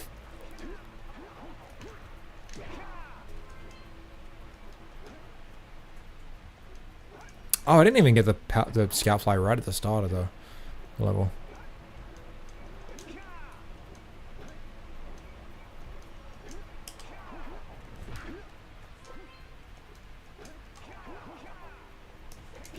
Oh, let's go. I didn't think I was going to get that.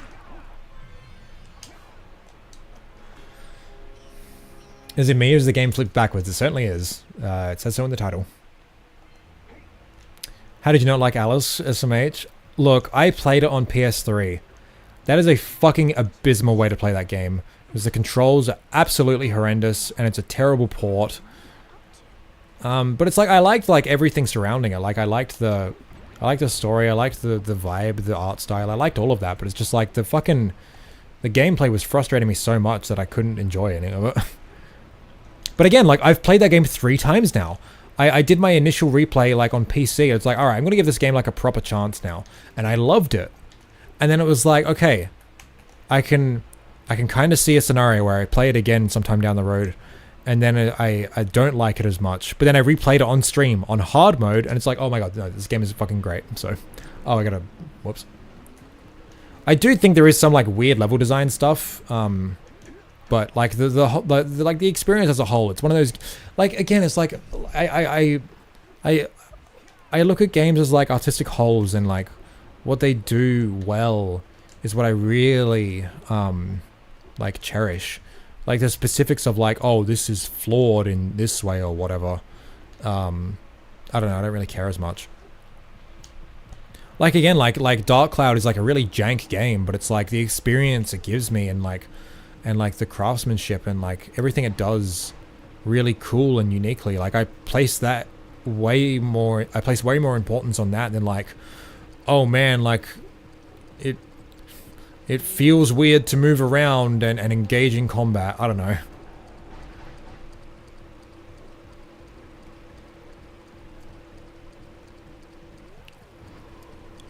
Man, I've been talking a lot this stream. I'm very hungry actually.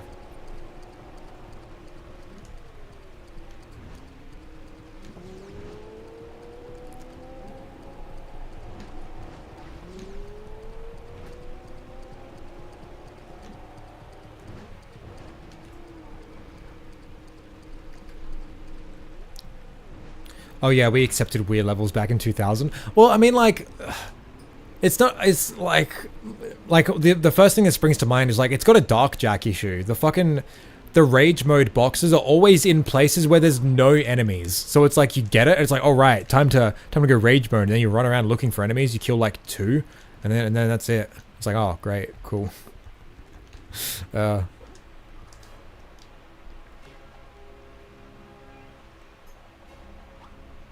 Ever played Vex? I did when I was like, I don't know, 5. I remember renting it. I didn't have a memory card, so I could never get very far. I don't remember a lot from it, but I do really want to revisit. Oh, that's another one I got to pick up. I've been kind of buying a lot of games on eBay, like cheap ones. I also bought Prince of Persia: Sands in Time, and I was gonna buy a couple others, but I then bought a PS2. Oh, whoops.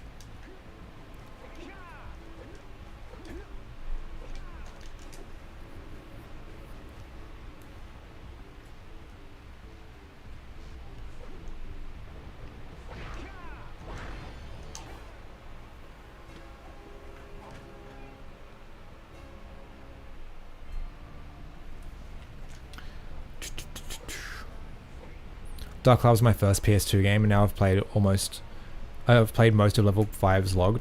Nice. Oh, back to Sentinel. Yeah, I've still only played Dark Cloud 1 and 2.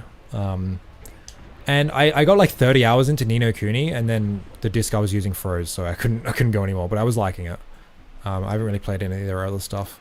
Oh, I sunk like maybe 4 hours into Rogue Galaxy and dropped it. I do want to get back to that though. I'm curious though. What do you think? Do you like Dark Cloud 1 or 2 better? And why? Gang, I think I'm gonna leave this stream on until I fall asleep to it. Okay, Jim. Have a good night. Thanks for stopping by.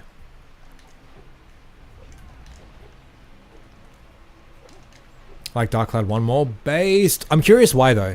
Cause yeah.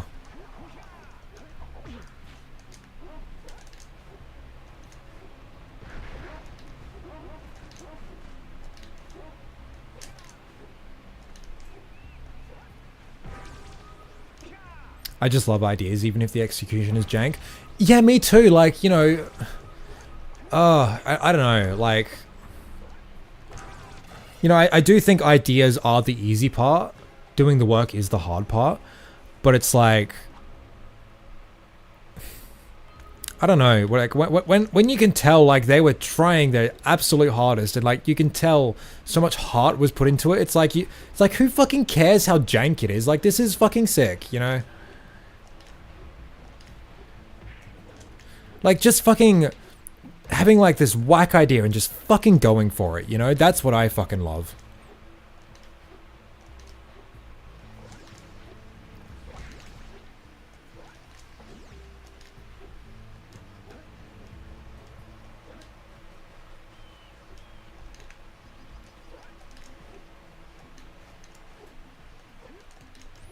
Also Untitled, if you're if you're not currently reading chat, Alex thinks you're really cute.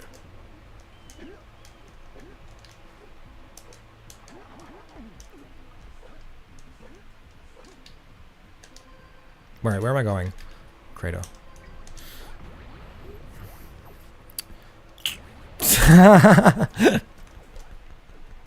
Call out, damn. Well, I was just like, I didn't see Untitled like replying, so it's like, maybe I should just let them know. Love you guys.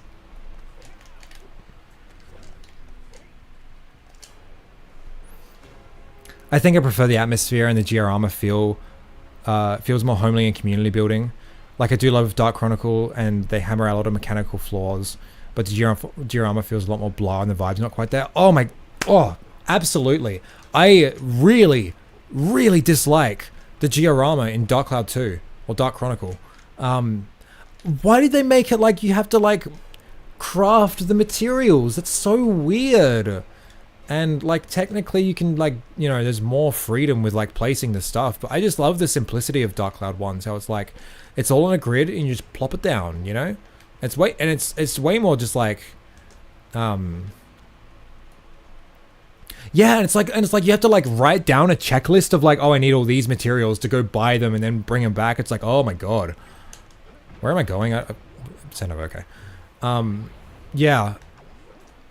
And, like, yeah.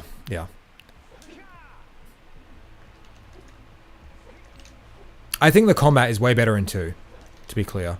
I think that shit is so fun, so addicting, the way they handle upgrading your weapons. I think it's so good.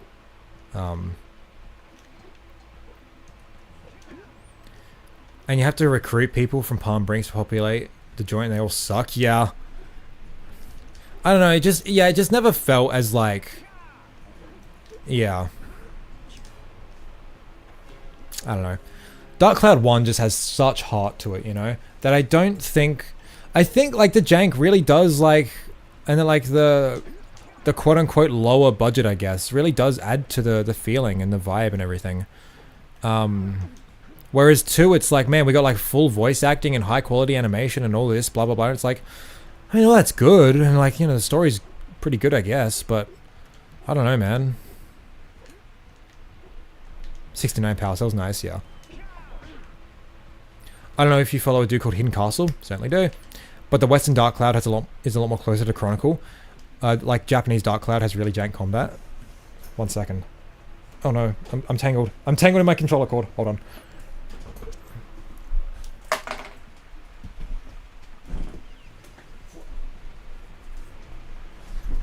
I have the Japanese copy of Dark Cloud 1, and I have played it, and yes, I know the combat is really jank, but I really want to go back and replay this, like the original version, once I'm, like, proficient in Japanese, because I'm so curious what my thoughts on this will be. But, like, yeah, like, I love... Hold on.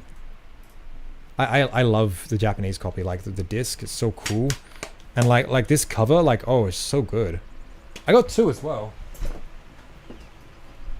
Oh, man, hold on, I just want to show my Japanese games. Hold on.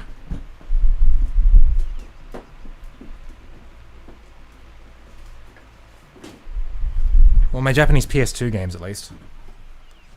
Well,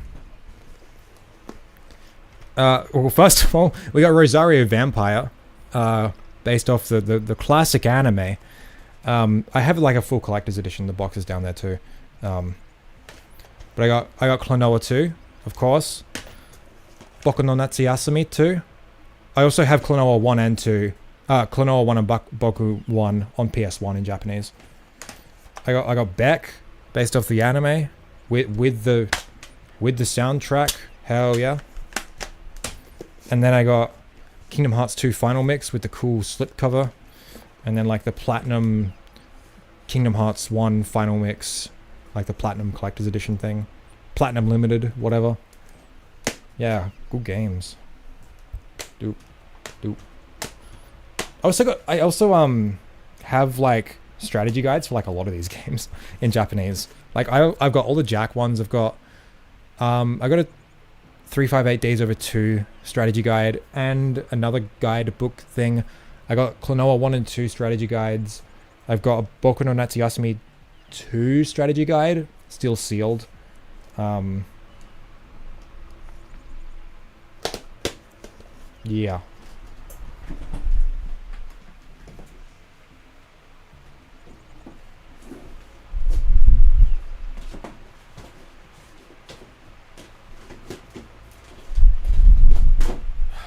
Good enough. I'll fix it later.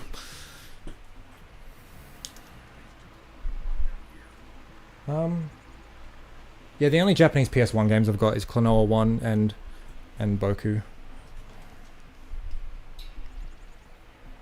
Sorry to derail the Jack content, everyone else. This was Jack content? This is a hotel? Where am I going? Basin.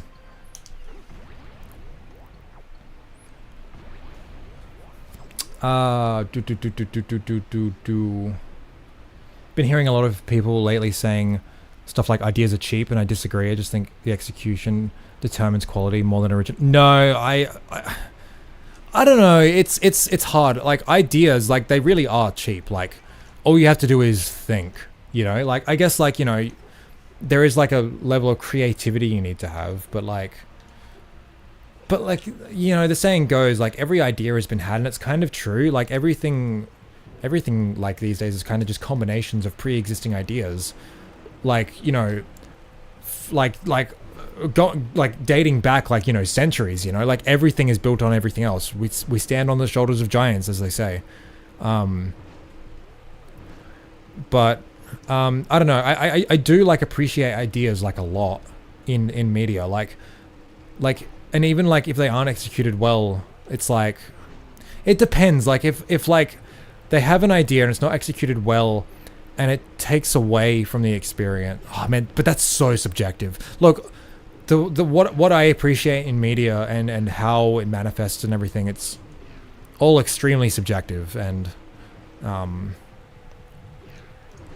yeah. I don't know. Hey Yeshwan, how we doing? You've missed an interesting stream, my friend.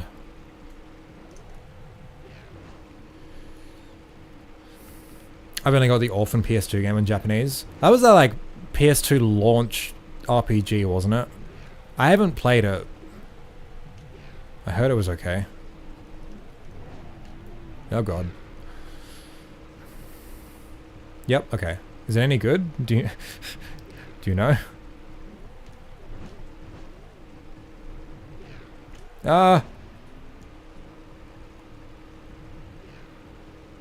Oh god, I'm so bad.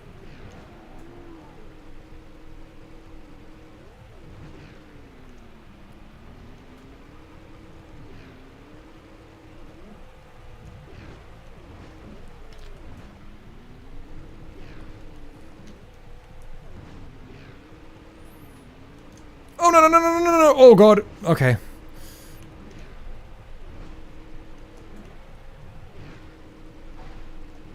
Let's wait. Oh, hey there, Alpha Wolf. It's jank, but it's what got me into anime, and I really love it. Oh, that's cool. Star-studded cast, though. Nice. Do you think Klonoa would make a good Mario 64 style game? I don't know. Probably not. I don't know. Like, Klonoa is a 2.5D platformer, and the way that it does that is pretty unique to it. And I think putting it in a different context, it just wouldn't work. You know? I don't know.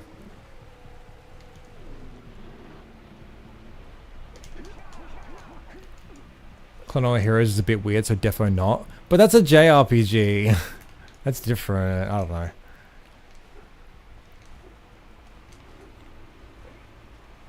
It's a unique title. I cannot think of a comparable game. I'll have to check it out then. It's been on my radar.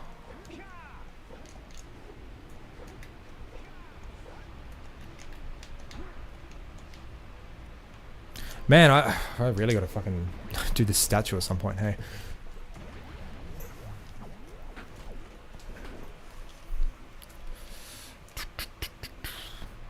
I wonder how the bingo card would hold up the stream. Bust it out. See if we got a bingo. That'd be so funny. Mirrored World is definitely throwing me off. How do you think I feel?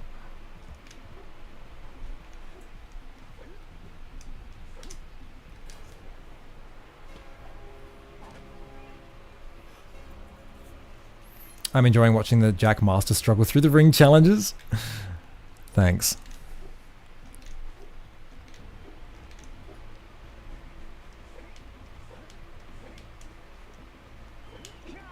I forget a lot of the stream, lol. Well, do it anyway.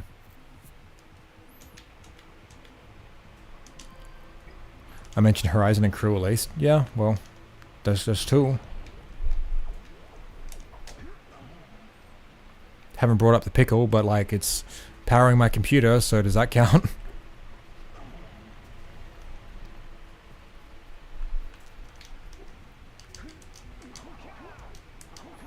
You ever considered speedrunning this game? I used to a little bit when I was younger. I've come to terms with the fact that I am not. I gotta center myself more. I'm not a person cut out for speedrunning. I get too frustrated too quickly. And yeah, like I've learnt all 3 Jack games in various categories in the past, just for fun. But yeah, I don't know. Oh, we're being cliches now. Something DMC. Well, you being a DMC guy wasn't common knowledge back when we made the bingo card, so it wouldn't be on the bingo card. This is for old Powercell Zeke heads who were here back in 2020. Yeah, back in 2020 when I started streaming. Holy fuck.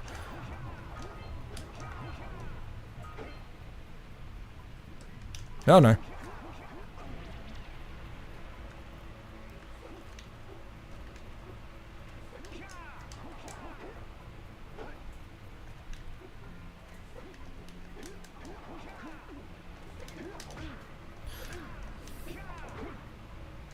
Man, I feel like we should bring the bingo back. It'd be so different now, though.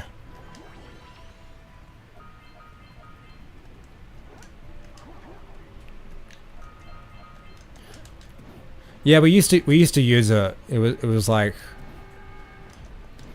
I don't know. It was funny. Isn't socialism on the bingo? Is it? No, I think just politics is.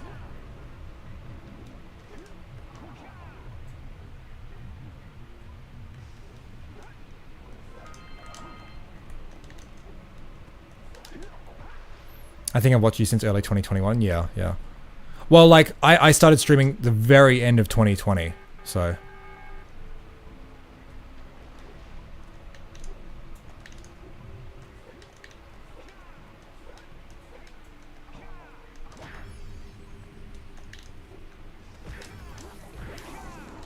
When did I start watching you? Well, I don't remember. I don't internalize people's names in chat until like they've been in like multiple streams and I recognize them, you know.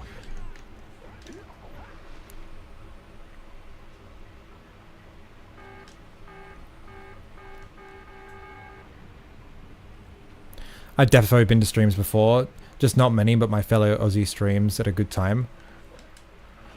Do I? Man, my stream times are so erratic. It really depends on my sleep cycle, which is ever changing. But I'm glad you could make it, and that you decided to come at all, and that that you've enjoyed your time here. Thank you.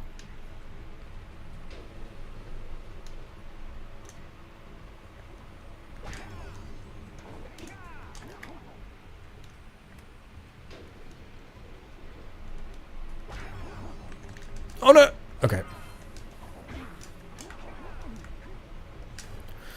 Martian did something. I pulled this from a bingo someone already filled out. Sorry for the X's. Okay. Hold on, let me let's do that. Okay, so Martian pulled this from Discord. I'm guessing the X's were from a previous like someone else filled this out and Martian has done the grade dots.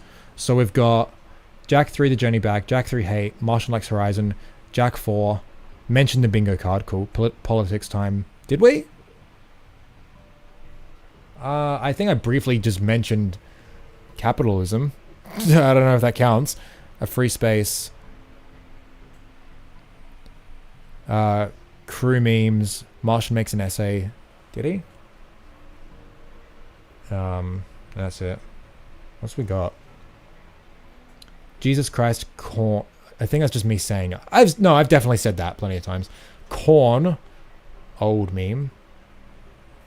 I made props 3, yeah. Okay. Jack remake ports discussion. Haven't talked about that yet. Which game do you like the most? No, I have had that. I've been asked. Death to Generac, veganism, haven't. Plushies, haven't. Cats, dogs, Futurama, the game. Yeah, that's such a lime boat thing there. Hating on Zeke. I guess that hasn't happened yet. Stupid speedrun category suggested. We haven't really done anything like that. What am I playing on? Oh, yeah. I mean, I haven't gotten that much since doing open goal, I guess. Lime is first. Yeah, well, I haven't seen Lime in a while. Lime says something disturbing. Oh, rigging the bingo. Right. Terry memes or... Yeah, we haven't had Terry in a while. Hi, Candace. Oh, man, I wonder what happened there. Oh, what does that say? I have no idea what that says.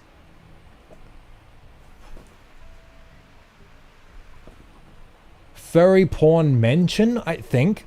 Oh, yeah, furry porn mention. Brackets, it's strangely common. Okay, sure. Yeah, I think we need a new one, guys. Very outdated, unfortunately. Whoops. And there we go.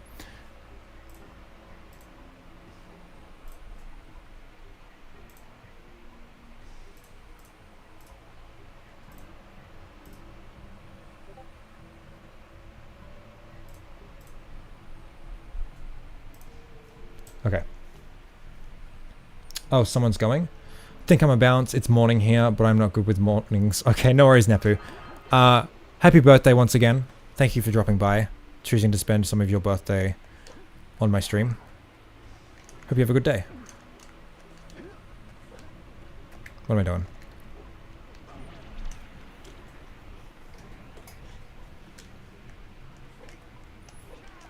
Oh, man. 4 hours. I've only had, like, toast and then, like...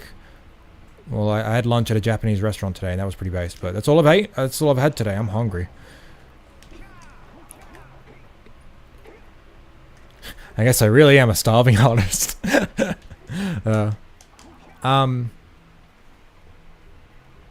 been a good time.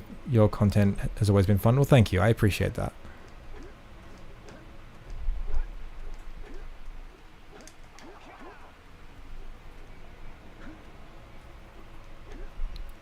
One of the new squares should be talking about gay things. Sure. I cooked rice tonight. I'm a wok it in about an hour. Cooked in the morning. Hell yeah. I can't be bothered doing stuff like that. I just make the rice and eat it.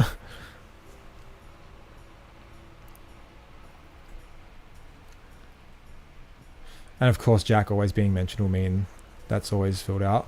I think we should do a square where it's like majority of the stream has nothing to do with Jack. That would be good. Beans is another square? Absolutely. Remake rant. That happens like every other stream.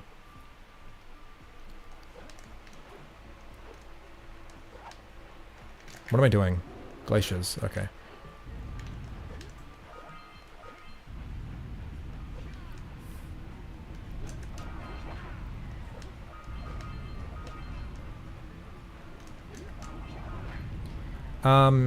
I had a cheeky HSP on the walk home from a bar. I'm not sure what that is, sorry.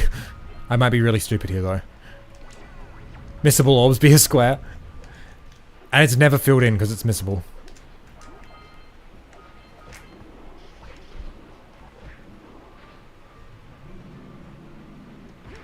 Halal snack pack. Oh, okay. That's fair.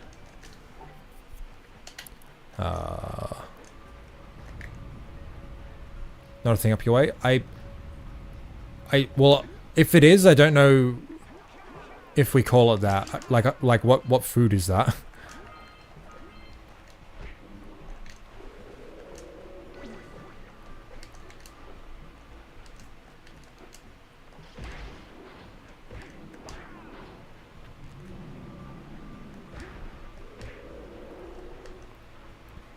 Lol, I thought I was going to trigger the remake rant when I mentioned the Resident Evil 4 remake.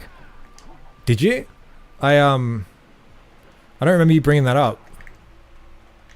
Wow. I would clarify my thoughts on that example right now, but I don't want to fill in the bingo. Where am I going? This way.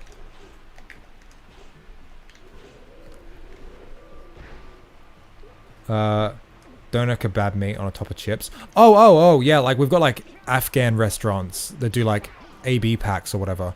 I think that's what you're referring to. Yeah, I usually get it with falafel. And it's pretty nice.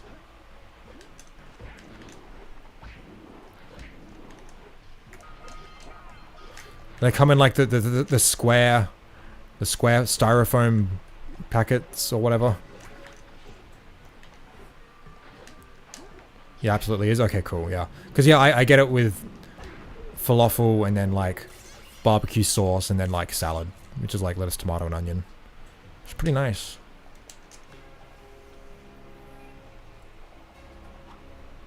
AB, I thought that was an SA thing only. Wait, what state do you live in? I didn't even know you were Australian before this stream.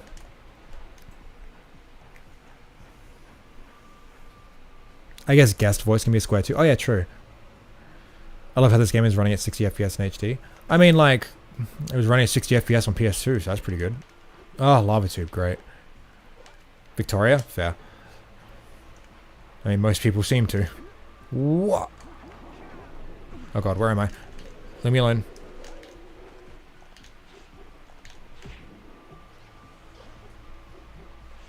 He's still coming, oh my god! I fucking hate those guys. There's 2 of them in the whole game, and I hate them. Yeah, we only have 6 states and 2 territories. Yeah, and Victoria is, like, the most popular one, I think. Pretty. Melbourne is, like, the most populated capital city, isn't it? Pretty sure it is.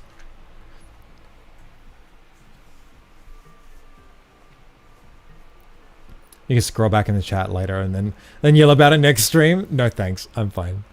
I mean, I do think the RE remakes are pretty original since they basically are never one-to-one. Yeah, I've specified that plenty of times. I'm not going to go into it. Ugh. But again, I mean, whatever. What remake rant? Is there something getting remade that is subject to discussion? Yeah, everything. Haven't you noticed? No, remakes as a concept. With little exception, I think there are some notable exceptions. With little exception, I think remakes are anti-art, and I think they're really stupid, and I hate the industry's current obsession with them. And that's all I'm going to say. I'm not going to go into a full thing. I'm exhausted. It's exhausting being angry all the time at something that's not going away. What about demakes? Demakes are sick, because they are actually artistically interesting, and they are a cool challenge, I think.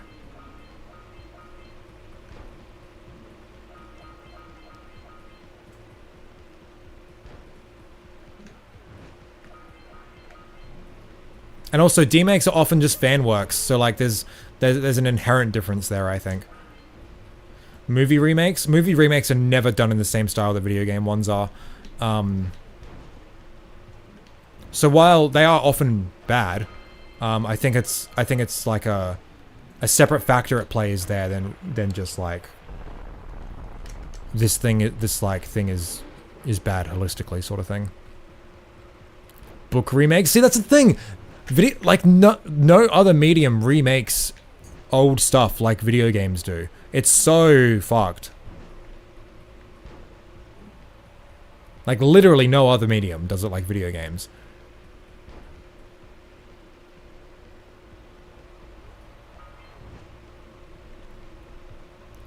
Oh, and I want to read chat because now we're talking about cool stuff.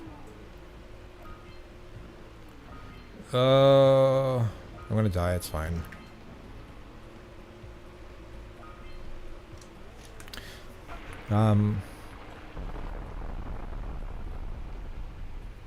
It feels like this game was kind of rushed, and I want to include more stuff in it. No, yeah, that's That's 100% the case. Sharks do not produce sounds. I just learned. Reddit told me. Cool.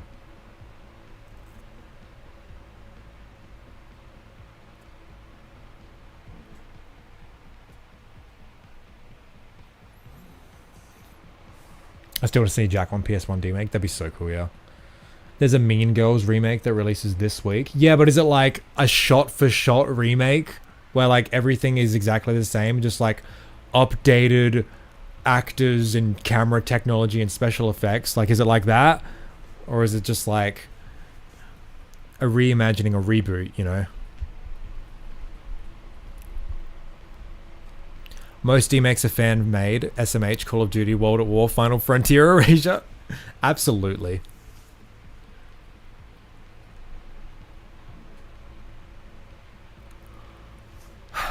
You're going to be totally... you're going to be totally unwatchable to stream once the Max Payne remakes come out. The rants are going to take over the stream. Absolutely. And I hope you'll all join me in that arc. Because holy shit, I'm going to be so fucking miserable and upset when that happens. Honestly, like, as grim as this is, and I don't want to make this point, but like with the passing of James McCaffrey, I hope they just cancel it. Like, God... Because the only way a Max Payne remake would be any sort of legitimate in my eyes is if they did like the cool weird thing where they take the original as inspiration or like a jumping off point and explore like some cool angle of this story or world or character. But like they can only do that like I think they could only really do that with James McCaffrey like reprising his role because he is Max Payne, you know? But like the only way for the remake to like still go through without him is if they do a one-to-one where they just reuse his voice lines. And it's like, I don't want that either. So,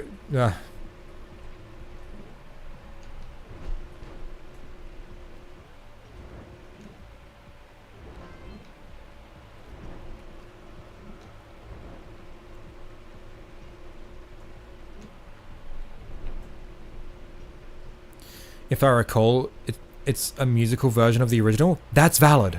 That's fine. Jeez.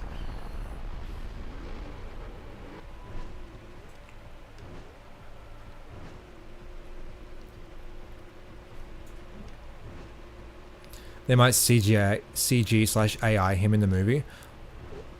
You mean the game? Like Max Payne games? Well, I mean there was a movie and it was horrible, but he wasn't in it. I know I've been devastated he died. You can't do the remake right without him. And also the face model, both are so iconic. Yeah. But it's like, Max Payne is like the game you shouldn't remake. It's like the one, you know? Don't touch it. Its shortcomings and its flaws are 100% part of its character and its appeal, you know? Like, fuck, dude. Like, I kind of want to make a whole video on specifically why the jank and the low budgetness of Max Payne add to the experience. Like, it's so DIY, it's so punk rock in its spirit and its ethos, and it's... Oh... Don't add $1 billion to it. Oh...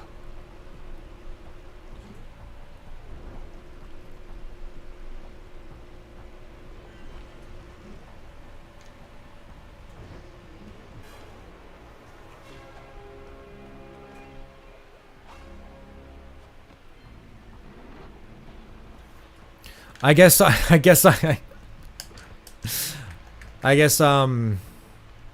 lied. I did talk more about remakes than I said I would. I'm sorry.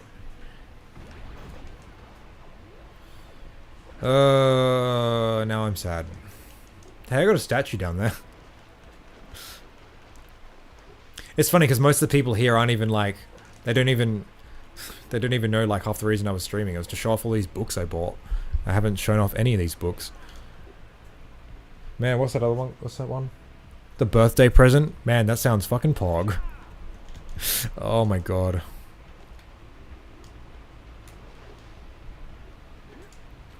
The only remake I want is a DMC2 one? Yeah, but why? Just ask for new game. Like DMC POC. It's funny, before I realized that the subtitle was Peak of Combat, like when you guys were saying like POC, I'm like, what do people of color have to do with Devil May Cry? And why is that a bad thing? Like why it was so weird.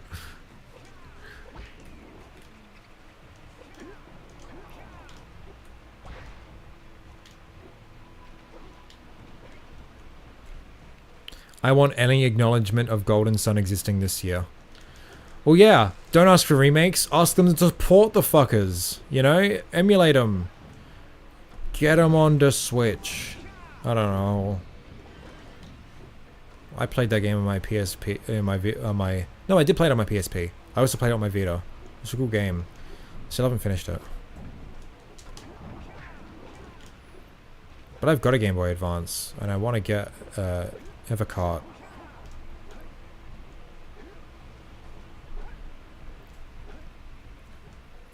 POC is worse than DMC2, I'll say it. And I believe it. It's a mobile game. In the modern era. Is it even out yet? You need to spend like $100 to pull Virgil with Yamato, his katana. Of course it's a fucking gacha game. What Japanese mobile game isn't? Ah. Fine, one health ambush. I'm going on the wrong side of the rock.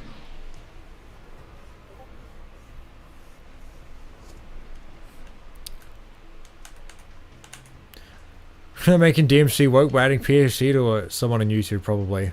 Absolutely. Not realizing that Japanese people are POC.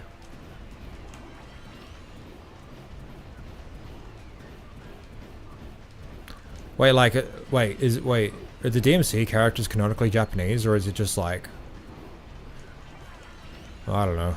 They had an anime, so they must be.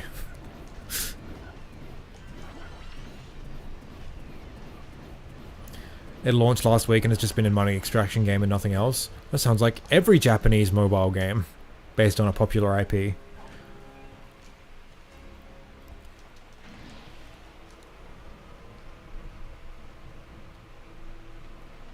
I think we got a bingo. Oh wait, no, yeah, we did earlier. But that was with the old bingo card. We gotta make a new one.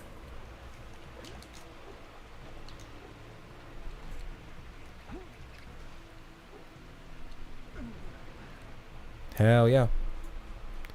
Kamiya said he wanted Dante to be British, but I think everyone ignores that. That's so funny. Well, like, yeah, like originally he was going to be like some aristocrat or whatever, but that was when it was still Resident Evil.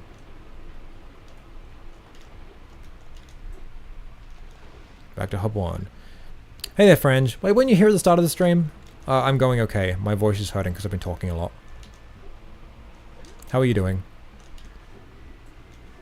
Rigging the bingo should stay. Yeah, maybe it should. Because I remember like you guys would bring up topics for me to talk about just to get bingo. And I could see through your deception.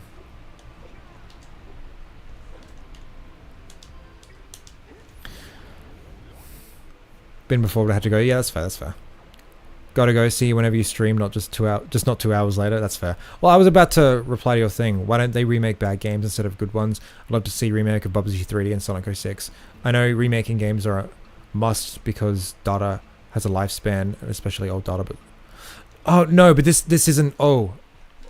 Okay, I got into a big argument about preservation and remakes the other day with someone on Reddit. The most productive place to have conversations.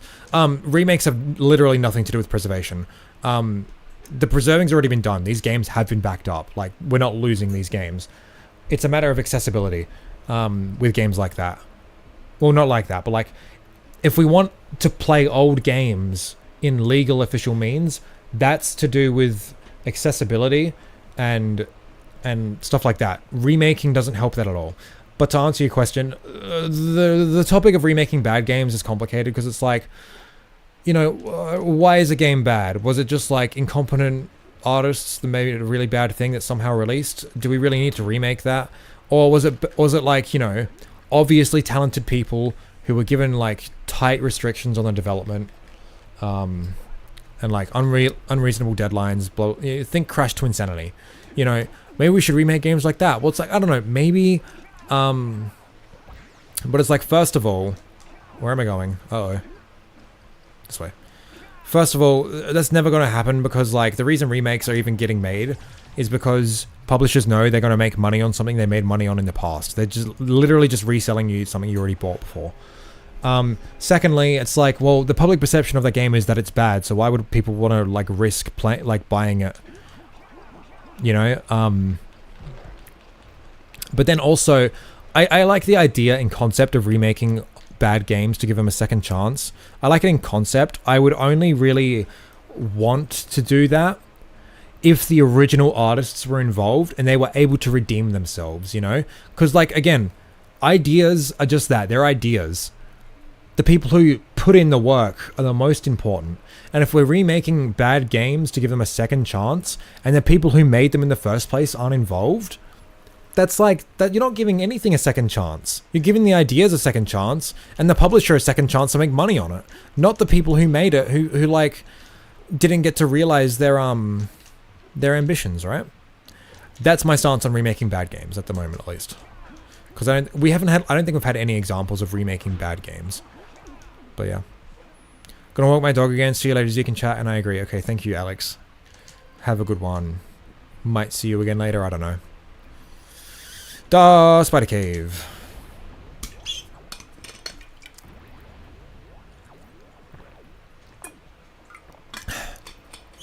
What games would you think of when it comes to redemption outside of Jak 3 and Twinsanity? Well, I mean, that's the thing as well. Like, bad games is subjective. People love those games, especially Jak 3, and don't see them as flawed and needing fixing or redemption or whatever. So, like, the premise is inherently flawed. Like, who's the arbiter of, like, a bad game that needs fixing or redeeming? I think the only person who should make that call is the artists behind it. If they don't feel happy with what they put out, they should be the one to, like, call the shots, like, hey, I want to remake this because I feel like I didn't deliver my full potential, and I feel like, you know, I wasn't given the right, like, parameters and resources to fulfill that full potential. But at the same time, I know there are some artists out there who are, like, really fucking anal about, like, oh, I've got to make it perfect, to just keep tinkering with it. Oh, I've got to make it perfect. Just look at George Lucas and Star Wars. Like, there's got to be a point where you've just got to be like, okay, just let it go, you know, like, you just have to be okay with something coming out and releasing, and that's it. Like there's a saying where it's like, you know, once an artist completes a work and releases it to the world, it's no longer theirs. It's the audience's, it's everyone else's, you know? And I think there's something beautiful about that, you know? That's how we get, like, such, like, cool creative fan works and fan communities around, you know, properties and stuff. So, like, it's a really complicated issue, and this is much more of a gray area with remakes than, like, remaking good games, you know, because, like, I think, yeah, it's a very complicated issue. I think the artists who made Twinsanity said they wanted to remake it. Yeah, and exactly, and I think that's super cool, and I think that would be really, like, that would be such a cool thing to, for such a cool thing to happen. But it's not gonna. like seriously, like, you think Activision's gonna be like, oh yeah, we'll do another remake of a game that was bad? That'll make us the money.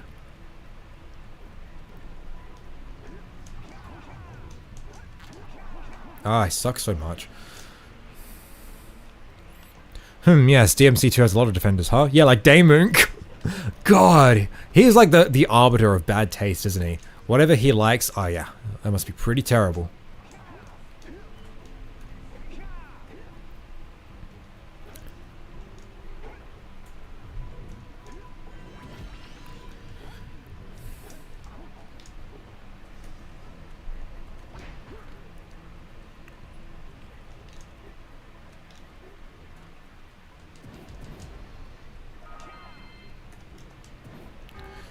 Really, Daymunk? Oh, he's a Redditor that I get into fights with about Jak 3. Nothing important.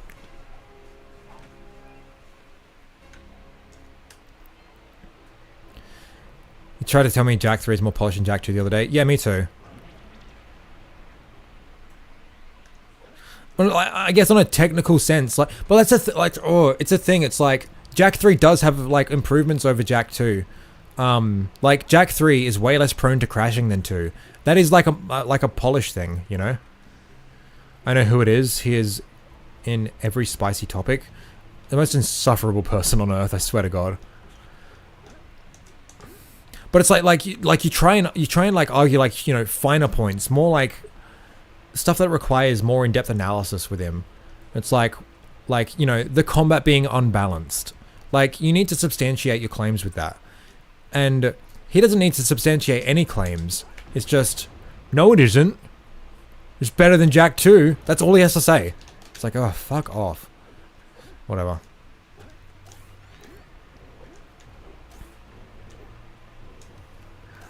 I don't think I've ever noticed those caterpillar things munching on the wood before. It's kind of funny. Yeah, I noticed that just then too. I am personally just really interested in the idea of the potential these games had. What could have been is always such a fascinating topic. Yeah, I just, you know, that's all well and good, but it's like, I don't know. Again, there's just times where you just could be like, just let it go, you know? Fuck you. I mean, my favorite is Jack 3, but I don't go to other people to say that. Like he literally will just reply to people saying Jack 2 is their favorite and call them dumb, you know? Like, out of nowhere, like the person can like not even mention Jack 3 or like say why they prefer it to Jack 3. Just say, oh, Jack 2 is my favorite and this is why. No, you're just a fucking Dark Souls sheep who fetishizes combat difficulty. I bet you loved GTA when you were growing up. It's like, fuck off. Shut up.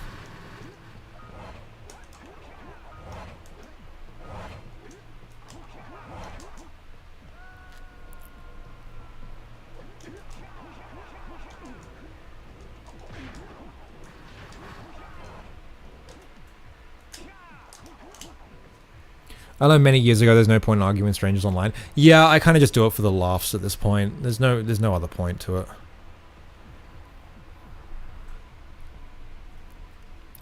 I think one example of a game I wanted to see revisited is Dinosaur Planet. Not just a game that strayed wildly in a technical sense, but it was even taken over by an already established IP. I mean, like, I mean, I guess here's my spicy socialist take, I guess. If we didn't have, like, the corruption of capital in our art, and which leads to IP law being so strict and fucked, we had more lax ideas culturally around like IP and stuff. We could just like, you know, see a game that had a cool idea, maybe it wasn't implemented the best, and be like, you know, I'm gonna give that a try, you know, and like, you know, it'll just be like riffing on someone's idea, like building upon ideas. Like, this is how like other fields like medicine and science work. Like, they take the work of others and build upon it to, like, you know, create new interesting stuff. Oh no, no. Fuck.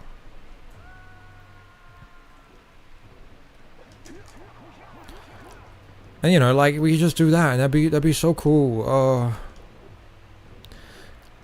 I just love the fact that his literal argument for defending DMC2 is, yeah, but you're biased because you didn't play it when it was released. Like, what? I literally think the only reason he prefers it and Post Talk justifies it is because it's easier than the others. I literally think that's it. Why are you even in the DMC like fandom or whatever if you think difficulty is for fetishists, you know, to use his words? I don't know. Fucking law accurate ebony and ivory, Jesus Christ.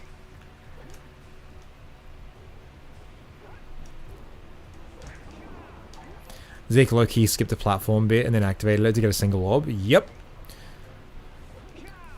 What of it? Police can't stop me.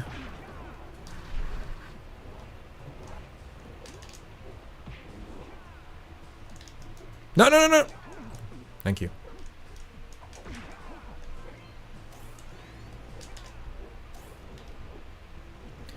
Surprised me with Damon defending DMC2. That caught me by surprise. Maybe it shouldn't. Well, if we didn't have the bingo before, we certainly do now. Yep. You gotta be smart with the bingo though. Like put the topics like spread out on the board, like so the ones related to each other aren't close together, you know. Guys, who would win? Jump, spin, shoot the game versus your lore accurate ebony and ivory. If it's Jack 3 jump, spin, shoot, it's probably that, to be honest. Then again, you can shoot in 2 different directions with ebony and ivory. I can't speak. I got a figure to unbox still. Oh, I want to go to bed. I want to eat. Oh, I'm hungry. What am I doing here? Oh, the blockers. Oh, I've barely explored this level.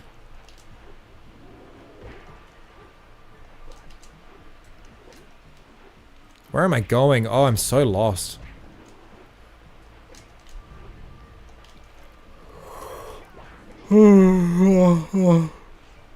Oh, fuck.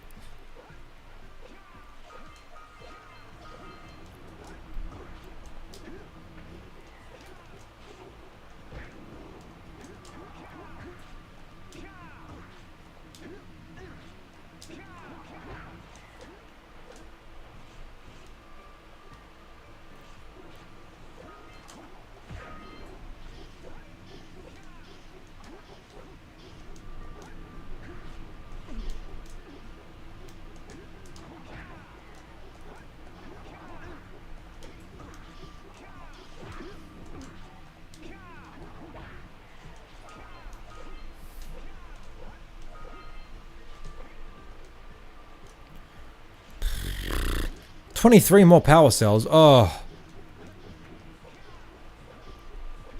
Yeah, there's a lot. I just remembered it's mirrored. Great.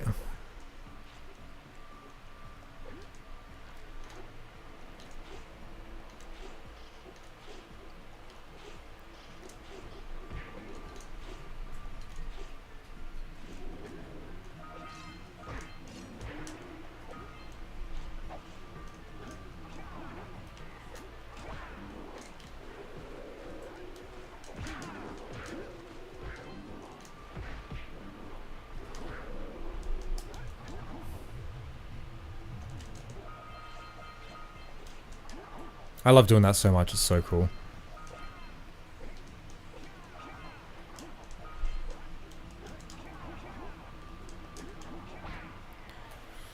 Whoever put those things on ice next to a cliff is pure evil.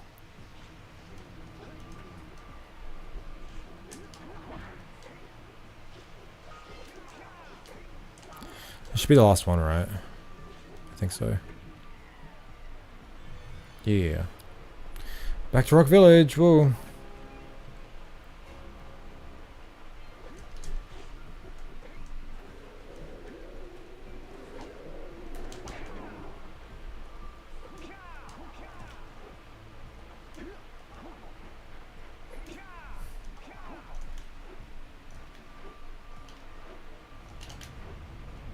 God, where are the other... Oh, they're in the fort.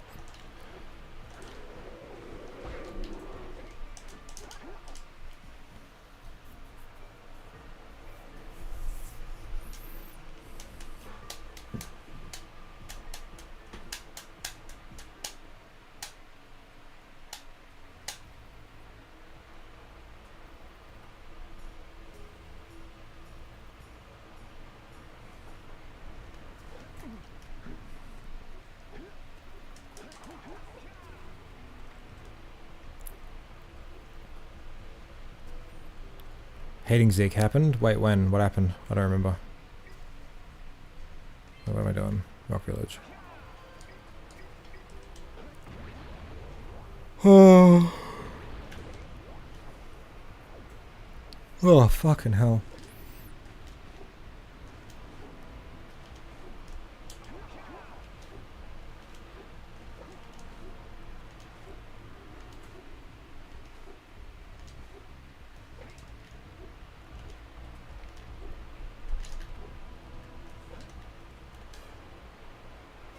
Oh no, I gotta do the hidden power cell and I still haven't unlocked Yellow Eco.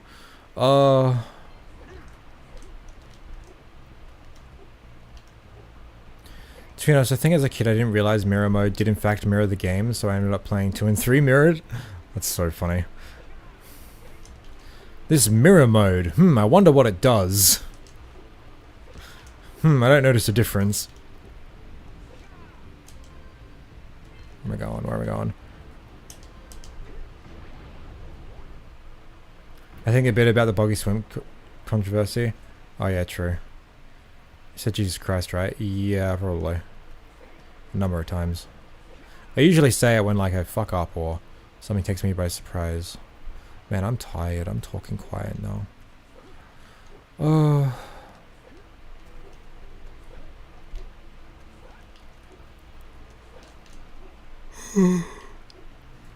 Oh.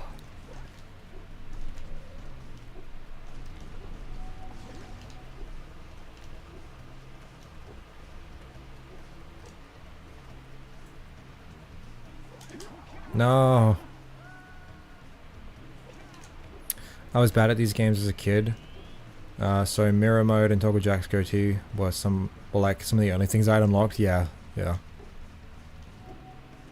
remember I didn't know what goatee meant when I was a kid, so I just kept turning it on and off. I'm like, what happened? I don't get it.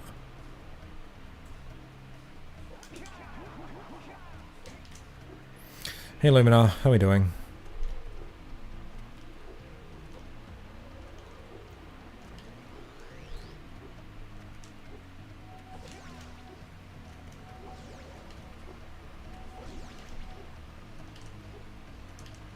No, I'm not even going to bother. I hate doing that.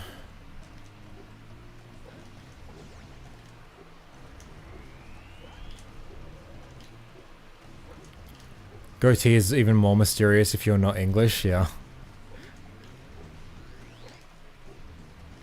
I mean, if it said beard, I would have gotten it. I know what a beard is. Where is it? There it is.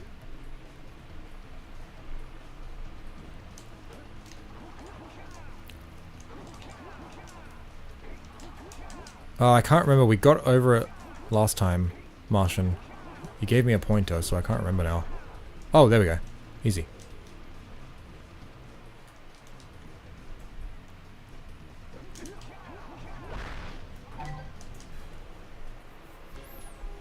Back to boggy. Whoa. I know what the first one is too. It's the last one. Man, maybe all the Zeppelins are just backwards. Maybe that's it.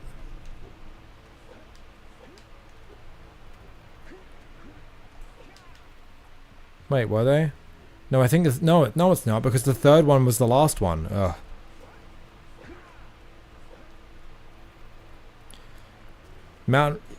I think Mountain Pass sucks. I'm going to replace it in my mod, and I'm going to call it Heat Corridor. Hell yeah. Mountain Arse. True. Wait, I am getting censored. Oh yeah, probably didn't come up on screen, but I saw it. Like, sometimes, like, it censors the message wholeheartedly, but sometimes, like, I can see it in my YouTube studio chat. I've got it on live chat, so maybe that's why. What's the mod that makes you do these missions in order? That's called playing the game normally. Oh wait, in order? Oh. I don't think there is one. Yeah, there is no order to Jack 1. Yeah, I always turn it to live chat because yeah.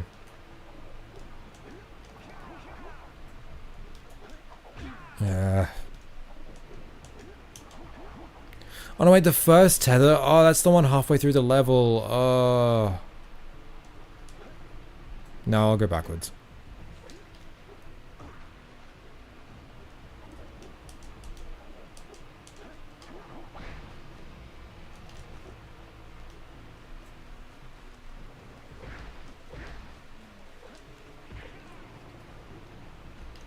What happens if you get another cell? Nothing. Makes a really funny noise.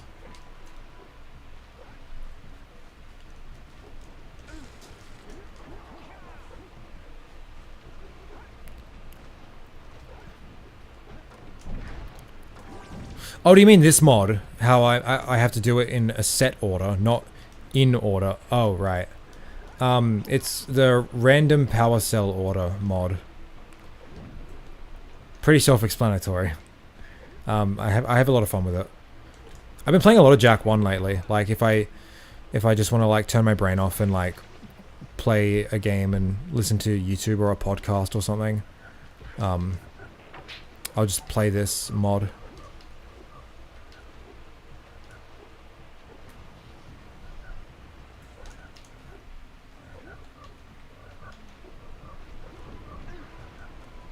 Yeah, I think it's this one. Yeah, there we go.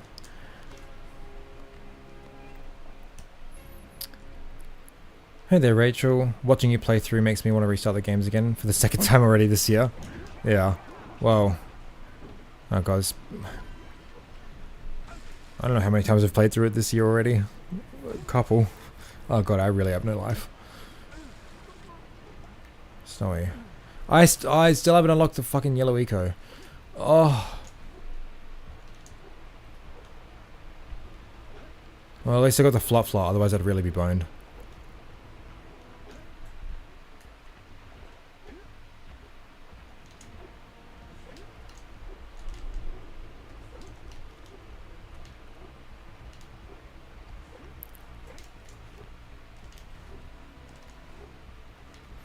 And then we're going to add an expansion with a new collector level, Magma Strip.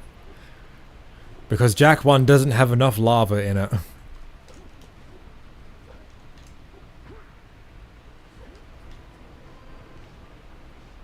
Snowy, yeah.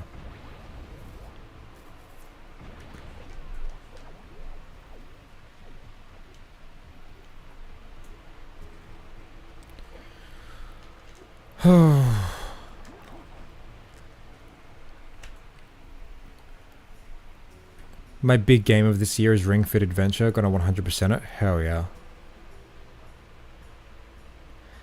How I play? You have to play Jack 2 fricked up. It's so funny. I started playing it, but it's like there's not as many actors that get all funny as Jack 1, so I was just like, oh man, this sucks. Like, yeah, like nothing in the city gets all like messed up or whatever. It's only like out in the missions, but it's like even then it's only a few things where it's like Jack 1, like man, everything is because you gotta like all the orbs are all fucked up and everything. There's orbs everywhere, you know. Zoomers are random. Oh no, they are too. Yeah, but like I don't know. I didn't find it as funny. Like no dissing like the creator of the mod or whatever. I think it's just the way Jack 2 is constructed doesn't allow for it to be as funny.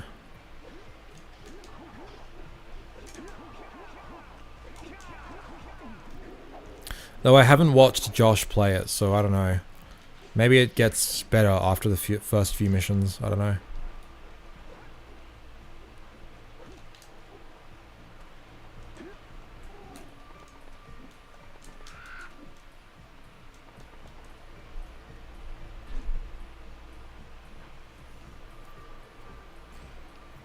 Yet it allows. The author is just low budget. I asked him if he is aware how to do it, and he is. Oh. I thought it was just like it was just like actors that they get all fricked up, not like I don't know. I don't know.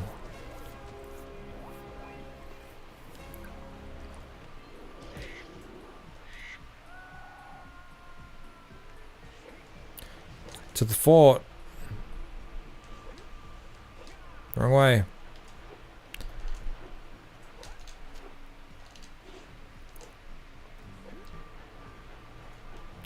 Agreed on not enough lava in Jack 1, there's not enough challenge. I was joking, there's heaps of lava in Jack 1. Bit too much if you ask me.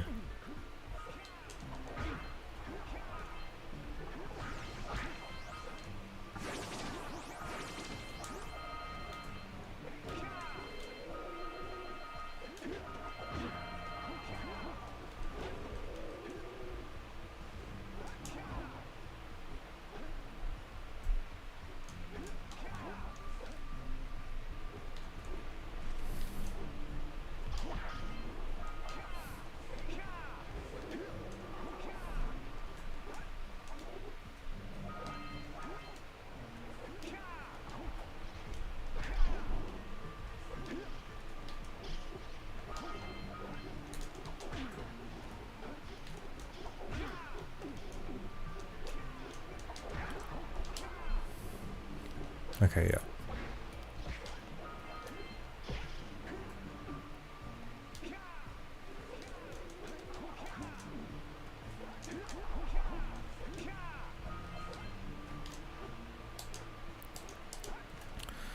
Oh boy. I just recently started playing Kingdom Hearts, and I realized that I definitely missed out when I was younger because I wasn't able to play them. I didn't have any of them. Oh, hell yeah. I'm glad you're enjoying it. I know a lot of people drop off of KH1 because, you know, it's jank or whatever. But KH1 is so good.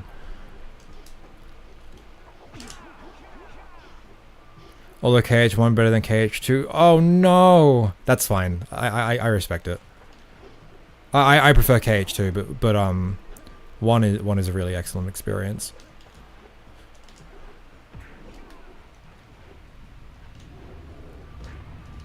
Definitely not a Jack 3 is better than Jack 2 take there, my friend. You're off the hook. Though if you said 3 is better than 1 and 2, like, oh my god, no. Like Kingdom Hearts, that is. Alright. I do hate the word jank, as it's used in a lot of gaming discourse. Yeah, me too. A lot of the time it's just used as... I don't know, the controls of modern games are different. I don't know. I cannot respect it. Roxas is my baby boy. He just needs therapy, just like Jack. I mean, yeah, there's a lot of reasons I love Kingdom Hearts 2, but it's like 1 is also just like a really excellent package in its own right. But like for different reasons, right? Whereas 3 is just like worse than all of the different reasons for both 1 and 2. So why is mirrored? Because. Have you guys tried Nobody May Cry yet? Yes, I started playing it. I got up to, well, I beat the tutorial and I started Land of Dragons. I just kind of stopped playing it though. It was fun though. I wish I stuck with it. Maybe I should go back to it at some point.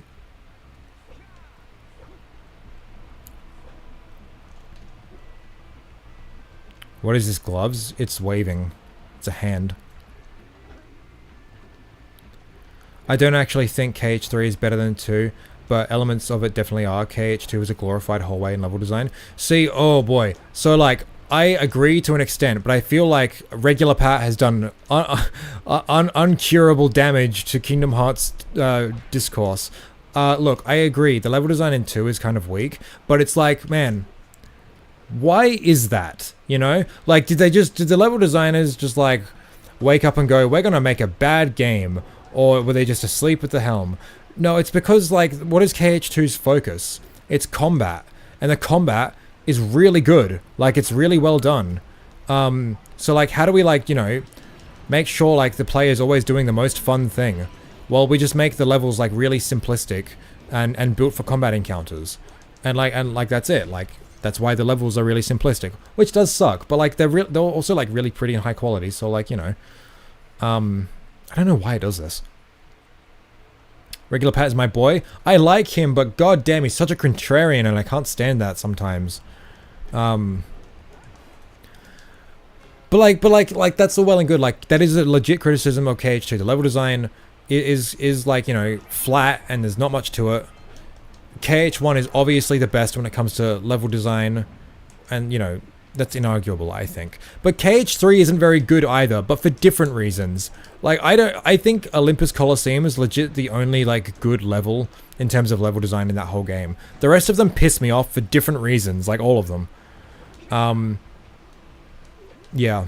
And it's kind of case by case, so I'd rather not. But, like, you're just frozen. Like, that world fucking sucks. Like, that world is so bad. Not to be cliche, Yash, but you can also draw the same conclusion about level design about DMC. Well, yes, exactly. I was considering writing a video about this topic. Oh, I can't believe I made that. Because I've noticed this pattern in quite a few action games I like. I've noticed it in Kingdom Hearts, in DMC, in Alice, and in Doom. That the first entry might have, like, worse combat, quote-unquote, than later entries.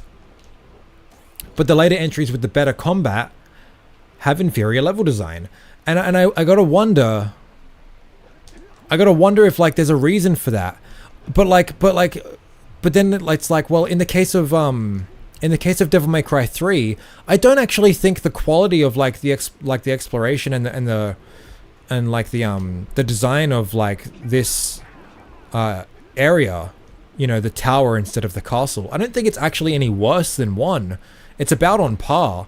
But because like the combat of 3 is just so fucking fun, it's the thing you want to be doing like all the time, like everything else is just boring in comparison.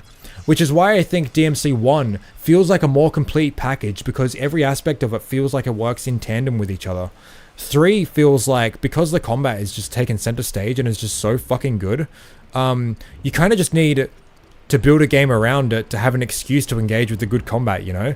Like I'm not really engaged in like this world and this exploration and these light puzzle solving stuff, because it's like, just get me back to the combat. Whereas 1, I didn't feel like that.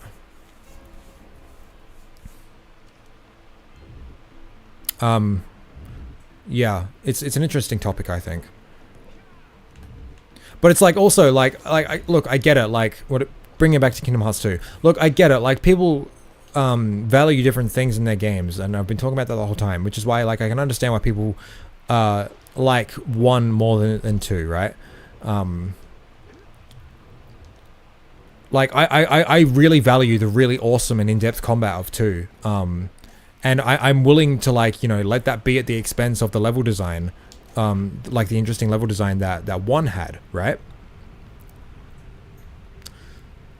But 3 is just worse on all of it. Like, 3 has worse level design than 1 for different reasons than 2. 3 has worse combat than 2 in some regards, and is like, you know, it can be like, it's not that it's because like people will be like, oh, you just hate it because it's different. It's like, no, it's different and worse. It's worse in the ways that it tries to be like 2, but it is different, and in some ways, look, it's complicated. 3 is not very good. Gameplay wise, it's fine. Story wise, it's so fucking bad.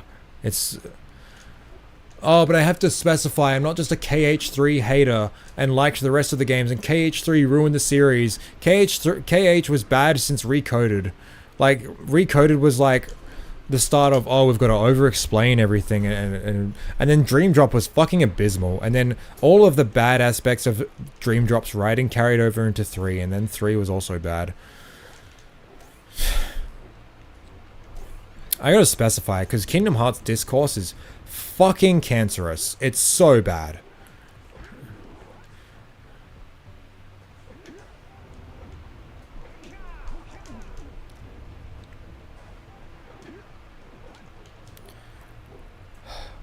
Am I a Soy Jack 2 enjoyer? I am an enjoyer of both of those things, yes. I don't know why that Scoutfly specifically does that.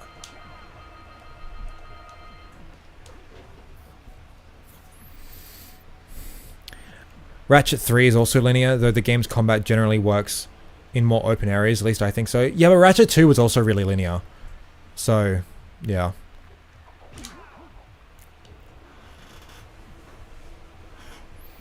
I also think 2 has the most satisfying conclusion for KH. It's been cliffhangers ever since. Yeah, it's like... Oh my god, do I really want to start ranting about this? I think I might, because, like, Roxas was brought up, and Roxas is my baby boy. As you can see behind me. Roxas and Shion are my beloved. They're like my favorite characters. Like, ever. And I fucking hate how they were brought back. Dumb question. I'm a newer-ish gamer. I grew up playing these games, but don't know the lingo. Define linear. Linear is just like... And that's okay. That's totally fine. Linear is just like going in a straight line. Like, linear is like if you have point A and point B on a map, linear is a straight line between the two. So if you can imagine that in the context of level design, it's where like a linear level would be like where you just go from one point to another, and there's no like branching path, there's no choice of where to go. It's just very direct, you know? Jak and Daxter, for instance, is very non-linear. It's very open. The task structure is so that literally every single Powercell in the game, except for like a couple bottleneck ones like boss fights, are optional. because you can technically beat the game without collecting any of these in like a specific order sort of thing. Like, yeah. So technically every power cell in this game is optional, which makes it very non-linear. It's very open to player choice. I hope that helps. I think Malay Island's atmosphere is like infinitely better. Oh, I do agree with that. I just think you know, like the exploration and I don't think it's like much worse than, I think it's still very high quality. That's a thing. I don't think it's noticeably worse than 1. Yeah. I think when all is said and done, and you'll probably like DMC the best. Not gonna lie, because the level design gets more simplistic as the series goes. Yeah, I kind of figured that. Dream Job Distance jumps the shark as soon as time travel gets involved. Oof. But the thing is, it's like my issue with Dream Job isn't that they introduced time travel. I think they could have done that, and like if they wrote it well enough, they could have made it work and be like, oh, this is the next step in KH, like lunacy. You know, the problem is Dream Drop Distance is such a horribly written game, like, oh my god, every like the writing, like the way they explain things, it's so fucking vague, and the way they convey information is so vague and like left up to so much interpretation, when this is the sort of shit that shouldn't be left up to interpretation. Like this is the stuff that needs boundaries and rules, and you're making me like second guess every single thing because like, and then like the character writing, like Sora being a fucking dumbass and the fucking the fucking I hate that game so much. Flow motion's cool, I guess, though. Even though it completely trivializes the game. Whatever.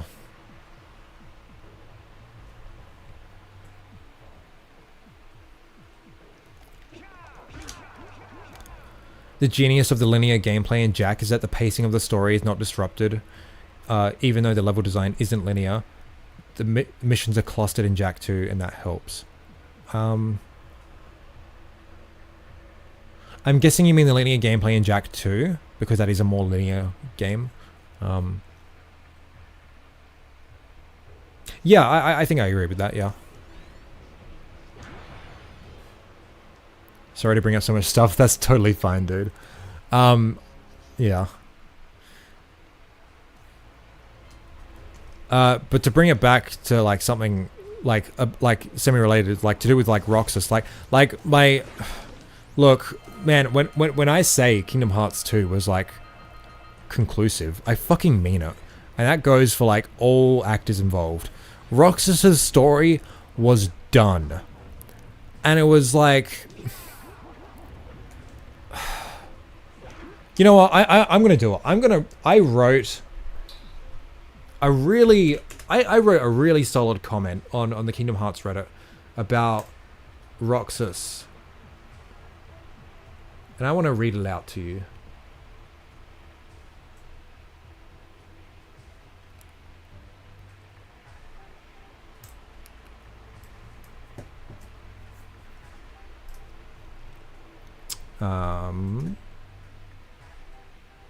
There we go. Okay, so this was on a post. Why is Roxas so difficult? Seriously, I just beat KH2 today and I beat every boss after Roxas in one try, but it took me like 10 tries to beat Roxas. Why is he more difficult than the final boss? So a lot of the replies to this were like, oh, because he was a final mixed edition and something, blah, blah, blah, stuff like that. I could be wrong. It could just be like, oh, they didn't, fine-tune the difficulty in Final Mix when they implemented this boss fight. I personally think, at least my reading of it, is that this is intentional. Why the Roxas boss fight, when you arrive in the world that never was, is really difficult. I'm going to read out my comment. Personally, I think this is one of those rare moments where pure gameplay is used to deliver narrative. It'd be one thing to just have a boss fight with Roxas, but why are we fighting him in the first place? Well, he hasn't come to terms with why... Oh, spoilers for Kingdom Hearts, by the way. Well, he hasn't come to terms with... Oh yeah, we've got new players in the chat. Please mute me until the screen is gone. I want you to have proper playthrough of Kingdom Hearts, so please mute me. Why are we fighting him in the first place? while he hasn't come to terms with why Sora is the one who gets to continue his life, while Roxas is destined to cease existing outside of Sora. Now this is all well and good, but how do we convey this through gameplay? We make it hard as nails. Roxas is fighting his goddamn hardest to be his own person, and you, the player, are going to feel that. It's not enough to just fight him. You need to experience pain. Feel what Roxas is feeling in this moment. And again, because this is a video game, it's able to use narrative in ways that only this medium can. Usually when you beat a tough fight in a game, you feel a sense of happiness, of accomplishment. But here, while you may feel that for beating the fight, because of the context of the narrative in this moment, you're going to be experiencing conflicting feelings. You don't want to defeat Roxas, you don't want to see him lose, but you're forced to. And you defeating him is what makes Roxas realize why it has to be Sora that continues on. You defeating him is how he accepts his fate. Masterclass storytelling, Kingdom Hearts 2 fucking rules.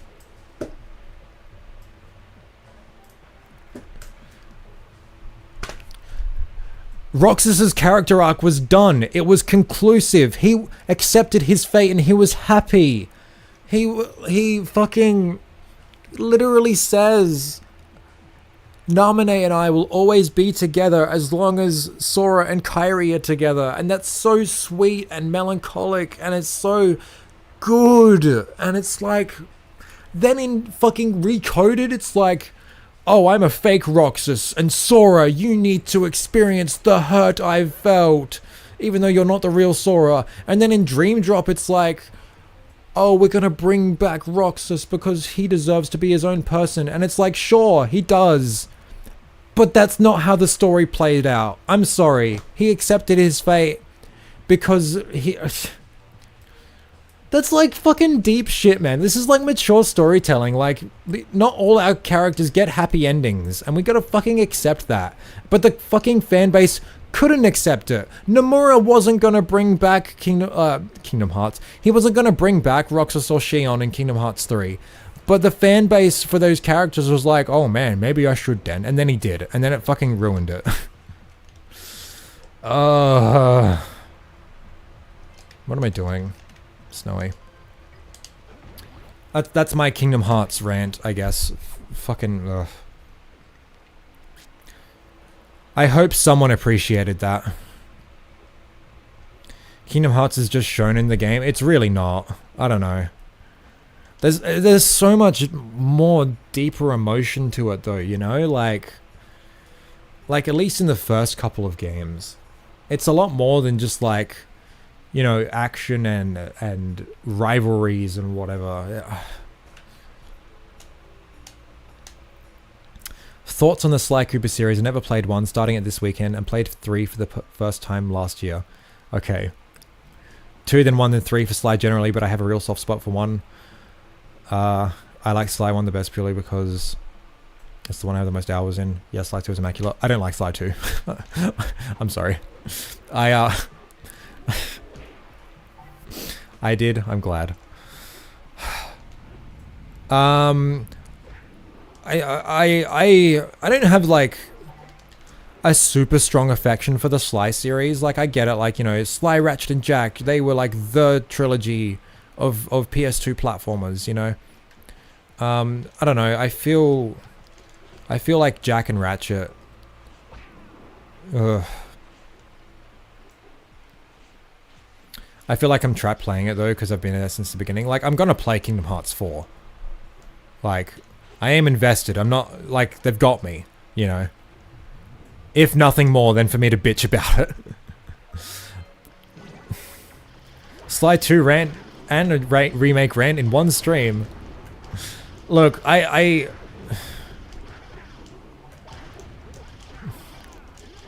2 rant's gonna be in the bingo? Maybe. Like, I don't hate Sly 2, I just, I don't think it's great. Like, so much of the game just frustrates me. Like, just not fun. I'm rarely having, like, a fun time playing Sly 2. It's just so full of really bad minigames. I hate playing as any character that isn't Sly. Bentley and Murray are, like, really just not fun to play as. Like, Sly's got like this awesome fucking moveset. And we play as him for a third of the game. But the overworlds are only made for like Sly in mind, you know? So it's like, fuck, I gotta traverse this like... Oh, not worse than 4. Oh, no. I don't think Sly 2 is worse than 4. I kind of just forget about 4 when talking about it. Sorry. I don't know. The gameplay is super fucking frustrating for me in Sly 2. Sly 3 might, you know, it does actually have more minigame bullshit missions than 2. But like in 3, they're at least polished enough to be over with quickly. In 2, they're like not fun, and they're difficult, and like have horrible controls, you know? Like, fuck. Like, God, the tank missions in Sly 2 are just inexcusable. Like, Jesus Christ.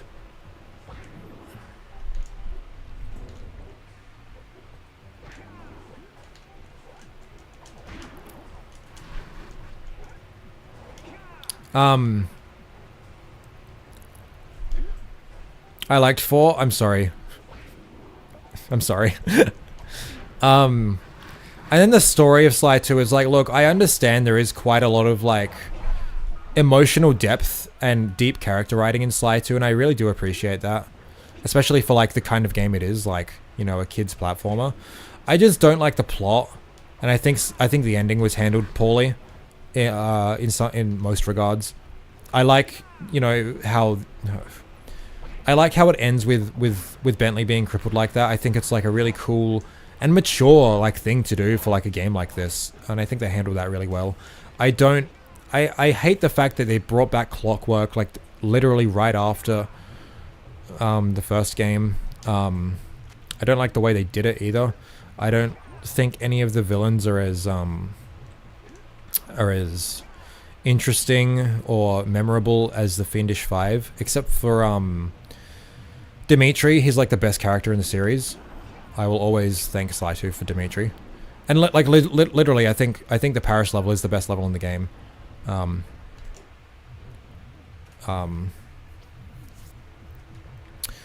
don't like Neela. She's British. But I just think she's just not a very compelling villain. The whole Clockler twist at the end was really lame. The whole hate chip thing at the end was really dumb. I don't know. There's a lot of weird things in Sly 2's ending that was really weird and dumb. I don't know. I think Sly 3's story is really, really good. And I went on an extensive rant last stream about how Sly 4 shouldn't have happened because of how conclusive Sly 3 was, and how rare that even is to happen for like a game series. So like the fact that Sly 4 exists at all is like a spit in the face of the original trilogy.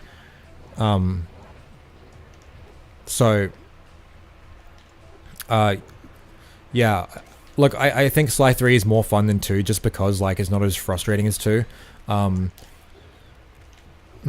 But I was never in love with any of the Sly games' gameplay. Like, 1 is really good. I think it's a really cool evolution of Crash Bandicoot's gameplay.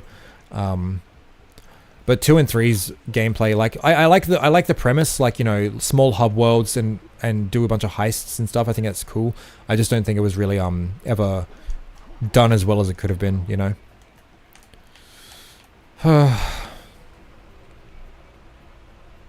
That's me. Oh yeah, and 4 was just really bad because the story's fucking atrocious, but the gameplay was okay, I guess. I gotta replay it. Show me your bling and let me shine you. I have no idea what you're saying. And your suit sucks. I love that so much. Like, oh. Again, like, the character writing in the Sly games is really good.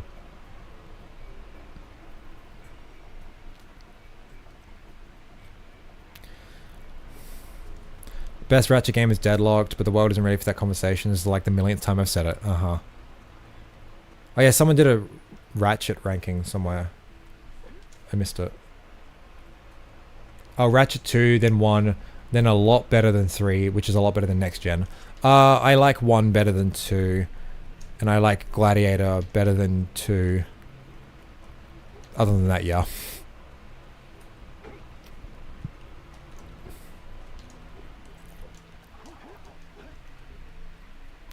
Where am I missing? Up there, I guess.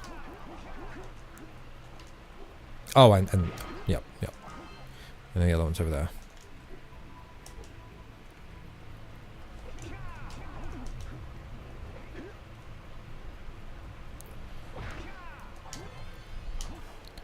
I liked the gameplay of 4, but Sly is just such a fun character. Like, to play as? Like, yeah, I agree, but...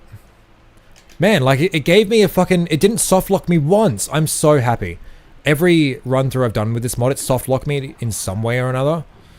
Which, like, I could usually get through by just doing cheat mode for, like, a second. But damn, like, I haven't gotten softlocked at all. Which is really nice. Might go now. Time's not lining up well with my current sleep schedule. That's fine, dude. Have a good night. Oh, Ratchet 1, 2, Gladiator 3. That's more close to what my feelings is, but I do like Gladiator better than 2. Anyway, good night.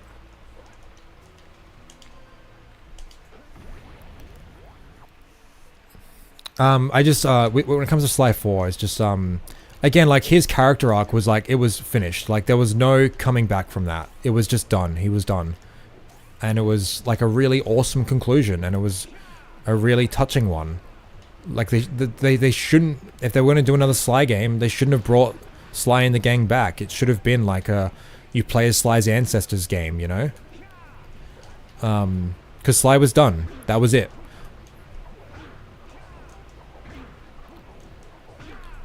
But like, but even if they fucking had to, they went about it in the worst fucking possible way.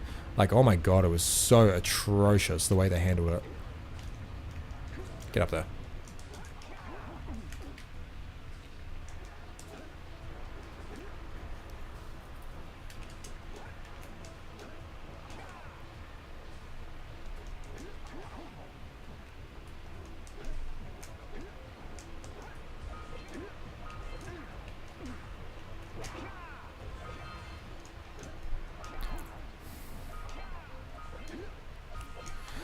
Where you are is Gladiator or Deadlocked? It's Gladiator here in Australia. Or PAL territory.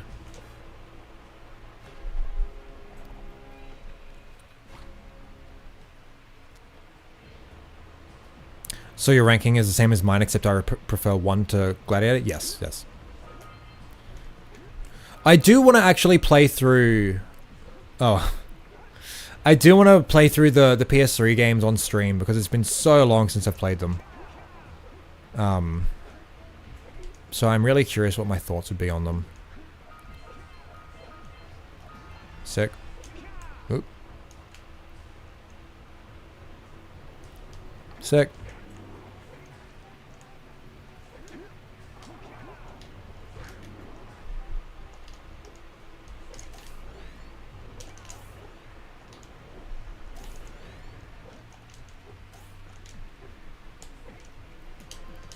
No, not Geyser. 5 hours, god, I guess I'm just making up for lost time. I haven't streamed in a few weeks. And even then, it hasn't been very consistent anyway.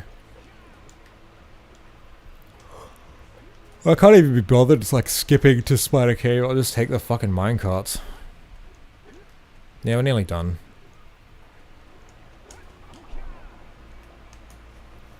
Still gotta unbox my figure, and I'm looking forward to it.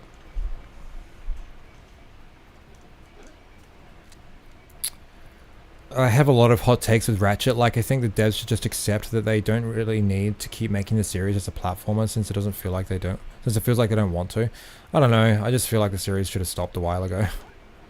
Like, there's only so much you can do with like a series so baked in satire, you know?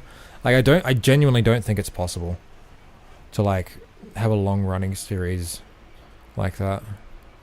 I don't know. Capital always folds into itself, critiques of itself. As someone once said, I don't know, he's probably smarter than me. Oh.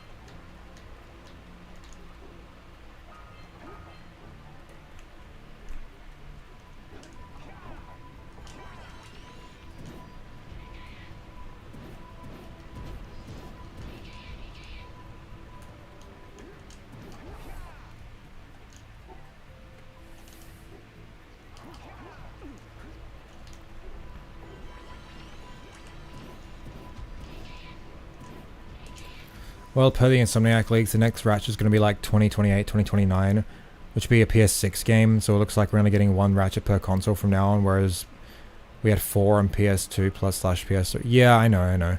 I think it might be the last Ratchet game anyway. So.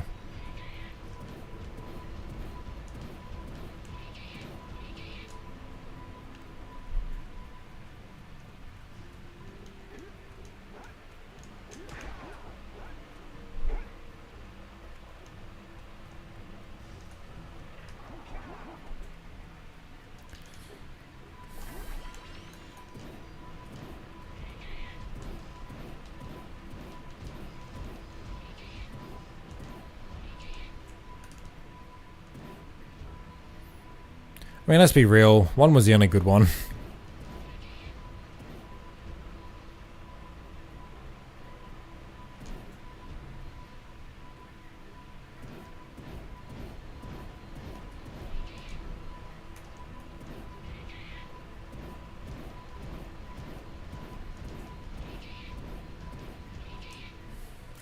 Cool. People are saying it's going to be the last one according to the leaks, but I haven't seen any source on that. Okay.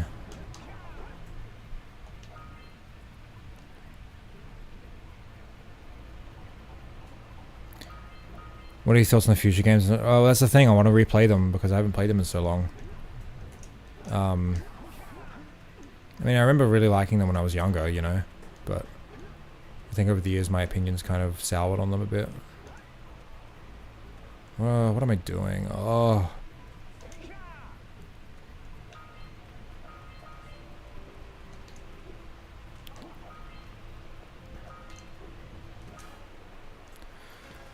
I really like most of Ratchet games except All for One Cube Force, the reboot and PSP games.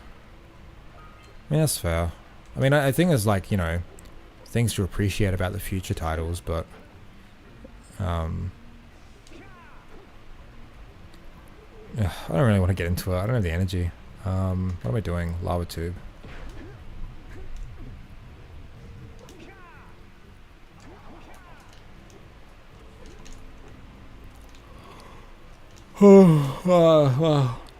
Point is, Kingdom Hearts should have ended at 2. That's what all this is leading up to. Should have ended with 2. And Birth by Sleep should have been the start of a new saga with new characters, and Sora shouldn't have come back because his story was complete.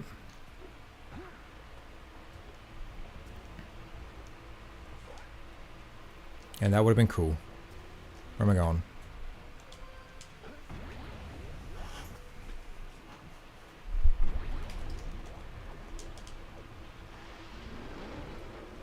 Or if, you know, they had to bring Sora back, don't bring him back until KH3. Bringing him back in Recoded was stupid because it wasn't even him. And Dream Drop Distance was stupid. So they should have just made Birth by Sleep 2. Ugh.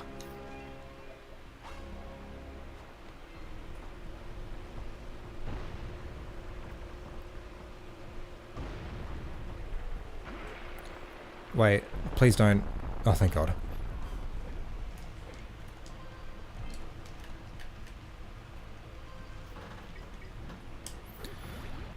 What's a game series you want to get into but haven't yet? Like all of them? Oh man, no, I've got like a whole list of like priority series. Like, okay, I just got to get into these already. I'm just going to pick one at random. Panzer Dragoon has always seemed really interesting to me. I really want to play those games. I don't have a Saturn though.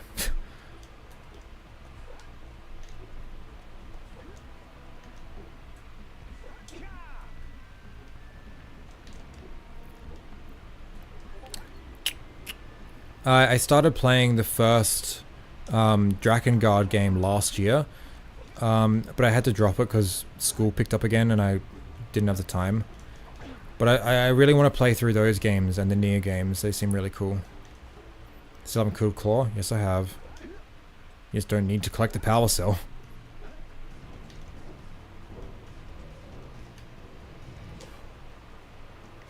And now it's Samos. Ooh.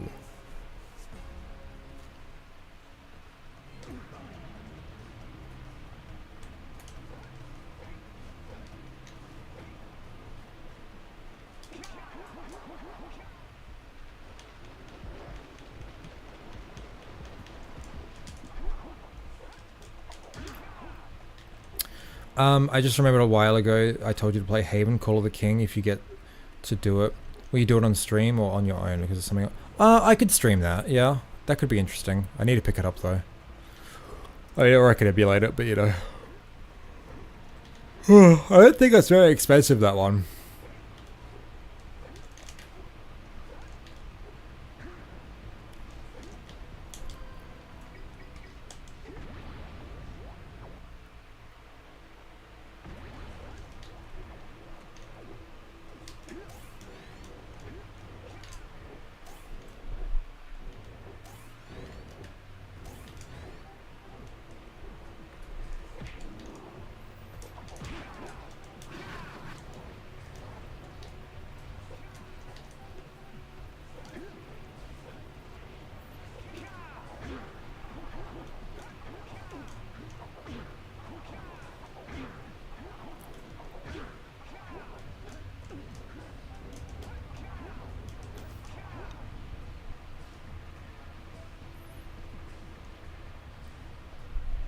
I owned that game and tried to sell it multiple times and nobody wanted it. That's so funny.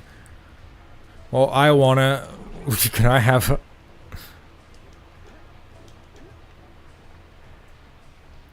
Game is okay, but soundtrack is good. I'm more just interested in it for the sheer scope of the thing, you know? Like, man, they were really trying to do something crazy with this game. And the goal of them for the 100% completion reward to be, hey, thanks for 100%ing our game. If you have any ideas for where to take the sequel, email us. Alright, don't get to fight the final boss.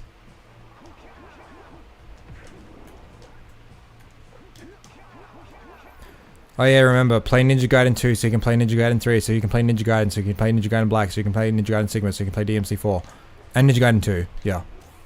I'll get there. I mean, I feel like I could stream Ninja Gaiden 2.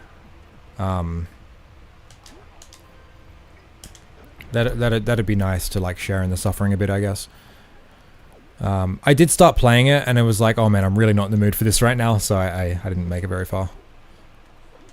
I do want to play it though.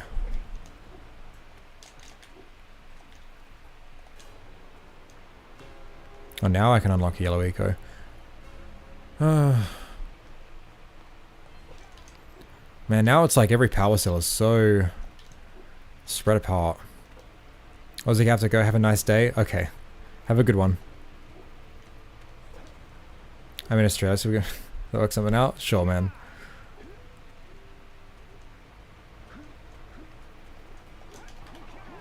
Oh no, I need to go to Snowy.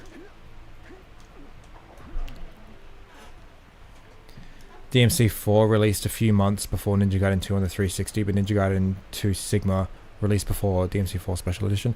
When did they both release in Japan, though? Well, I'm assuming Ninja Gaiden was a Japanese game. Was it? It was by Tecmo, wasn't it? Oh, whatever released first, like, first, not just first in the US.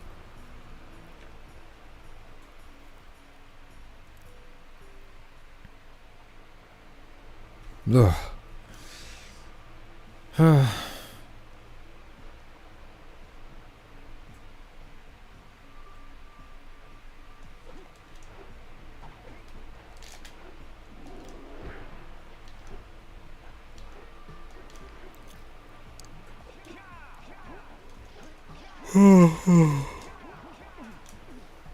Oh my god.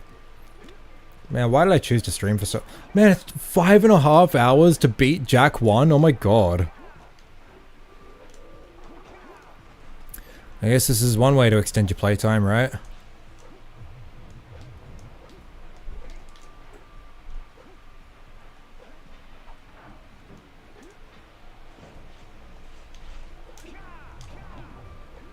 No, Death Plane, why do you have to be so high?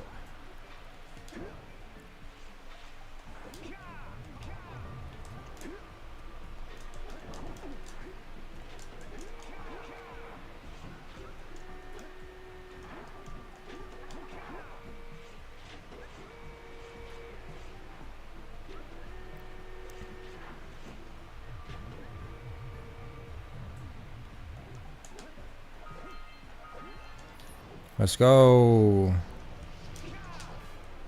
Ah. Even in Japan, DMC released before Ninja Gaiden 2 because DMC 4 released in all regions in January. Okay, cool. I just wanted to make sure it wasn't just like a, you know, this is when they released in the US, you know, because that's very... I just use the Wikipedia, like it has the dates for all regions usually.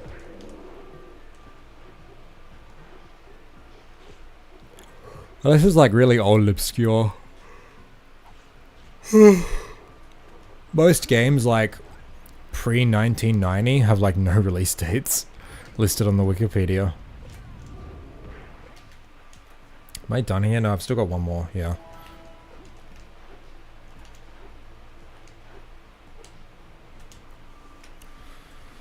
Oh, I think...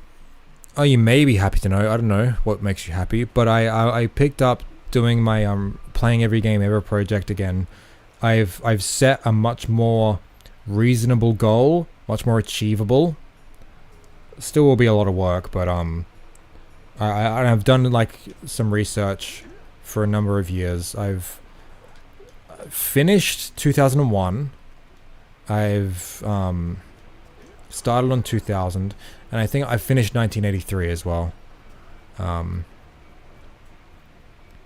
Yeah.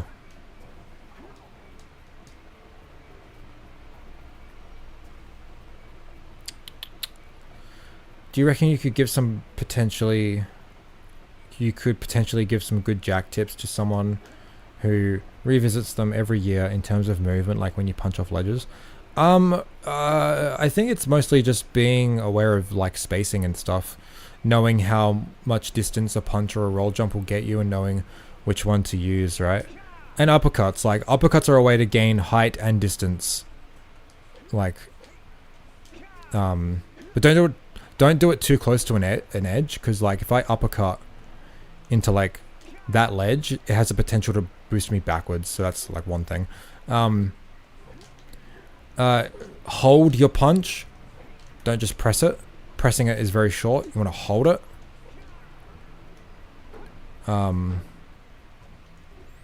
Yeah.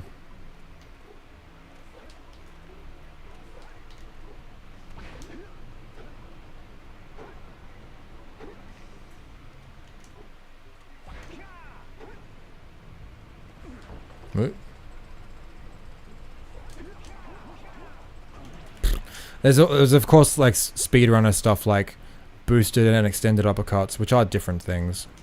Like that's an extended... No, that's a boosted uppercut, sorry. Boosted is the distance, extended is height. And you do them differently.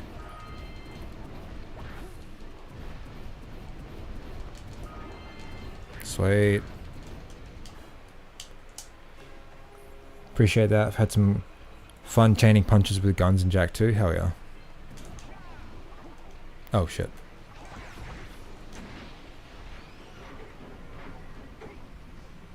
So smooth. How does one do the infinite jetboard jump? Last question. With a lot of practice. It's a very specific input. There's tutorials on YouTube. If you just Google or just look up Jak 2 hoverboard glitch, something like that. You'll be able to find tutorials. It's just about muscle memory. Once you understand the input, it's just about muscle memory, and you'll get it. Oh, I gotta watch the next Powercell after this will be back to Snowy.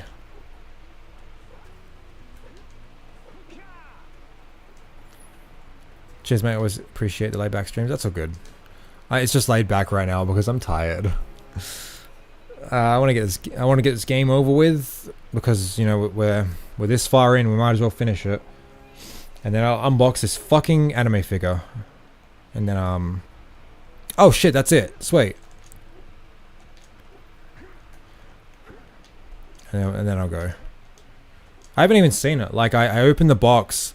And I just looked at like the front of the box. I'm like, oh cool, there it is. And then I put it back because I wanted to open it on stream. Jesus. I should have just ended this forever ago. Oh well. Oh, what am I doing? I'm so stupid. In the Rix's most recent video, he briefly does a tutorial for it, and it's probably the most clear tutorial I've seen for it. You have to jump. Oh, you have to jump in the video though, since only for a few minutes, an hour long video, yeah. Well, I think Boomer's tutorial is fine, as far as I can remember. The way I learned was from a tutorial Ricky made back when it was, like, found. Like, way back in the day. That's unlisted now.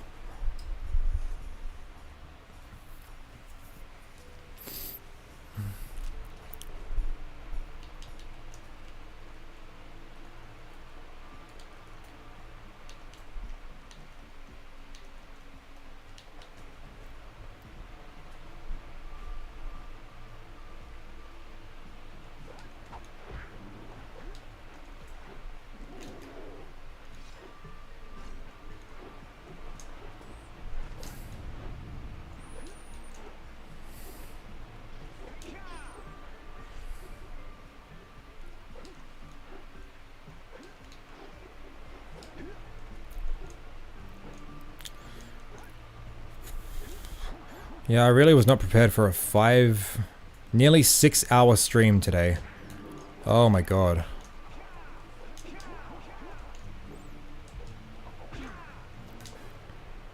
Unknown ID, oh no. Alright, let's go fight this fucking boss. Wait, what orbs am I missing?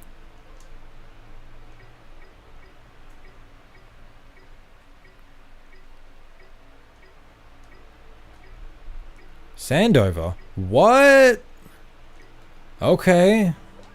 Did I not open the vent? I mustn't have.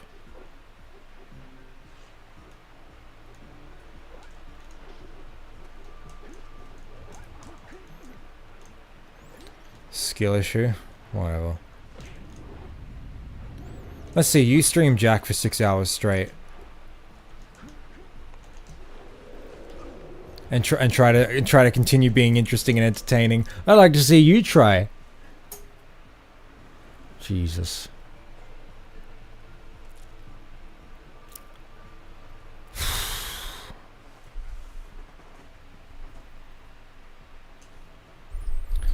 Although I'm curious why YouTube and not Twitch for streaming. Moving audiences is a really hard thing to do. So you don't get very many of them. Like you get lower viewership. I also hate using Twitch as a streamer, and I hate using Twitch as a viewer. I think its UI is fucking horrible. I think Twitch just sucks, in all honesty.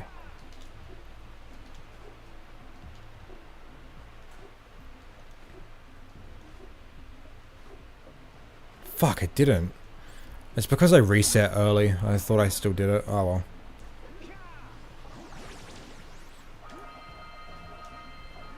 There we go. Well, it's not often you get to see the 2000 at 2000 in Sandover. So whatever.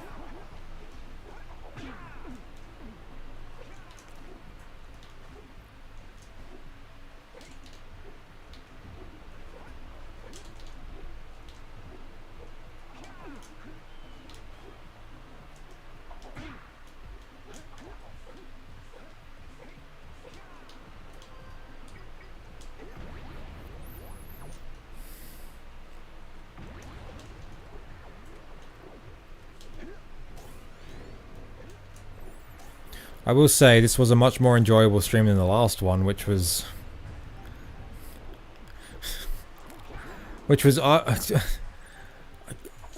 arguing about feeling empathy for non-human characters in stories. Like, oh my, that was the most brain-dead fucking argument I've ever gotten in. Oh my god.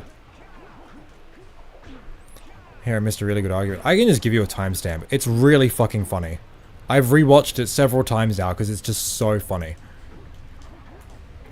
And my mic is clipping the whole time. That was a really good stream though. Like the entire stream was just like really... Oh, I suck. It was just really like intelligent and thought-provoking conversation. Until that point.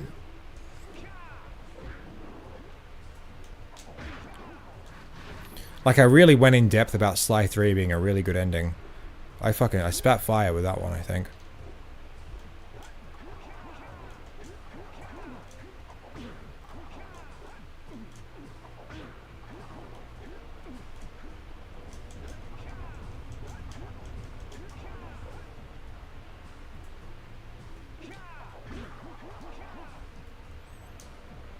Oh man, I was gonna go out to a fucking. Oh, I was gonna go to a protest tomorrow, but I don't know what time I'm gonna wake up. Oh.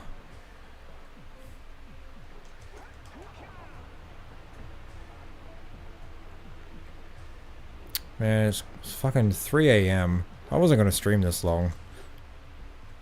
It's gonna be like, oh, I'm just gonna show off all my books that I got because some of them are really dumb, and unbox my anime figure. That'd be it. There's a protest for, it's a Palestine one. The fucking, what is it? The tour down under, like the biking thing is, like there's been pretty consistent Palestinian protests lately, which has been good. But like, tour down under's commencing like this weekend or whatever, and Israel's team is coming to Australia. It's like, oh great, yeah.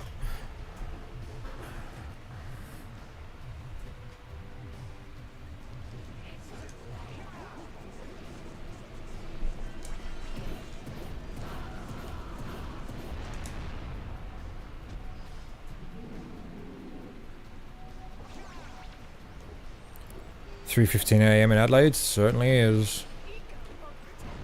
Actually, it's 3:16 a.m.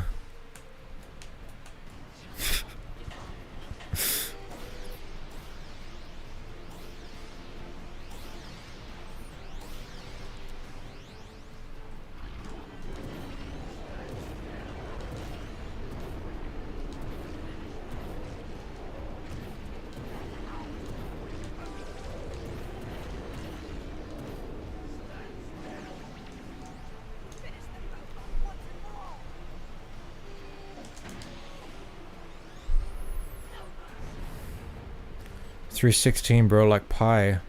I don't do math. I'm sorry.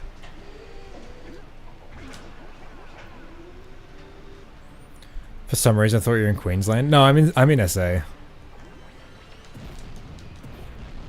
I don't know why this happens. I've only noticed this while playing this mod. I haven't played through vanilla open goal in a while. Yeah.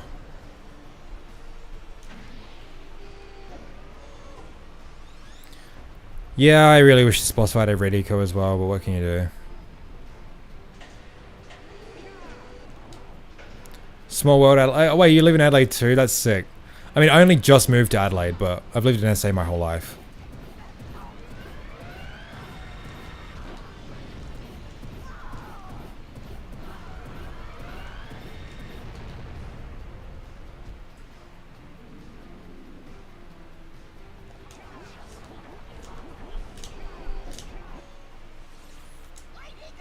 Yep. Now, if I skip this cutscene, the game will crash. Let's not do that. Yay. No, I'm not in Elizabeth, thankfully.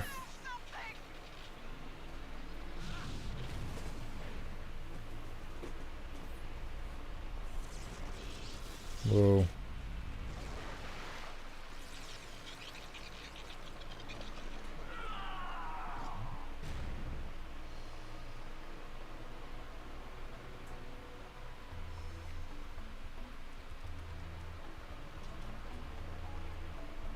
Guys, it's so weird. Alright, let's What? I wanted full health. I didn't want to risk my chances. Ugh.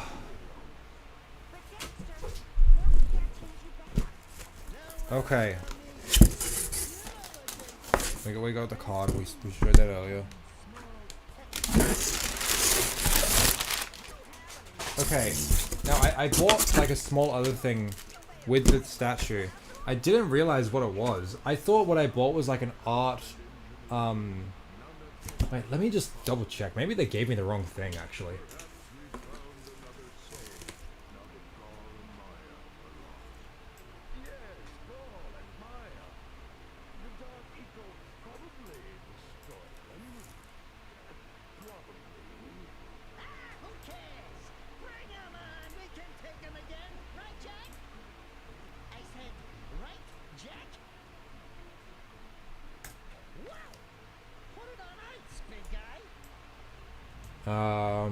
Oh no, I'm wrong. I'm just stupid. I thought what I was buying was like a like a little mini poster or whatever.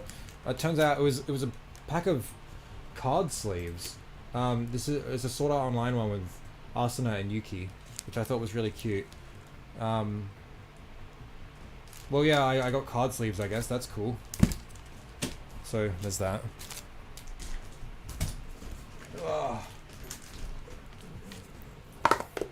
I mean, I like cards, so my mic's all the way over here. So. Okay.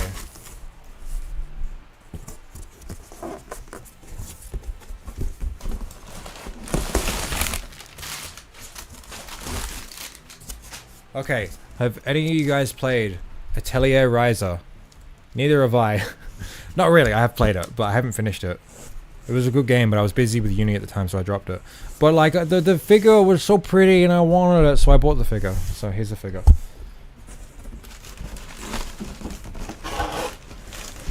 Oh wow, this is really big. Oh wow, okay. There's the figure. Whoa. That's the artwork. Oh, that's so pretty. Oh, I just love the base of this as well. I haven't seen a figure with a base this cool before. Okay, where's my knife?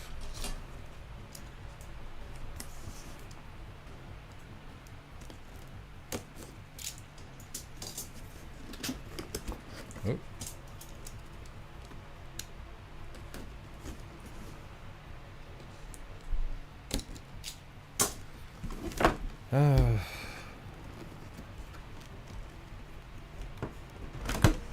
Oh god. Oh, this is really big. Oh my god. That box smells like chemicals.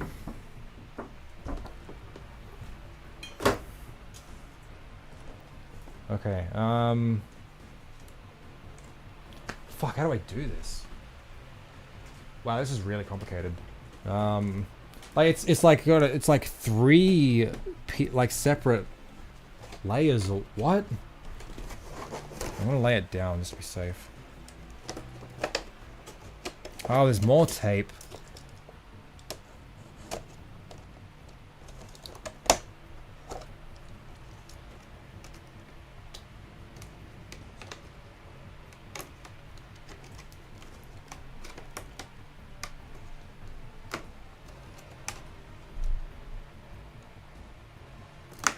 There we go.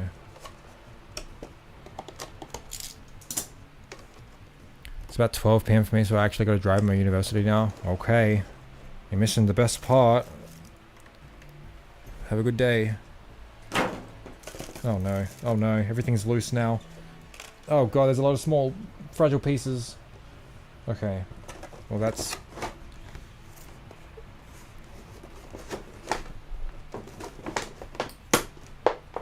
Oh, there's more tape. Oh. I can't remember the last time I even opened a figure.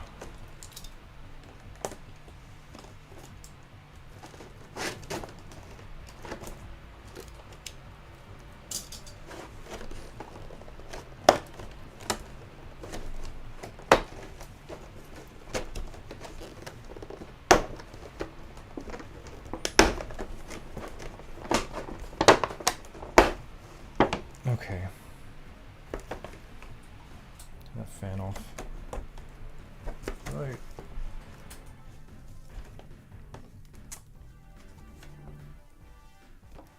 Oh, we got instructions.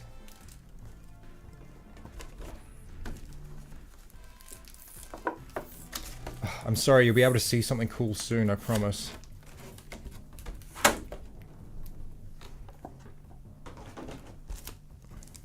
Oh my god. Oh my god. This is really complicated. Okay, Jesus Christ. I might just put her on her base and then end the stream and figure this out in the morning.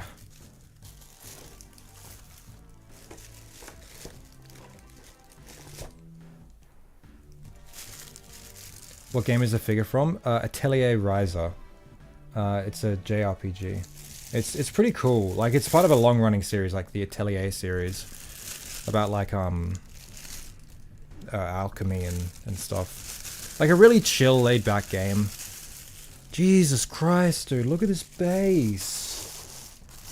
Oh, it's so pretty. Like, look at that. How do I? Oh no! Can you like take the leaves off or something? Oh, I think you can. Oh no, maybe it just...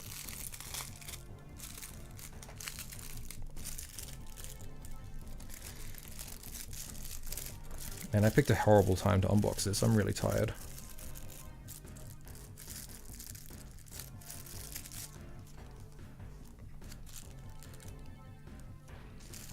I'm gonna leave that. I'll fix it later. And she's still got plastic wrapped on her, but I'm just gonna... Oh wow, that's... Okay, well... There we go, I guess. She's still got like plastic on her, like in her arms, where her arms come out and stuff, but... Whoa, that's Riser. Ain't she cute? Man, this is such a cool figure. That's so big too. No, the secret ending's happening.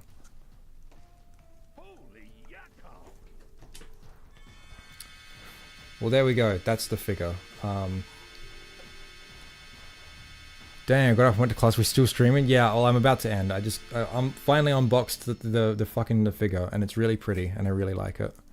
But I'm not gonna put it all together right now because I'm so tired, and I don't have the energy to comprehend instructions. God, this is so pretty. Ah. Anyway. Now Zeke, it's like 4 AM. I'm tired. Yes, I know. I'm sorry. I'm gonna go too. That's the end of the game anyway. Fucking whoa. Thanks for stopping by, everyone. I really appreciate it. I had a really fun time tonight. I will keep you updated in the Discord, I guess, about stuff. I'll post a proper picture of this figure when it's done. And I'll post book updates, I guess. I don't know. Thanks for coming, everyone. Love yous. Bye-bye.